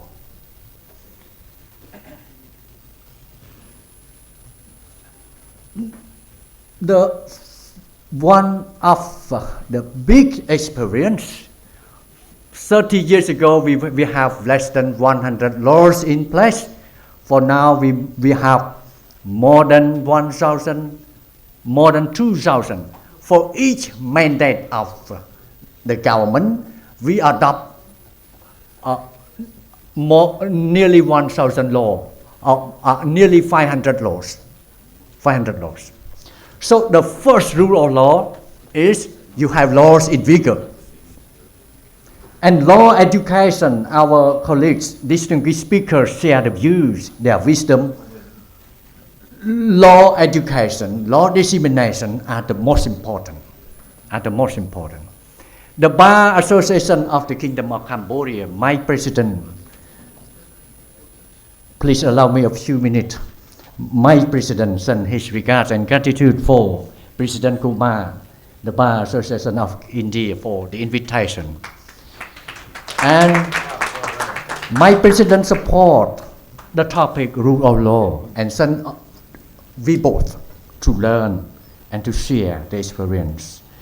Our Bar Association is committed with the legal aid and the legal education. We have almost every week the workshop invited person with better experience about the laws in the country, and the foreign lawyers or foreign experts who are qualified, who have a lot of experience to share with us. The Bar Association of Kingdom of Cambodia, we have the workshop nearly almost once a week, 4 or 5 times a month, to disseminate, to promote the understanding of the law. Senior lawyers share their experience with younger lawyers. And the legal aid is another success story. May I have a few minutes? Legal aid is another success story in Cambodia. The delegation of the Bar Association of Kingdom of Cambodia, we have in all the courts around the country, 24 provinces. We have the office of Bar Association in all the courts around the country. One in need, the poor, the vulnerable that cannot afford the fee to hire the lawyer, we provide free of charge. And the Bar Association of the Kingdom of Cambodia, we have the policy in place. And we have the institution and the cooperation from the public sector, as well as the NGO and international organizations working there. So to conclude my speech for now, I thank you. All distinguished speakers share views, wisdom. Rule of law is a target that we have to move forward. Rule of laws, we must have laws. And the way law drafted, that's a matter of concern that the colleagues from India also share, law-making process. The law that is, I say, sustainable, equitable, should include the spirit of international principle, human rights principle, environment principle, and all in there. But how can we have a good laws? Why human being, until now, we have a conflict between the governor and between those governed. Governments are addicted to power. So who draft initial draft laws, executive draft laws, and bring to the parliament? Who are those parliaments? Though the same representative from the political party who govern. That is the real, I would like our colleagues here to consider. The governors and the governed, that is a long history of human history, conflict. And I thank you for your kind attention. I should finish my speech.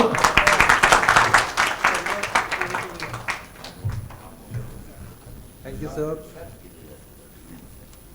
It's very heartening to note that even in your country, for the downtrodden, for the poor, you have free legal aid, and in the courts itself, and also that rule of law has increased your GDP to 2000 now because of rule of law. That's really great.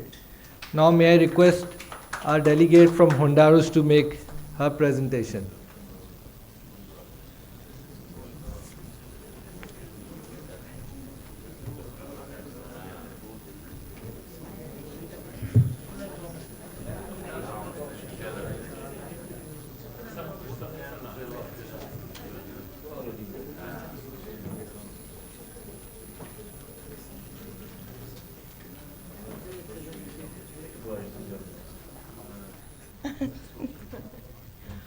Good afternoon. Good afternoon.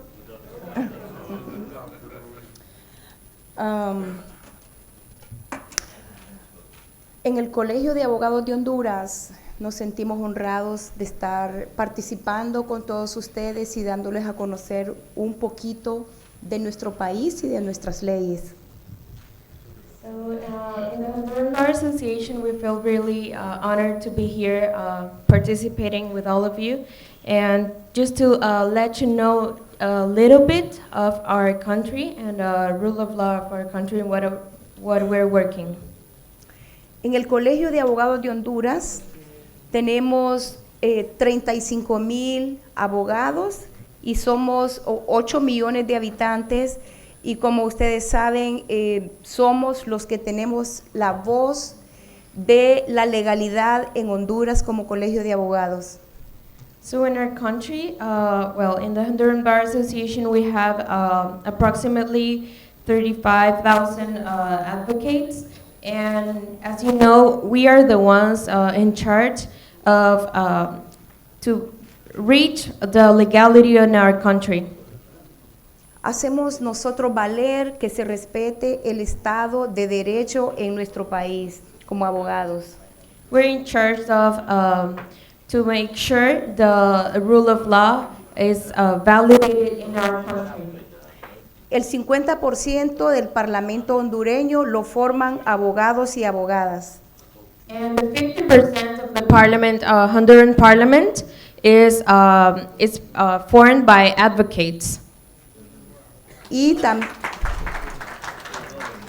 también respetamos la participación de las mujeres y hemos luchado por eso. En Honduras hace 200 años solamente los hombres podían estudiar leyes. Ahora también tenemos igual participación las mujeres para poder estudiar leyes y ser abogadas. So in Honduras, 2,000 years before, only a man could study law, but now we have a women participation in our parliament. We have worked for that, for equality and gender participation. De hecho, las mujeres, y hablo de las mujeres porque nuestra lucha dentro del Colegio de Abogados y dentro de la política hondureña ha sido que se respete los derechos de las mujeres. Y en el año 1950, las mujeres aún no teníamos derecho a votar en Honduras. So I am speaking about women's rights because in our country it has been a battle for women's rights. And in year 1950, women didn't have right to vote. Y ahora nosotros nos sentimos orgullosos porque tenemos la primera mujer presidenta en 200 años. So now we feel proud that we have the first woman president in the whole history of our country. Y como Colegio de Abogados de Honduras, nosotros venimos a hablar un poco del Estado de Derecho de Honduras, que ha vuelto a la normalidad después de un golpe de Estado que hubo en el año 2009, y el Colegio de Abogados de Honduras ha tenido un papel protagónico en nuestro país. So the Honduran Bar Association has fought a lot and for reestablishing the rule of law in our country after the crisis that we have since 2009. Y para terminar, decirles que hemos pasado momentos muy especiales, inolvidables con todos ustedes. Nos ha gustado haberlos conocido y como les dije ayer, son todos y todas bienvenidos a nuestro país. So just to conclude, it has been a pleasure to be here, know each of you, speak with each of you, know what other countries are doing to establish the rule of law, respect the rule of law. And thank you for all your attentions. Thank you for the Indian Bar Association. And as we told you yesterday, you are welcome whenever you want to Honduras. Thank you.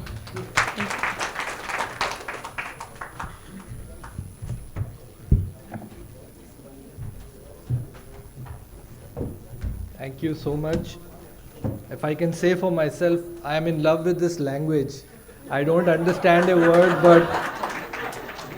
but I like the flow and it is very soothing to the ears. And it's very heartening to know that as lawyers we have a big scope in your country because 50% are in the parliament. If we don't find anything here. Can I now request our friend from Israel to come and make his presentation?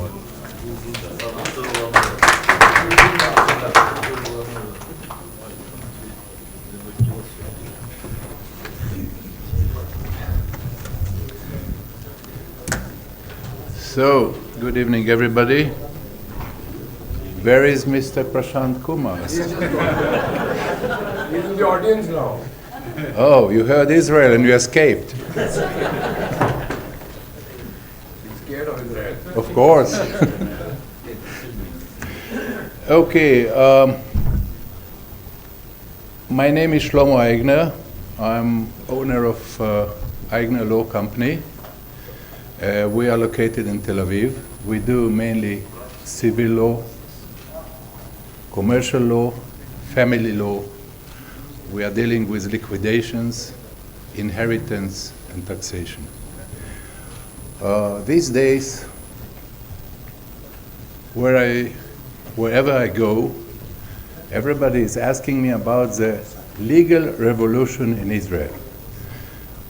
Israel is such a small country. However, wherever in the world you open your TV, you see the nowadays demonstrations in Israel in regard with the new regulations that the Ministry of Justice and the Prime Minister of Israel try to implement.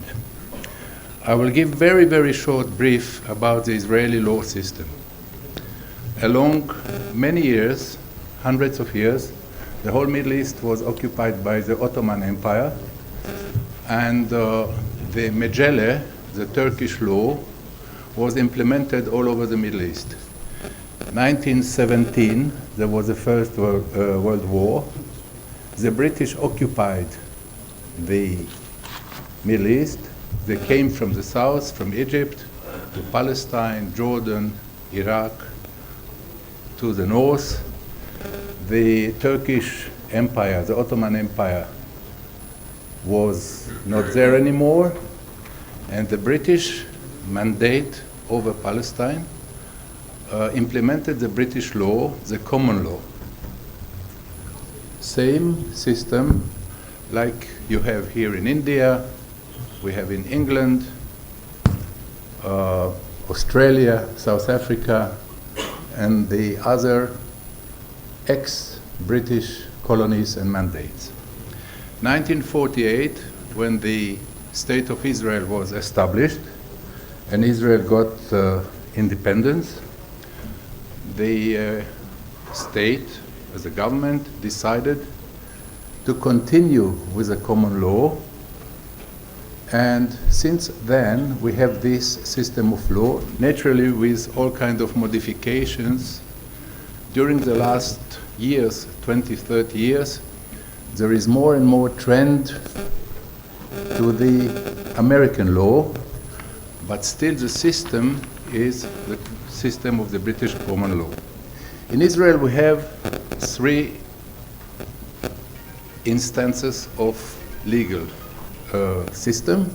we have the lower court, which is the magistrate court, and then above it the district court, and above this the third instance appeal, the Supreme Court.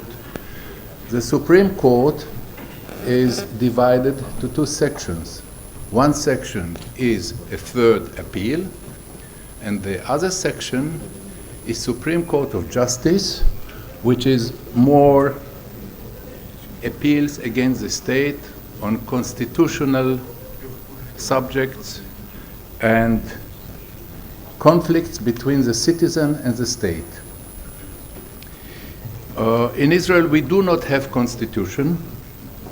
There is so-called declaration of state, which is similar to constitution. Regarding myself, I attacked the state several times at the Supreme Court of Justice when I had cases of citizens who were discriminated or had some harmful decisions by bureaucracy or on bureaucratic level, and I represented them in order to repair and to find remedy to those people.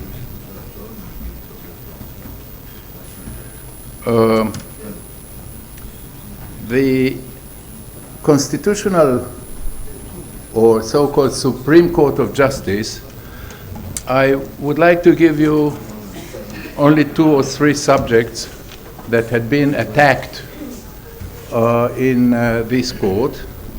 For example, excuse me, in the 60s,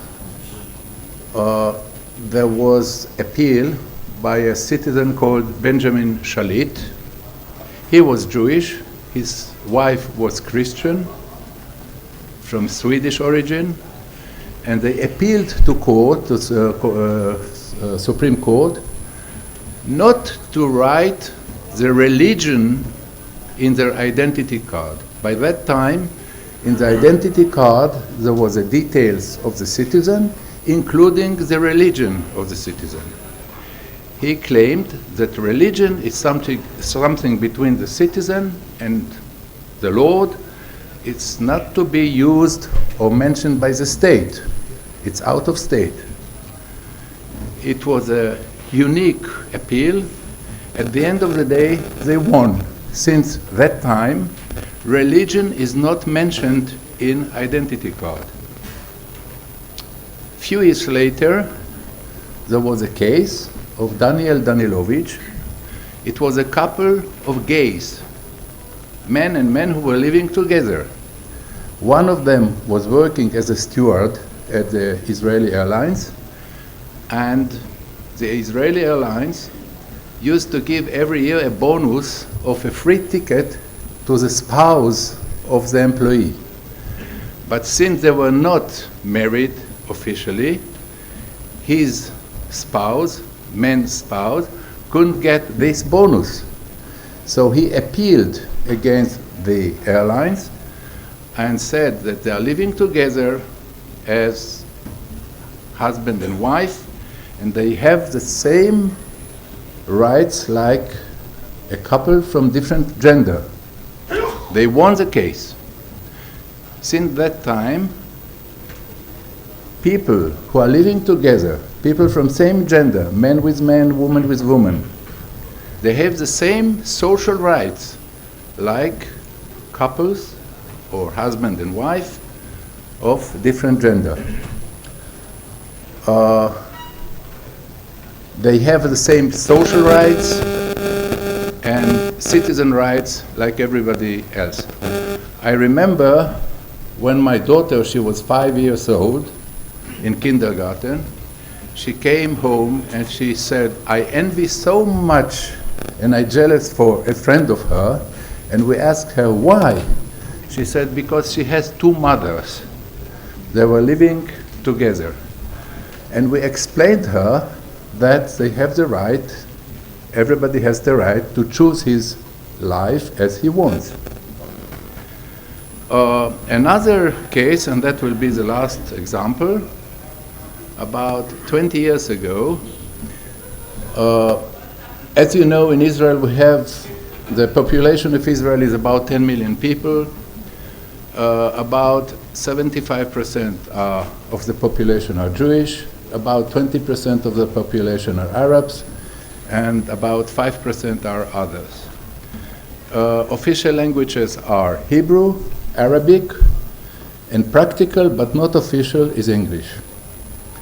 About 25 years ago, Arabs appealed to the Supreme Court of Justice and demanded that all the road signs will be written in Arabic as well. By that time it was only Hebrew and English.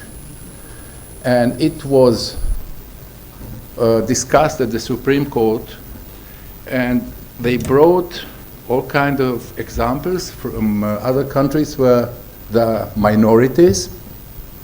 For example, as you know, in Switzerland, the road signs and the signs are in German, French, Italian, and Romansh, the local languages. In Canada, they have English and French. And the demand was to have the signs in 2 or 3 languages. They won the case, and the court decided that all signs should be indicated in the local languages, including the languages of the minorities.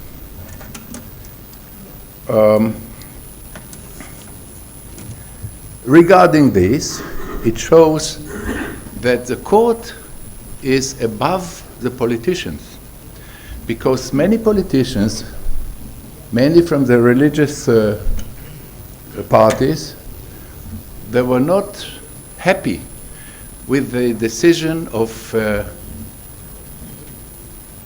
social and citizen rights of men and men who are living together or same gender. However, court decided to do it. The main topic which I am asked now, these days, is about the legal revolution started 2-3 months ago in Israel. Along the years, there were committees to choose and to elect judges.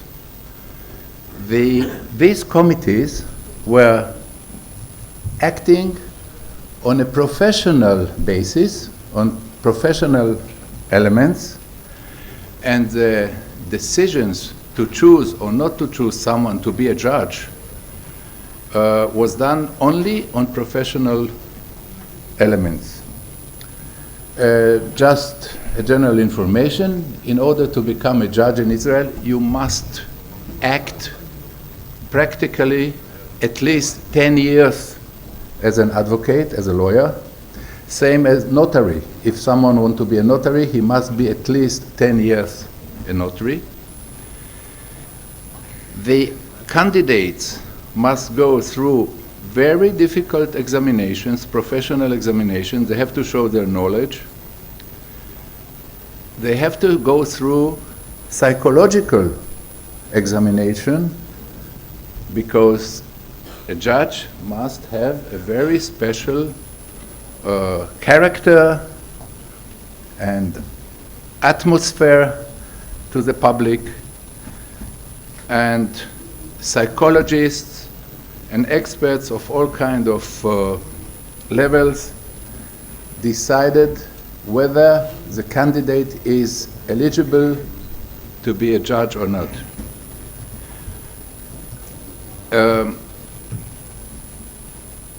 Judges to the first degree, I mean the magistrate court, should be at least 10 years lawyers, as I said before. Then they should be about 10 years in this level. Then they are able to go to the district court, which is higher level. And then afterwards, also about 10 years, they are eligible to be elected to the Supreme Court. At the committees that used to choose or to elect the candidate there were members of the committees. Most of them were judges. There were representatives of the bar, legal bar. There were representatives of the Ministry of Justice. Politicians had no representation in these committees, which means the decisions were done under pure professional measures. The politicians didn't have standing in these committees. It happened like that during the last 14 years, we had quite a solid political situation.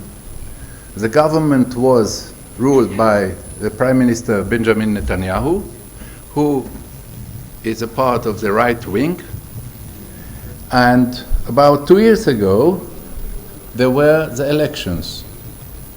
In our parliament, there are 60 seats. The name of the parliament is Knesset. Knesset means seat. And there are 120 members. The first election about 2.5 years ago, or maybe 3, the results were 60-60, 60 from the right wing and 60 from the left wing, which didn't enable to establish a government or coalition. So after a few months, there was another round of election. The results were again 60-60, which didn't allow to establish a coalition. Then there was a third round. Each such process of election cost a lot of money to the state, but this is the expression of democracy. So the third round, the result was 61-59. And then the left-wing side won, and they made a coalition with the center, left, and the Arab parties. And they established a government, a coalition. This lasted about 2 or 2.5 years. And then, after this period of time, it had collapsed because of internal politics. Everybody against everybody, as usual, with politicians. So there was a fourth round of election. And that was last November, 2022. This time, the right-wing side won in very, very small portion. However, they succeeded to establish coalition. Nevertheless, since 2-3 years ago, there is a lawsuit against the Prime Minister Netanyahu at the district court. According to the law in Israel, politician or minister or prime minister is not allowed to get any gifts, any presents. If someone wants to contribute or donate money to a party, he is allowed to do it to a party, and it should be registered, but not to a private person, not to a politician, not to a minister. And someone had discovered that Mr. Netanyahu got some presents from friends in America, and when this had been discovered, the state attorney decided to start with lawsuit against him. This lawsuit is still pending. There is no result and no decision of court. However, since he was not accused yet, he could be a prime minister. Only when he would be accused, only then he should leave his post. Short time after he became a prime minister, together with the Minister of Justice, they started with a new way of appointing judges. They tried to do it, that the judges will be appointed by the government, it means by the politicians. I have 5 minutes. I am charging my clients by hours. He's charging me by minutes. You are speaking for free. Let the rule of law. Pro bono. You know the story about a woman who is coming to a lawyer and she said, I must have a consultation. How much you charge for each question? And he says, $100. What is your second question?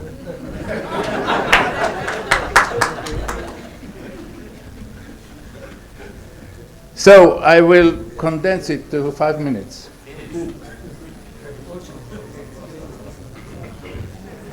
When the existing government tried to start with a new system for appointing of judges,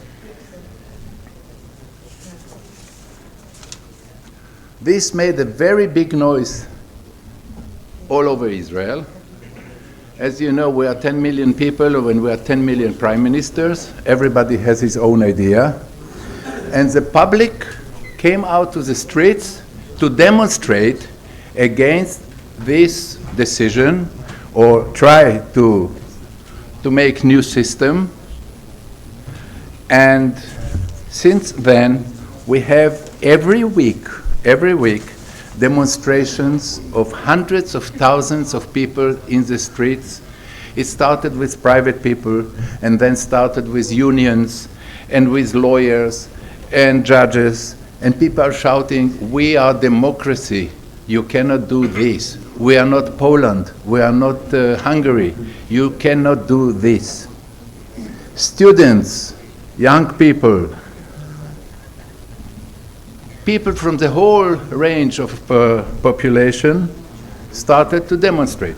The police did not interfere. The police didn't stop it because these demonstrations were under the right of demonstration, freedom of demonstration. One of the Russian ministers who was interviewed on television, he said, this is a proof that Israel is still a democracy, a pure democracy. Few days ago, and by this I finish, Prashant. I finished. Don't worry.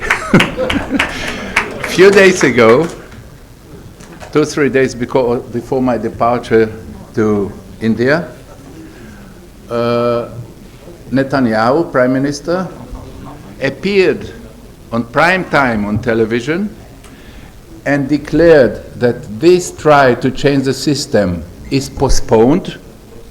We do not do it for the time being.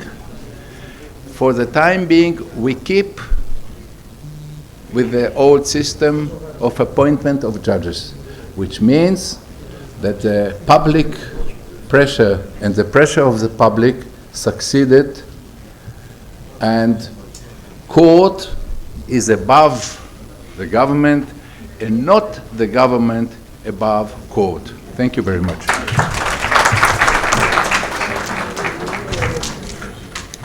May I use this opportunity to thank you, Prashant. It was very nicely organized, and I'm really very happy to be here in this very good organization. Thank you.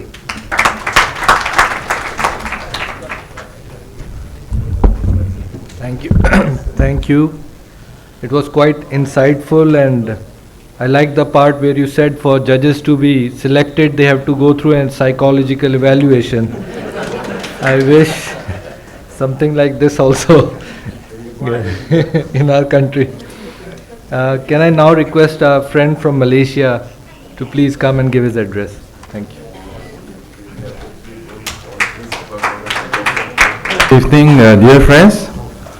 I bring you warm greetings from Malaysia and from our President of the Malaysian Bar Council. But first, let me take this opportunity to thank President of Bar Association of India, Prashant Kumar, my dear friend, and also ex-co members of Bar Association of India for inviting us to this excellent convention. I think the first convention on international rule of law. I will give you a very short briefing about what we do in the Malaysian Bar Council. We are an independent bar whose aim is to uphold the rule of law and cause of justice and protect the interests of the legal profession as well as the public. We also regulate the issue of practicing certificates on a yearly basis for our lawyers. I myself is the co-deputy chairperson of the International Professional Services Committee of the Malaysian Bar Council. Some of our recent events that we participated in is a visit to the Indonesian Bar Council Peradi in February. And later in May, we will be visiting the Japan Federation of Bar Association and the Osaka Bar Association as part of the outreach for us to get to know the various bar associations and law societies in our neighborhood in ASEAN as well as in Asia. And part of the outreach that we do in these recent years is the promotion of the Malaysian International Mediation Center and also the use of Malaysia as a hub for arbitration as well as mediation, as well as in-house counsel services. So this is something that we are doing together with the government of Malaysia to maybe explain that apart from Singapore in the region, Malaysia also have very good lawyers who are good arbitrators, mediators, and in-house counsels. And in July, we will be holding the President of Law Associations Pola meeting, as well as our International Malaysian Law Conference. Our new Prime Minister, Anwar Ibrahim, has kindly consented to open this law conference. So we welcome you to join our law conference in July and perhaps find an opportunity to meet the new Prime Minister in person. Now, rule of law for Malaysia as a whole, as I've just mentioned, we have a new Prime Minister.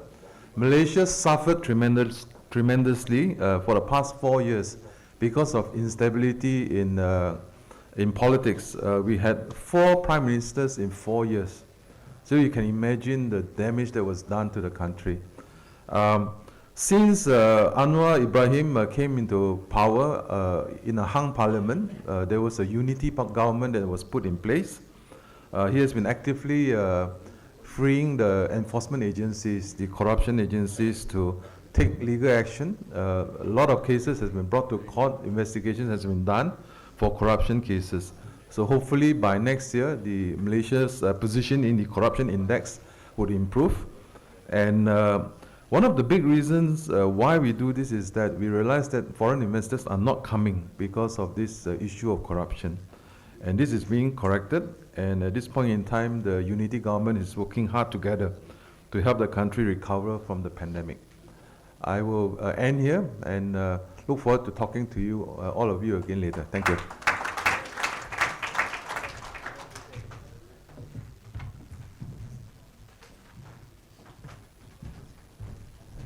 You know, we have been inviting everybody alphabetically. So that's why after so many countries, our nearest neighbor's turn comes now.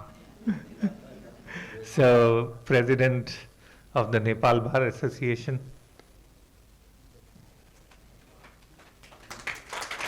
Mr. Gopal Krishna Gimire.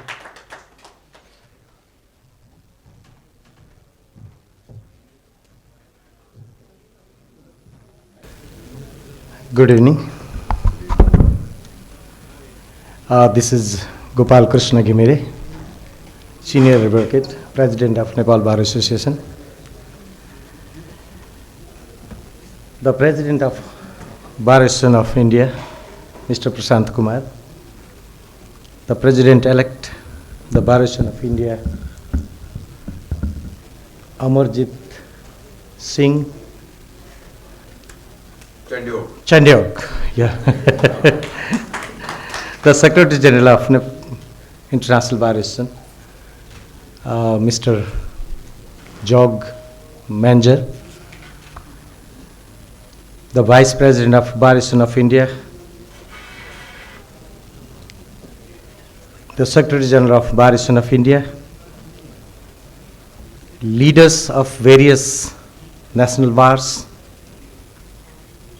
national and international delegates from various bar associations, my fellow members from Nepal Bar Association, distinguished delegates, ladies and gentlemen.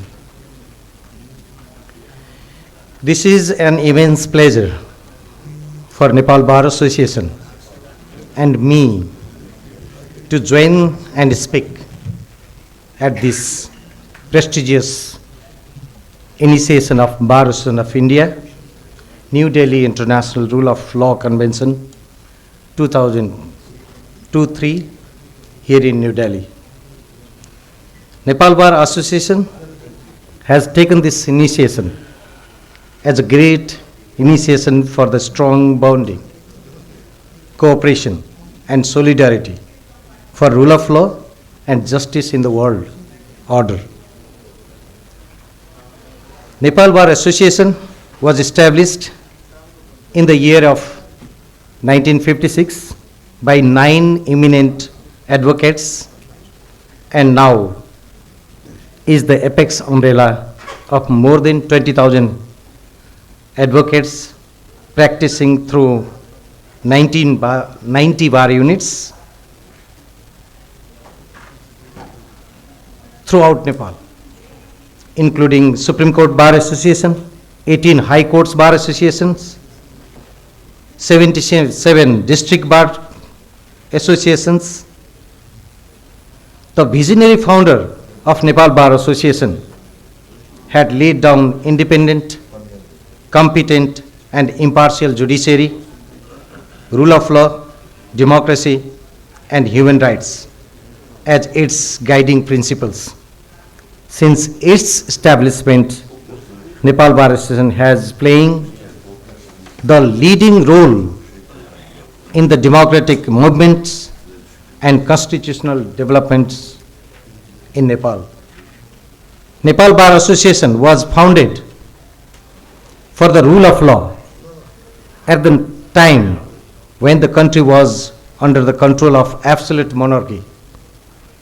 Ever since, Nepal Bar Association strongly stands as watching to ensure rule of law, and it has neither compromised nor overlooked the fundamentals of rule of law. Nepal Bar Association has always stood at the frontier to defy any authoritarian attempt to undermine its founding principles.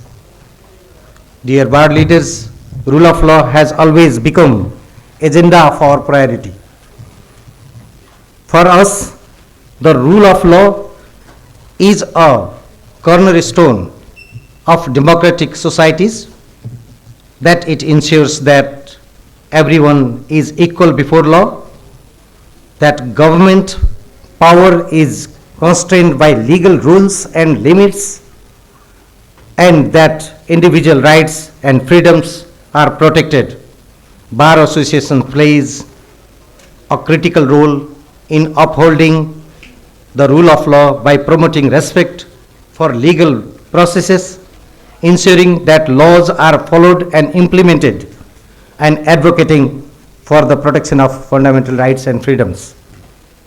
In this context, for the rule of law, democracy, legal aid, pro bono access to the justice, Nepal Bar Association has partnered with various organizations in the past or present, including Canadian Bar Association, Norwegian Bar Association, American Bar Associations, JICA, UNDP, United States Department of Commerce, CLDP, Australian Bar Association, Law Asia, DLA Piper, etc.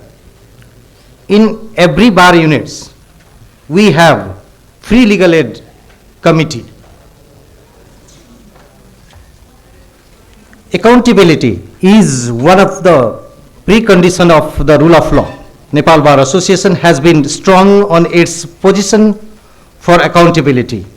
We have achieved certain milestones on this accountability.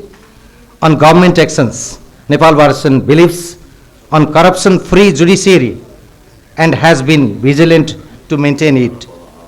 We have played instrumental role on making corruption-free judiciary by advocating for anti-corruption laws, promoting transparency and accountability, and working to ensure that legal systems are free from corrupt practices.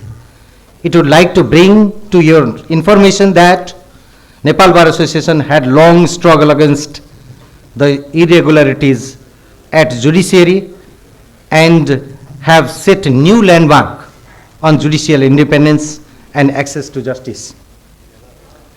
Respected participants, the motto of this New Delhi International Convention on Rule of Law 2002-3, Vasudhaiva Kutumbakam, has real sense of value, meaning and missions. Vasudhaiva Kutumbakam means that the entire world is a family. Yes, the world has become a single family. We can foster collaboration in a family of legal professionals, civil society organizations, and other stakeholders to promote the rule of law and advance access to justice. This collaboration is not only among the national stakeholders, rather also among the international stakeholders. For this, it is significant that we promote international cooperation. Bar leaders from around the world and their associations need to review, empower, educate, and promote lawyers for their active role and promote rule of law, human rights, and democracy at cross-border level. We all of the lawyers from different jurisdictions have witnessed cross-country legal issues, conflict mitigation, disaster, climate change are some of cross-border legal issues for collaboration. Lawyers and law associations can provide critical legal assistance to those affected by conflicts and disasters. This can include providing legal aid to refugees, advocating for the protection of human rights in conflict zones, and working to promote the rule of law in post-conflict situations. We are in the era of artificial intelligence and cyberspace, which is a global phenomenon. Delegation of the courts and bar association is one of the key issues to be addressed. These new technologies have disrupted and traditional concept of territorial jurisdiction and brought wider concept of global jurisdiction. This could be an interesting area of collaboration of bar associations from around the world. We can also do collaboration on support to the democratic processes by promoting transparency, accountability, and the rule of law in the elections and other democratic processes. This can include monitoring elections, providing legal assistance to the candidates and voters, and promoting the integrity of democratic institutions. Nepal Bar Association has been involved in election monitoring and can make this international. Enhancing the capacity of lawyers is another area of collaboration we can have. Nepal is a beautiful country and open society for the tourism and doing programs. At this forum, I take this opportunity to extend my offer on behalf of the Nepal Bar Association to extend functional collaboration with other bar associations and international bar associations as well. we are open to host similar conventions and capacity building programs in future. To conclude, I'd like to express my words of appreciation to the Bar Association of India for your effort in bringing lawyers and bar associations from different parts of the world to share and place commitments for our founding principles and for professional excellence. I am sure this convention is already a historical for keeping our relations strong with our brilliant lawyer as delegates, and we all one committed to take a great message from here for rule of law, human rights, democracy, and independence of judiciary. Thank you for your great hospitality and support throughout the convention. Thank you. Thank you very much.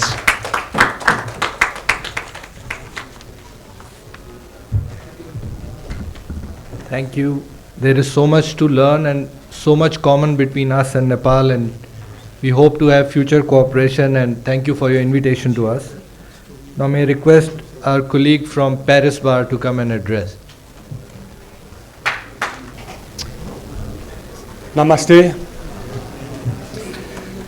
My name is Thierry Abalea and I represent the Paris Bar here. The Paris Bar is half of the lawyers in France. I want to talk to you about a glimpse of history of my country, what we do for the rule of law in Paris and France altogether, and a little warning for all lawyers here today. Coming from Europe, I would like to underline that since yesterday, all the speeches on the rule of law were very refreshing. One has to salute the frankness and the passion and the sensitivity with which all the highest authorities and most prominent lawyers talked about the topic. It's very, very different from where I come from. The introduction of the seminar was about a fruit, the mango, but to a simple citizen, one has to ask the question, what are the fruits of the rule of law? And you might not know, but I'm specialized in mergers and acquisitions, so it's about dealing with words and mostly numbers. So I certainly appreciate the not always obvious link between the economy and the rule of law, which has been underlined several times here.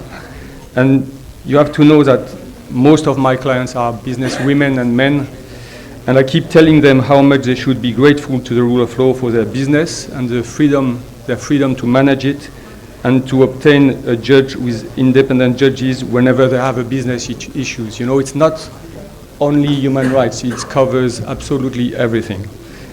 A little glimpse of history for France. You might know that we had a revolution more than 200 years ago in 1789. It was a complete chaos. The people executed the king and Napoleon took over. So what is funny about it is that you get rid of a king and you get an emperor.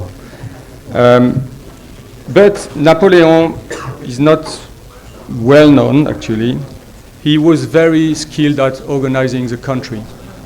So he reorganized the country, fully reorganized the country, to the extent that the administration in France now is the same structure as the one he set up at the time. And my point here is, and it's that the rule of law is also a proper organization of the judiciary. And Napoleon set up a team to draft an extraordinary team of lawyers to draft an extraordinary document which was issued in 1804, called in French le Code civil, the civil code. That is the foundation of the civil law. My point is that the rule of law, as I said, is a proper organization of the judiciary. I refer to the title here of the conference, you see, encode in strong, independent, and efficient legal and justice systems. And we all face the same problems, but they are different in countries. In France, it's the term efficient, where our weak point is financing the budget of the justice, because with regard to European standards, we are the last country in Europe for financing our justice, which seems extraordinary since we we are very passionate about it. So you can count on the Paris Bar to try to increase that budget every year. The Paris Bar, it's an organization, an institution, and a first instance court regarding compliance with ethic rules. We have 34,000 registered lawyers, which represent half of the lawyers of the country, as I said. The Parisian lawyers deal with 95% of anything international in France. The Paris Bar is fierce to protect and maintain the quality of the rule of law in France and to provide its help whenever possible elsewhere. In France, by lobbying and opposing any law or regulation that may result in a lower quality of the system needed to apply it, I refer to my colleague from Cambodia, Mr. T, when he said that they had many laws. We have 4,000 laws in France every year. So it's a task which is very difficult for the Council in Paris. Elsewhere, meaning out of our borders, the Paris Bar is well known for assisting lawyers who are in danger because of their profession.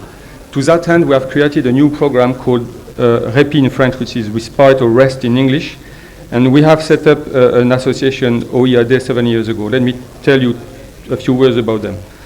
The program REPI is a shelter program and a respite scheme for lawyers throughout the world under threat, in line with our tradition of hospitality and protecting the defense. It's for any lawyers who are in danger due to the nature of their work and sensitive cases they are dealing, they can take part in the program, irrespective of their country of origin. It's confidential, so it's a new program. We have had like 9 lawyers from 9 different countries, but nobody knows. Okay, we don't promote who came and why, because just for them to rest a little in Paris. So the chosen lawyers are hosted for a fixed period of between 2 weeks and 3 months. So you see, it's different from someone trying to be a refugee. It's just for a certain period. The program will cover all costs and make the necessary arrangements for the lawyer's stay, from departures to returning home, travel expenses, accommodation, living costs, and medical, that's very important, medical and psychological support will be offered routinely for this respite period, because it's also a time for the lawyers to take care of themselves. Actually, our experience is that they all needed to go to hospital, very often. So I just mentioned this program. If you know any lawyer in the world that could be interested, they're welcome to Paris. Then we set up the International Observatory for Lawyers in Danger 7 years ago with other bar in Europe, Paris Bar, the Consejo General de la Abogacía in Spain, and the Consiglio Nazionale Forense in Italy. The observatory's objective is to uphold the right to practice law freely and totally independently, and to denounce situations where the right to legal counsel is at risk. It covers warning, field support, and training.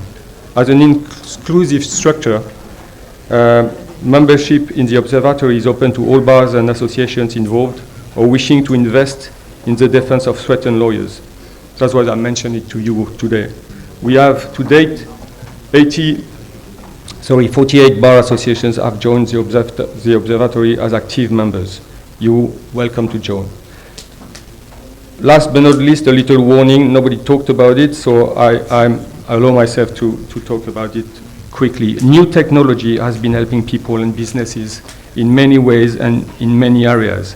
You all heard the warnings that Elon Musk sent, I think it was 2 weeks ago, about the danger of artificial intelligence, where he requested a moratorium to stop the researches. Everybody talked about it. It's very unlikely that they stop those researches, but I think it's a very good warning to all of us with regard to new technology. I think that we need to check and verify whether any IT solution, IA solution, software solution that we're going to implement, because we already have in France, will harm the rule of law, okay? And I mention that point because most of the time when we have those discussions with IT engineers or people that sell their solution, we don't know, we don't understand. And I remember those discussions where people in the room say, let's talk to the specialist and he will tell us what we do with that. I mean, the bigger budget we have in the Paris Bar now is something about the software. You know, it's a 5 million budget. And the discussions are, I don't know, you know, why don't we let them tell us how it works? Then you don't understand anything. And then you decide because you have to be modern, and you have to decide because you have to decide. My point here is that we really need to invest in, you know, intelligence, brain, ourselves, so that we can decide for ourselves, first for our bars, for software, but especially to be able to manage to check whether any of those solutions will harm the rule of law. Believe me, some implemented in France by the government already did, but very indirectly and in a very small way, so not a big deal.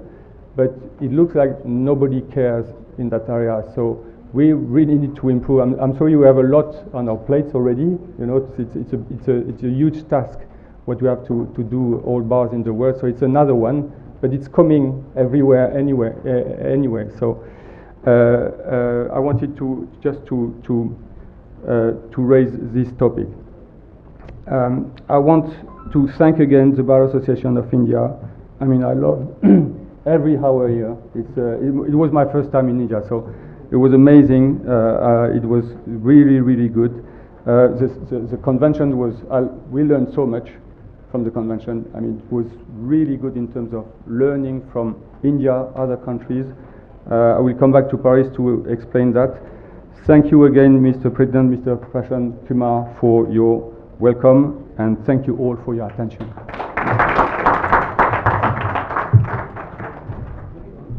Merci beaucoup, mon ami. I hope my French is yeah. I learned a little bit of French and today I get to use it.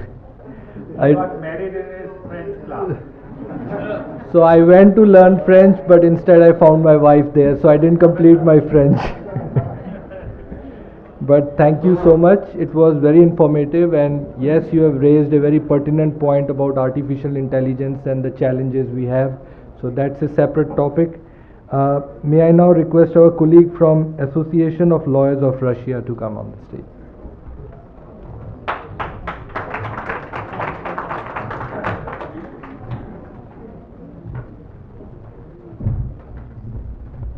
Thank you very much. I'm going to be brief because it's you know the end of our session, and I'm almost in the end of our alphabetic order.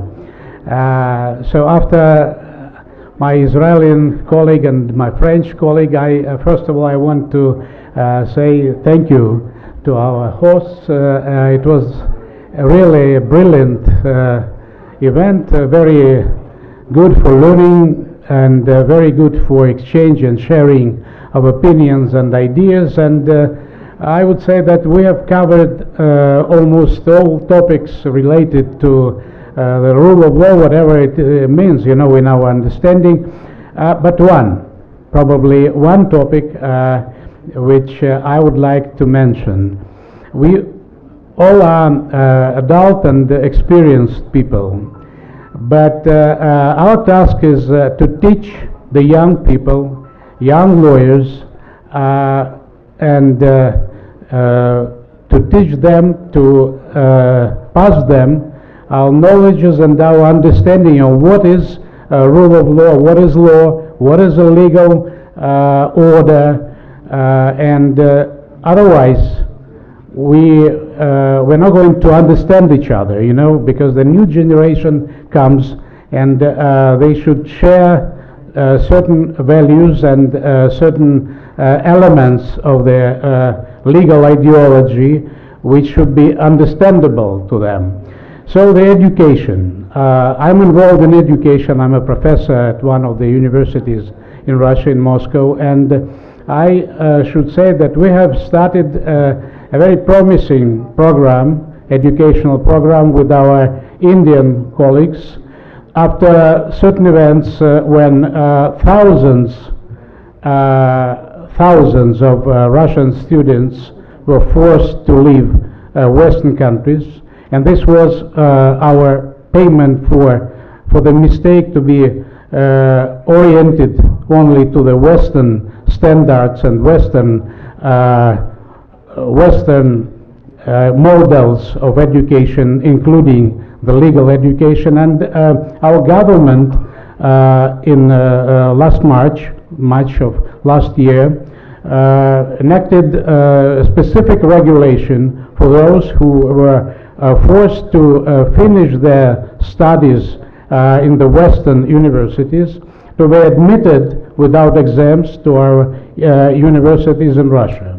And there was a big campaign because I'm not exaggerating the problem. It was thousands of programs cancelled, stopped, and thousands of students who returned to Russia and who now, we expect, will be the experts in law protecting our interests. So we started the program with our Indian colleagues. We are setting up a number of educational centers, namely in Dubai, in Uzbekistan, in Tashkent, together with different universities. In Tashkent, together with MGIMO University, is my university within the Foreign Ministry. And I invite all our colleagues to pay more attention to this very important topic of education, of training and preparation of young lawyers in this, perspective of developing the rule of law in all countries all over the world. So again, thank you very much, Mr. Kumar. Thank you very much, everybody, hosts. Thank you.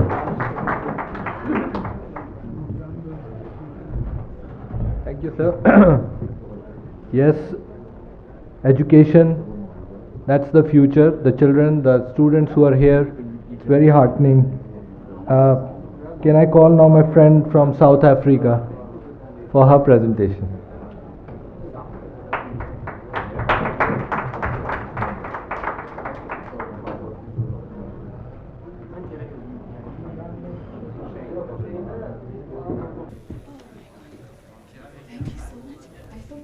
Do for me today because I'm so short.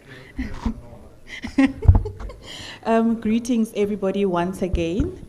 I'm going to try to be more brief than my Russian colleague, in the interest of time.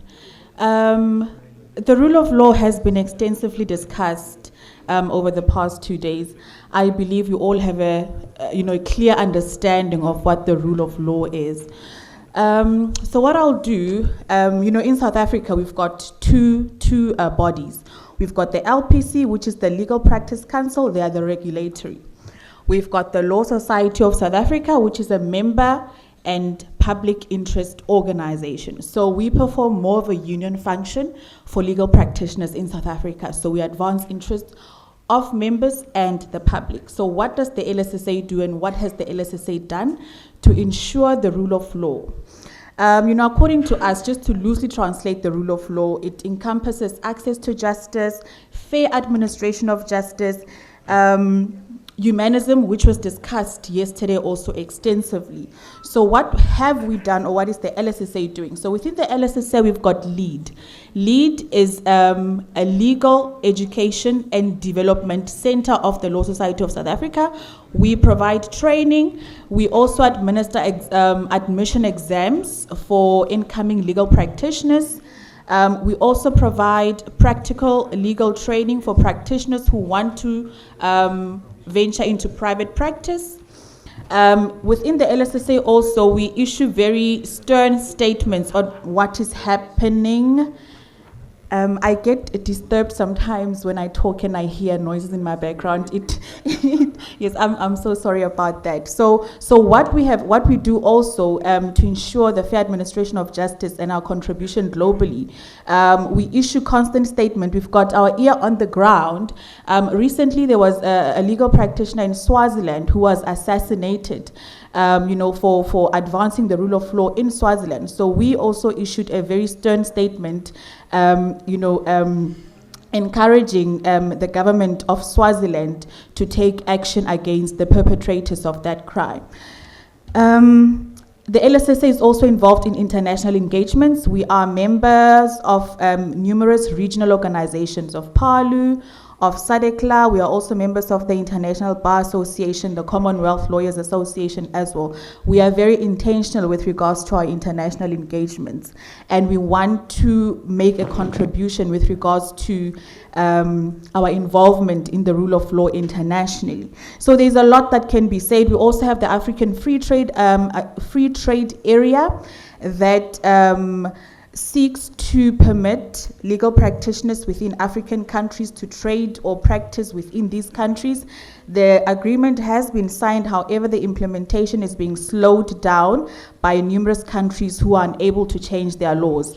But we hope to see that happening. So once this is done, we'll be able to practice within those countries, which will also ensure access to justice, and also ensure work for legal practitioners, because I think above all, we should not forget ourselves as legal practitioners. We should not forget that we are it's also our bread and butter, so this will also ensure that we get work.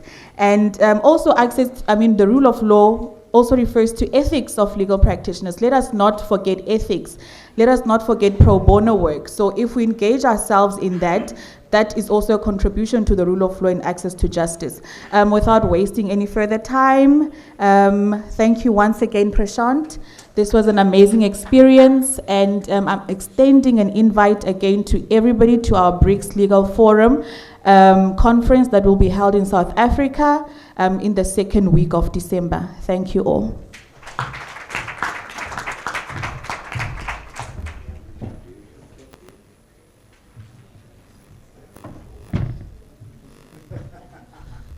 Thank you, friends. The former president of Bar Association of Sri Lanka had to attend some meeting online, so he has requested me to make a very brief intervention on behalf of Sri Lanka. Friends, from Sri Lanka, there is something critical to the rule of law to report to this gathering. That is that the Supreme Court of Sri Lanka, in a matter, passed an order directing the government to release funds to hold elections. As you are aware that Sri Lanka has been going through a financial crisis, so not only the government refused to abide by the order, which as the constitution, the government is bound to do so, but the Speaker of Sri Lanka Parliament referred the matter to the Ethics and Privileges Committee, which chose to summon 3 judges of the Sri Lankan Supreme Court to come and explain why they have passed such an order. So this is a serious breach of the principle of separation of powers, something similar which was attempted in Israel but could not happen. But this is an issue in which all of us, like law societies, bar associations, should come together to express our concern individually and also together, so that such tendencies the regimes should learn are frowned upon world over, and it creates a negative public opinion about the regime or the country concerned. So this is what is report from Sri Lanka, and he will be requesting both IBA, UIA, Commonwealth Lawyers Association has already released a statement on that, and we will be doing that from the Bar Association of India, and he has sought permission from us to share the contact details of the attendees here, so that BASL can write to the attendees, so that if they wish to issue a statement on this critical issue, it will be most welcome step as far as Sri Lanka is concerned. Thank you very much. Can I call my friend from Uzbekistan?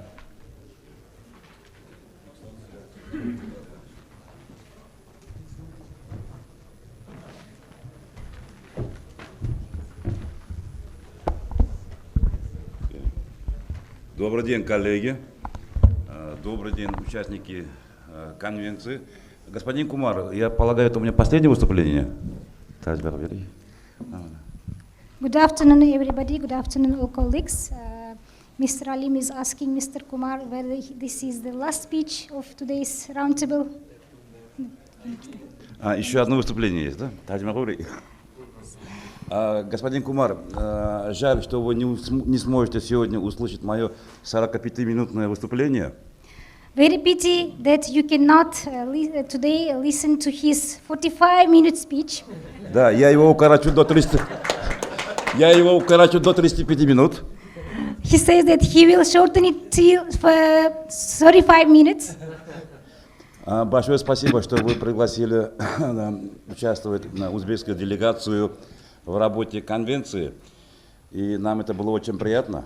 Пожалуйста. We are very thankful that you invited us to participate in this very grateful convention. Мы много интересного услышали вчера, сегодня. Yesterday and today we heard many interesting things. Но почему-то вчера и сегодня много говорили о манго. But we don't understand why yesterday and today you talked about mango very much. Я попробовал этот фрукт, действительно вкусный. I tasted this fruit and this is really delicious.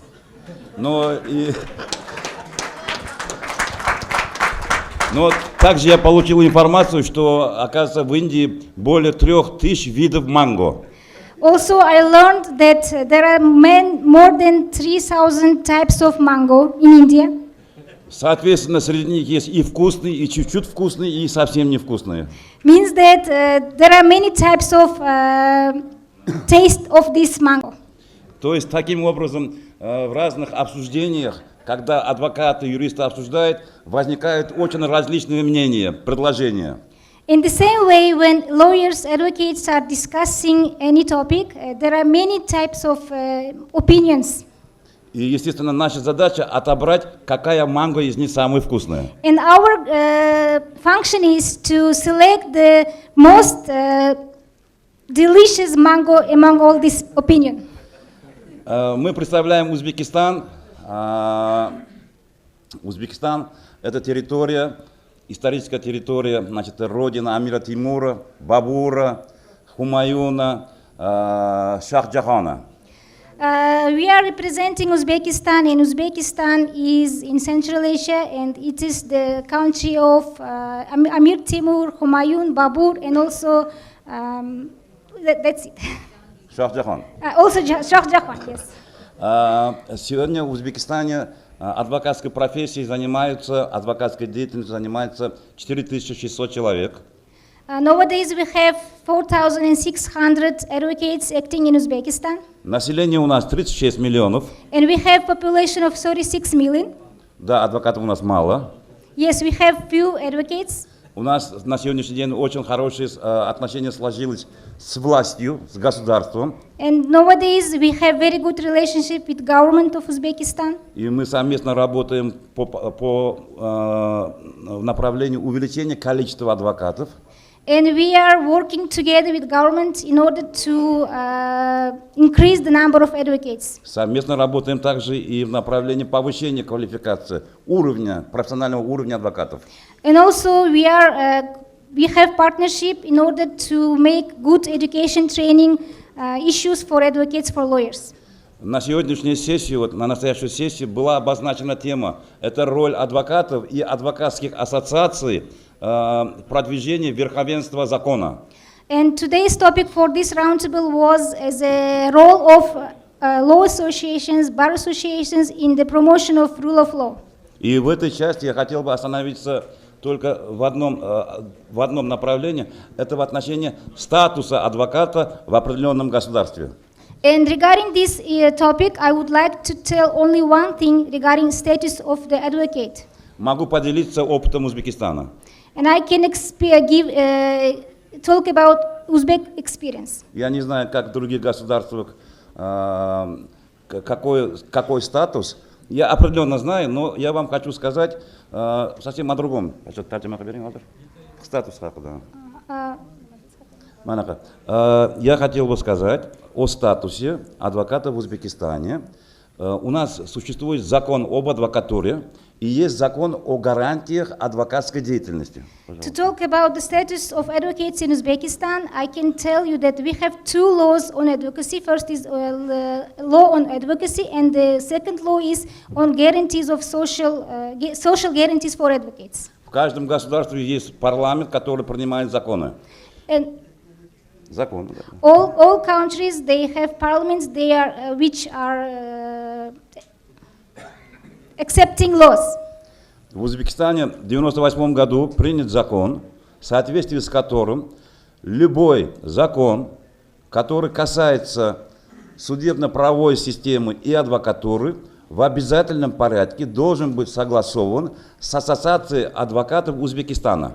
And there is a law of 1998 which is saying that if there any draft law regarding concerning advocacy, and this draft must be approved by barassociation.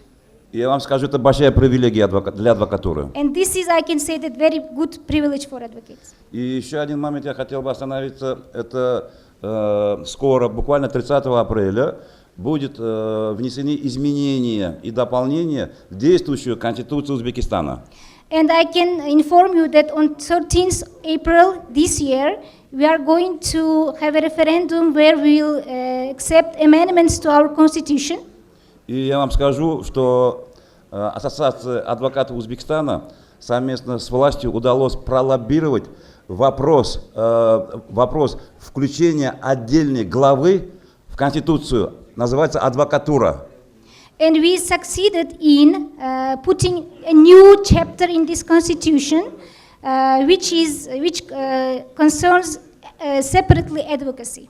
И этот проект уже одобрен Сенатом, теперь будет всенародное голосование, референдум, и дай бог 30 апреля в Конституции Узбекистана появится отдельная глава из 2 статей. Глава так и называется, адвокатура.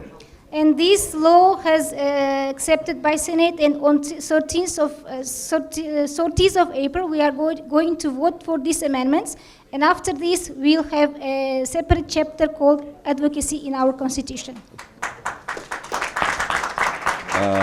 Почему я остановился на тему статуса адвоката? Если у адвоката не будет сильного статуса, то и адвокат не сможет сыграть хорошую роль, сильную роль, значит, продвижение верховенства закона. Это очень важно. Why I wanted to talk about the status of advocate, because if advocate doesn't have strong status, means that he doesn't have strong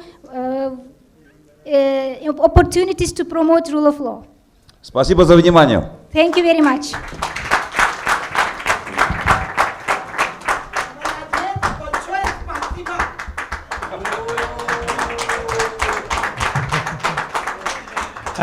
Mr. President, keeping mango in view and Uzbekistan, in the next edition of New Delhi conference, on one day we will serve mango pulao, and on the next day we will serve, according to our Supreme Court judges' wishes, pineapple pulao. We are thankful that you didn't give your 45-minute speech. We have last 2 speakers left from UIA. May I invite my friend from UIA, and then last jog from IBA, but first from UIA. Thank you.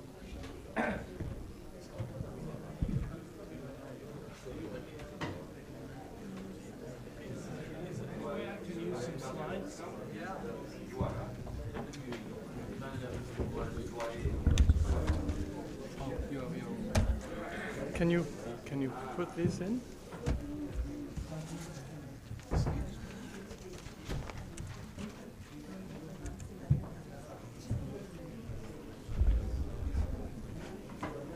No?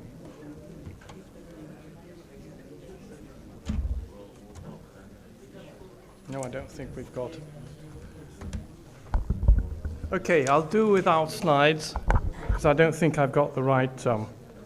Good afternoon. Can people at the back hear me? Okay, I'll be very short. I think I have been allotted 3. Is that 3 minutes? Okay. So sorry for being still on the podium, But thank you very much for this opportunity, and congratulations for this conference. Very well done. Just 2 ideas about the UIA, the International Association of Lawyers, which happens to be the eldest since we were created in 1927. The first is that the UIA has an institute called the IROL. IROL means the Institute for the Rule of Law.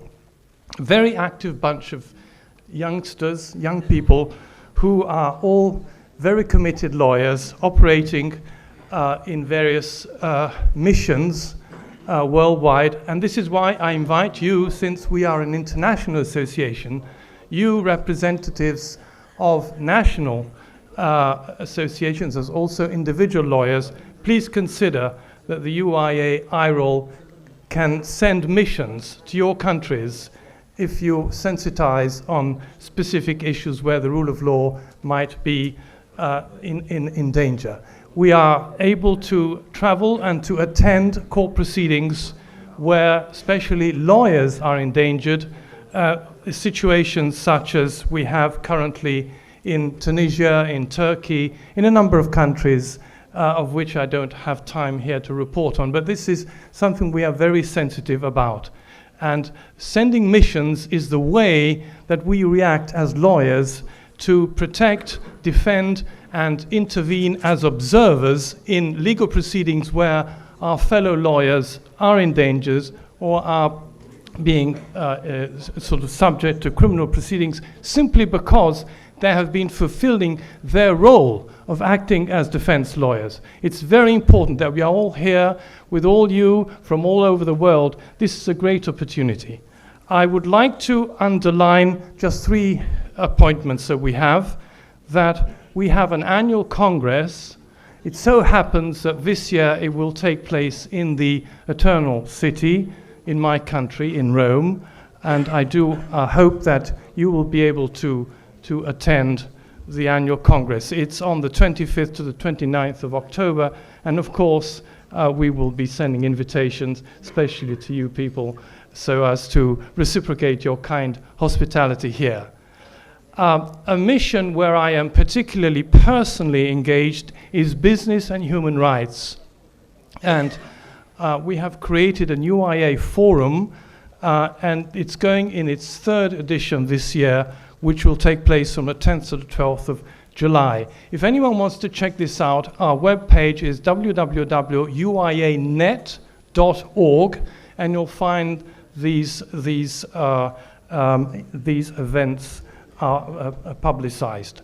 One thing, I'm here to ask your help and your ideas.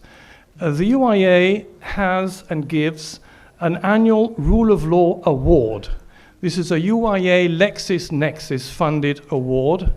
And I must say, this is the idea, this gives us the idea of what we can do together, we as individual lawyers, as members of associations. I was sitting on a beach 2 years ago, August 2021, and I was reading the Italian newspaper Corriere della Sera, and I read an interview of the sister. You remember, August 2021, we had this terrible problem in Afghanistan where the Americans had to leave, and what happened is that women lawyers had to go in hiding, women lawyers who can no longer in Afghanistan practice, and in particular there was this particular lady who had a visa given to her but could not even reach the airport, and she was a human rights lawyer who had been representing women in divorce proceedings. You can imagine a Taliban regime comes over and this lady is in danger. And through the UIA, we managed to create a momentum. We sent messages to all the Italian bar associations. I'm from Italy, incidentally. To all the Italian bar associations, bar colleges, there's 168 of them. And they all reacted positively. And then we managed to persuade the sister in America to sustain presenting this candidacy for the award of the rule of law. And to make a long story short, the award was given. We then managed to fund this lady to escape from Afghanistan with her 3 children, and she managed to reach probably the worst place in Europe you can reach as an immigrant, which is Greece, because you need to stand there for 3 years or for 2 years. And there the UIA was very good. They managed to persuade the ambassador of Greece to transfer this woman lawyer to Madrid, where we were holding our annual Congress, and she came with her 3 children. A little, it's like in an ocean, it's a drop in the ocean, but as an individual, if you have a good idea in an association, in this association, in other associations, in your local bar association, you can get it done. This is great, and we are lawyers and we are proud of being this, so let's continue. Thank you. Thank you, my friend, and we will invite UIA when you take over as president to have the Business and Human Rights Conference in India. Very laudable effort by UIA. And last speaker for today, Jog from IBA. Thank you. Yeah, thank you very much. It's probably an honor to be the last speaker. First of all, thank you for all what you have created. And I think not only because we come slowly to an end and have probably a nice evening in front of us, everybody gets more relaxed because I have the feeling we all became already friends and we are more comfortable with each other. I really appreciate that. I don't want to take a lot of time because I said before something about the International Bar Association. You all know, many of you are members. What I wanted to point it out is 2 things. First of all, as I said before, we have the Rule of Law Forum, similar to OIE, but we have also the Human Rights Institute, which is associated with the International Bar Association and really speaks up and has a lot of capacity building programs, but also a lot of clear statements towards the breach and break of the rule of law. So we condemned the Ukrainian invasion.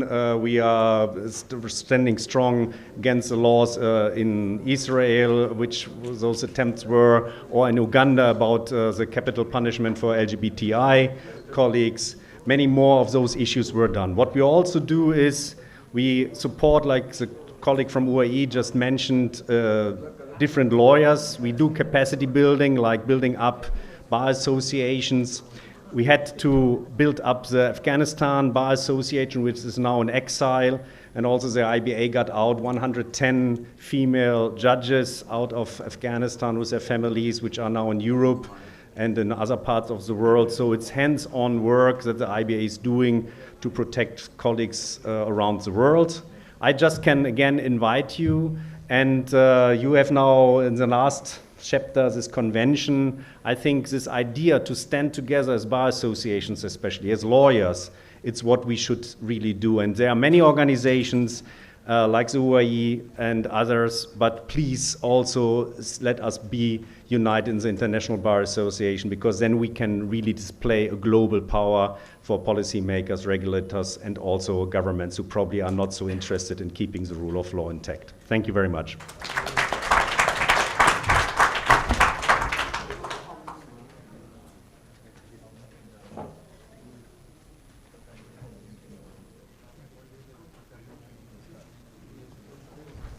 So we are now going to two things are still remaining. One is signing of the MOU with our friends from Azerbaijan, and the second is the draft New Delhi statement. May I request before that Mr. Mohit Mathur and Mr. Tara to please come on the dais.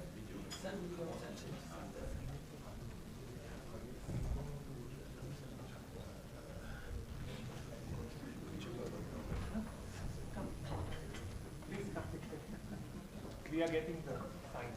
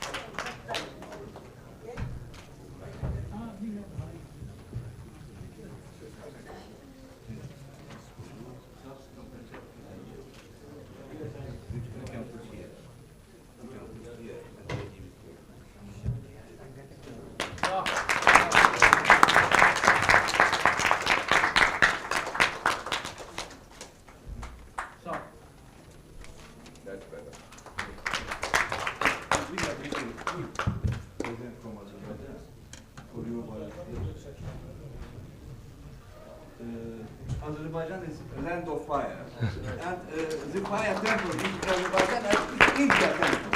That's why it's very important. Ateşkar temple. And the other.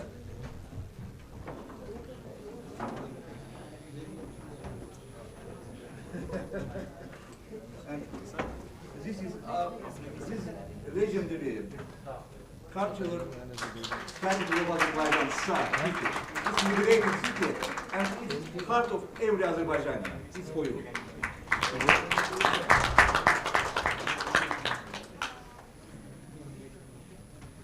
And our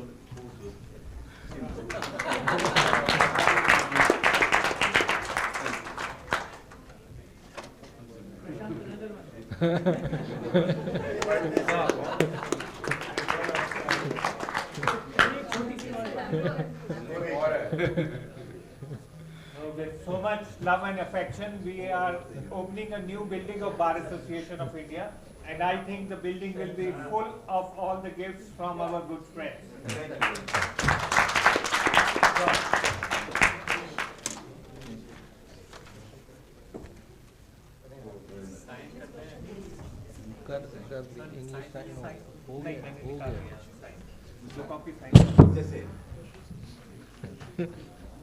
Thank you. Thank you. Thank you.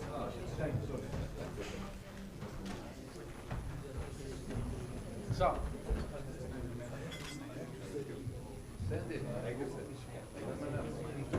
Thank you, sir.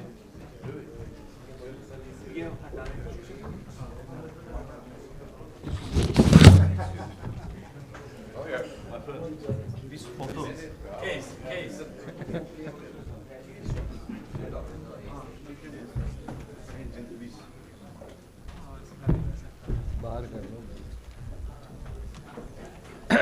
So we are almost at the end of the program, and we are going to now release the New Delhi statement, which will be shown on the screen, and our president will read it out. Can huh?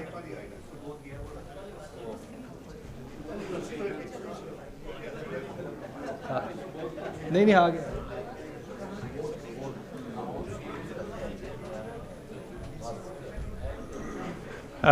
Friends,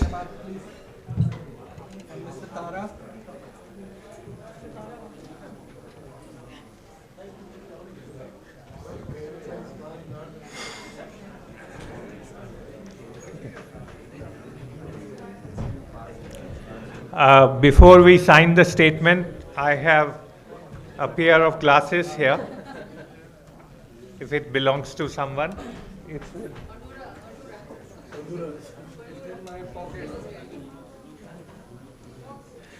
so friends, since we have gathered here, we have prepared for record a very brief statement, and it is based on general aspirations so that everybody can agree on the formulation without any hesitation or restriction. So I will just read it. It is being shown on the screen. We, the leaders of the bar associations and the law societies from all over the world have come together on 15th and 16th April 2023 at the New Delhi International Rule of Law Convention 2023 to discuss and debate how in each jurisdiction the legal professions are contributing to the promotion and sustenance of the rule of law in the spirit of one world, one family. The bar associations play a vital role in sustaining the rule of law by ensuring strong, independent, efficient, and accountable judiciaries, protection and promotion of human rights, access to justice through legal aid and representation, and above all, by helping create informed public opinion on issues that concern good governance, administration of justice, and ensuring social and economic justice. We all share the view that the bar associations and law societies ought to be accorded a status at par with the free press and media as institutions vital to sustain free and independent societies that thrive around the basic principles and values of the rule of law. We resolve to work together to create awareness about these vital functions of the bar associations and law societies amongst the general public, governments, and international organizations in order to ensure that the bar associations are provided with consultative status not only in the matters of framing legislation, but on all aspects of policy making and governance that have value of justice at their core. So right now, we have put it as a draft statement. If this is adopted by the House, then we will remove the term draft.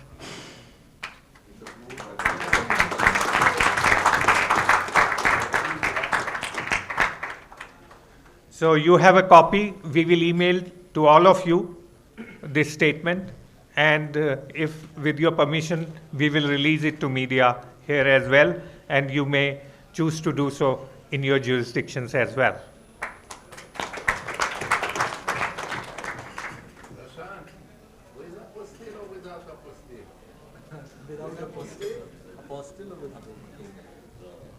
Which one, apostle? Yes. No, but a German joke or a Jewish joke.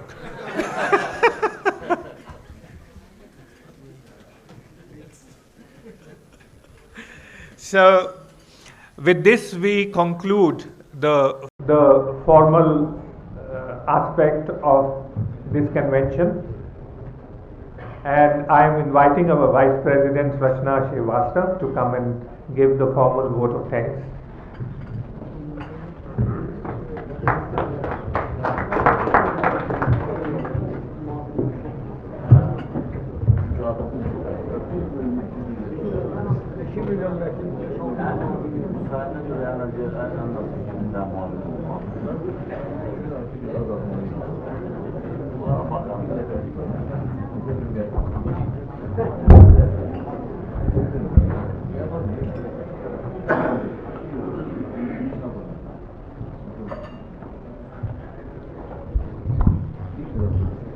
Very good evening to you all.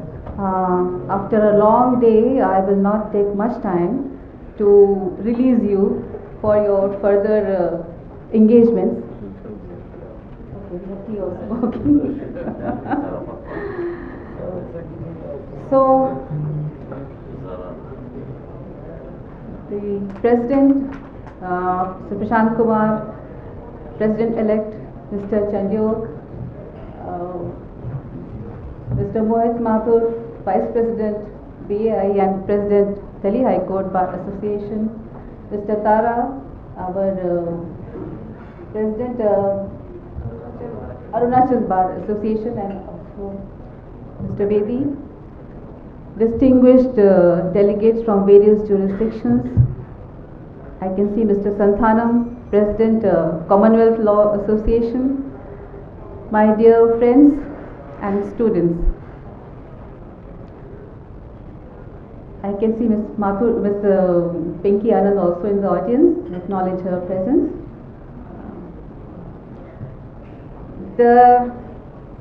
This convention, this is the first convention that was organized by the Bar Association of India. The theme of the organization, as you all know, has been towards a global governance order centered on humanism and values and principles of the rule of law, and anchored in a strong, independent and efficient legal and justice system.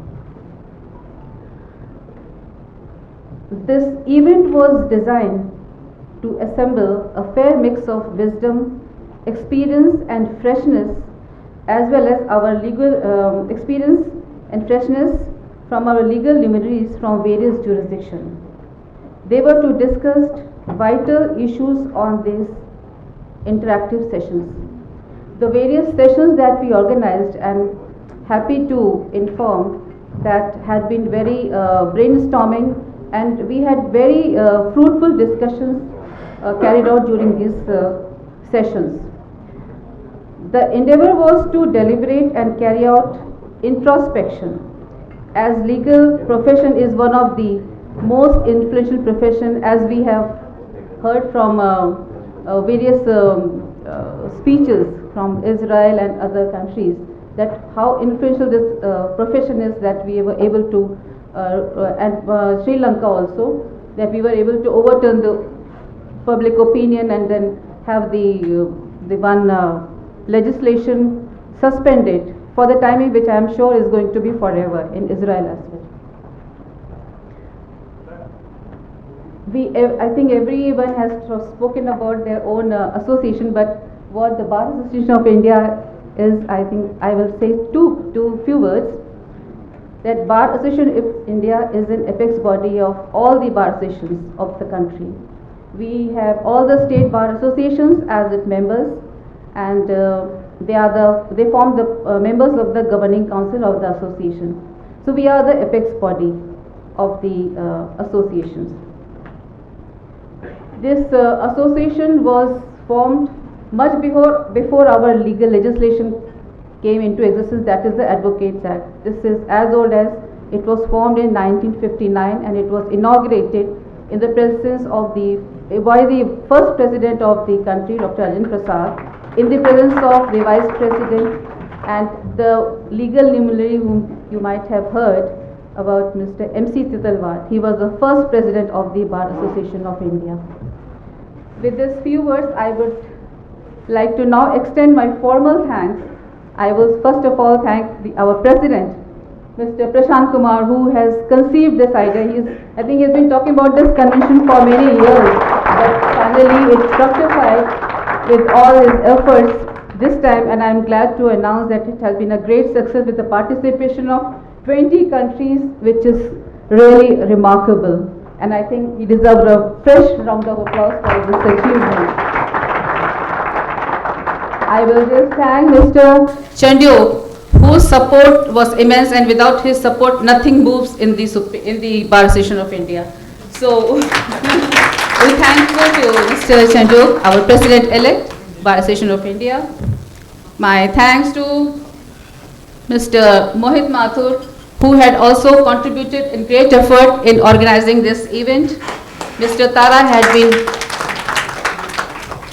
a force behind this for success of this event.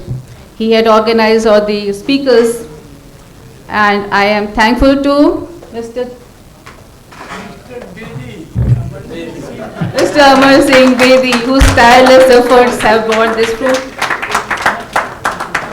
I am thankful to all the leaders of the 20 countries who participated with full enthusiasm and made this convention a great success.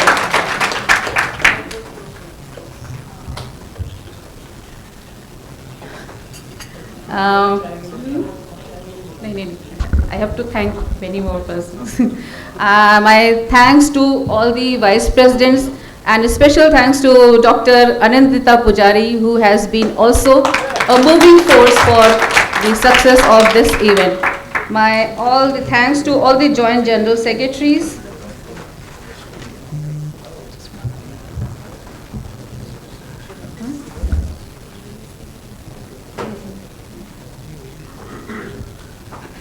Mr. Saurav Mishra, Mr. Puneet Sharma, Mr. Thiru Srinivas, Mr. Mukesh Kumar Singh, Dr. Akash Kaushik and V. Senthil Kumar, who had been instrumental in arranging the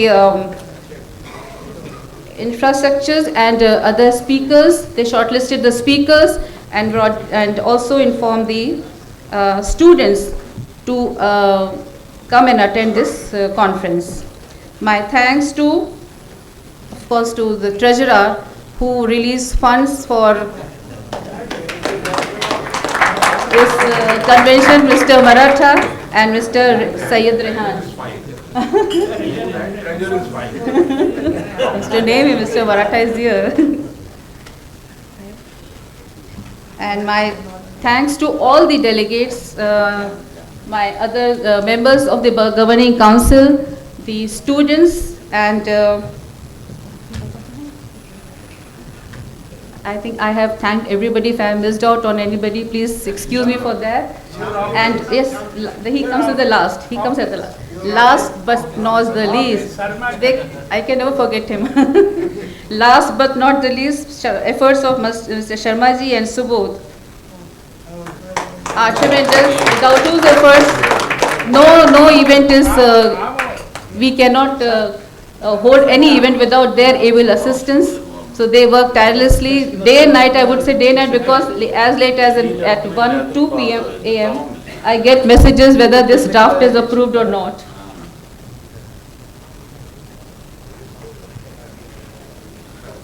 My special thanks to Mr. Amulya Dhingra and his office for facilitating this event and other arrangements for our foreign delegates.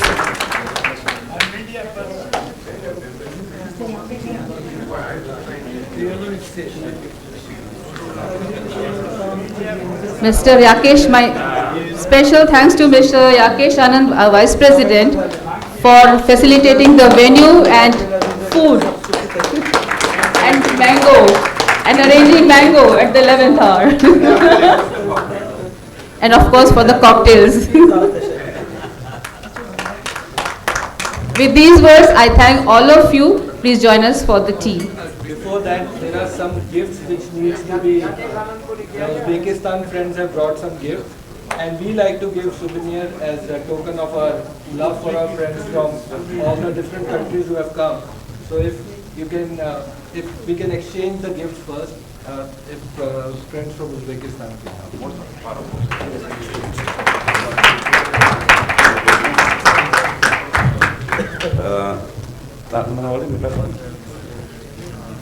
Так получилось, что Индийская ассоциация адвокатов и Узбекская ассоциация адвокатов хотели очень друг друга видеть. Это было в прошлом году в Берлине. Была, значит, международная конференция. Одной из задач я перед собой поставил, чтобы познакомиться с господином Кумаром и наладить деловые отношения. Indian Association and Uzbek Association, they wanted to see each other very much.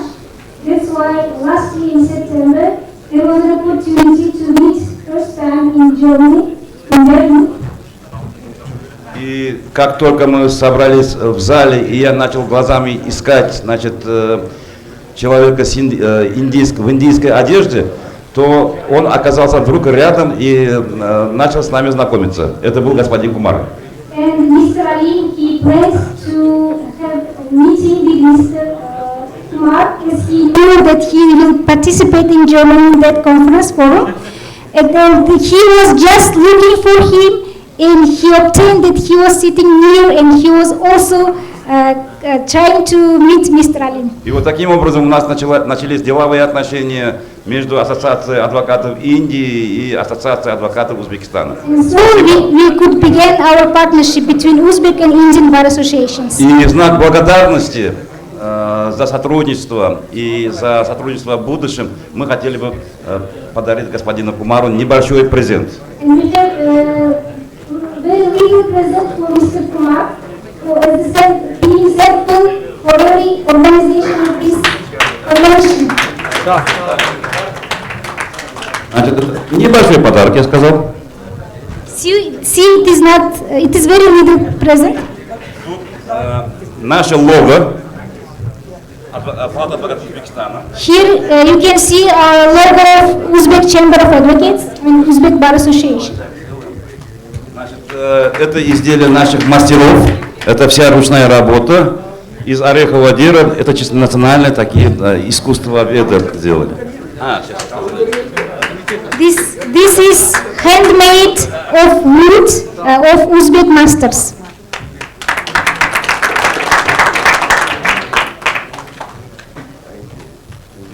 Thank you.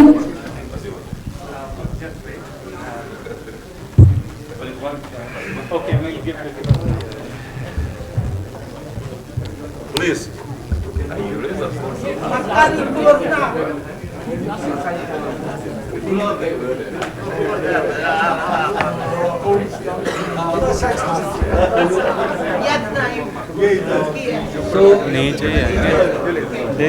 Before you leave, there is a small gift from our side as a token of our love for you taking time out to come all the way to India. Friends, we have got a tribal art from the state of Chhattisgarh. It's a tribal state, ancient community. So this is a unique piece of tribal art. So we are presenting you to take one slice of India's very vast and distinct culture. Not just culture, culture.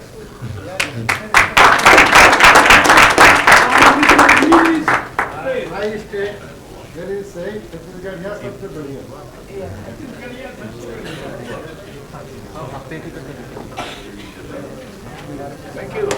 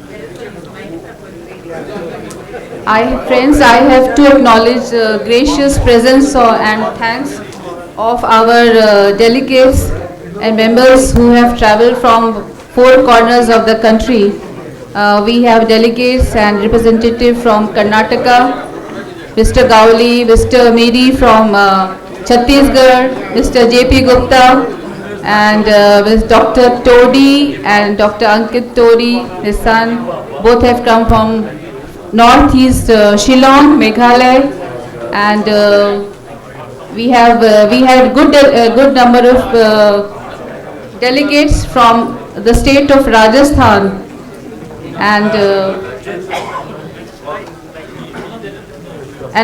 special thanks to Dr. Varanjikar, who is our Vice President from Maharashtra. The delegates participated from Maharashtra,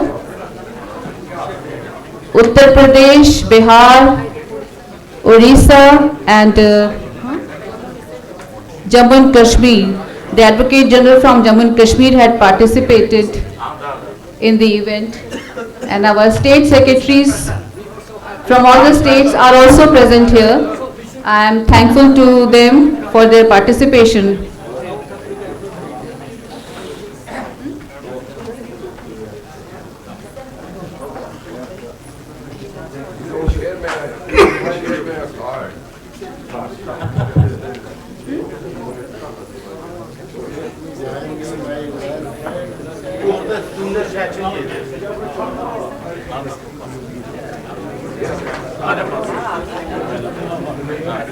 I request our executive committee members to stay back for a formal photograph with the international delegates. Please stay back for the formal photograph.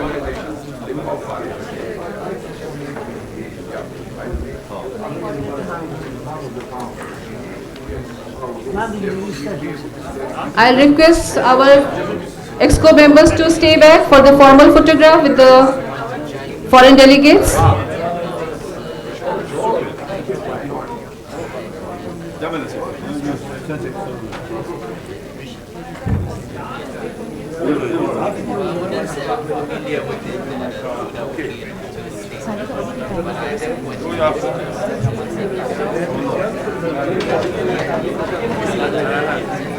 I'll request all the foreign delegates to stay back.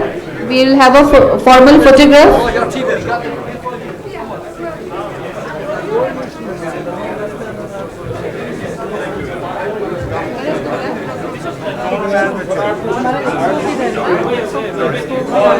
Excuse me.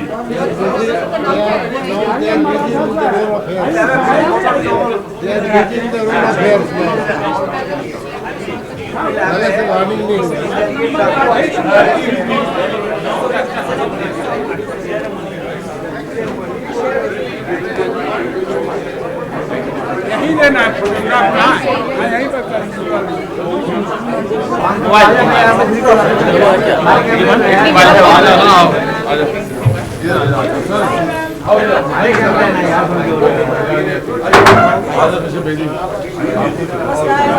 is a Gupta ji.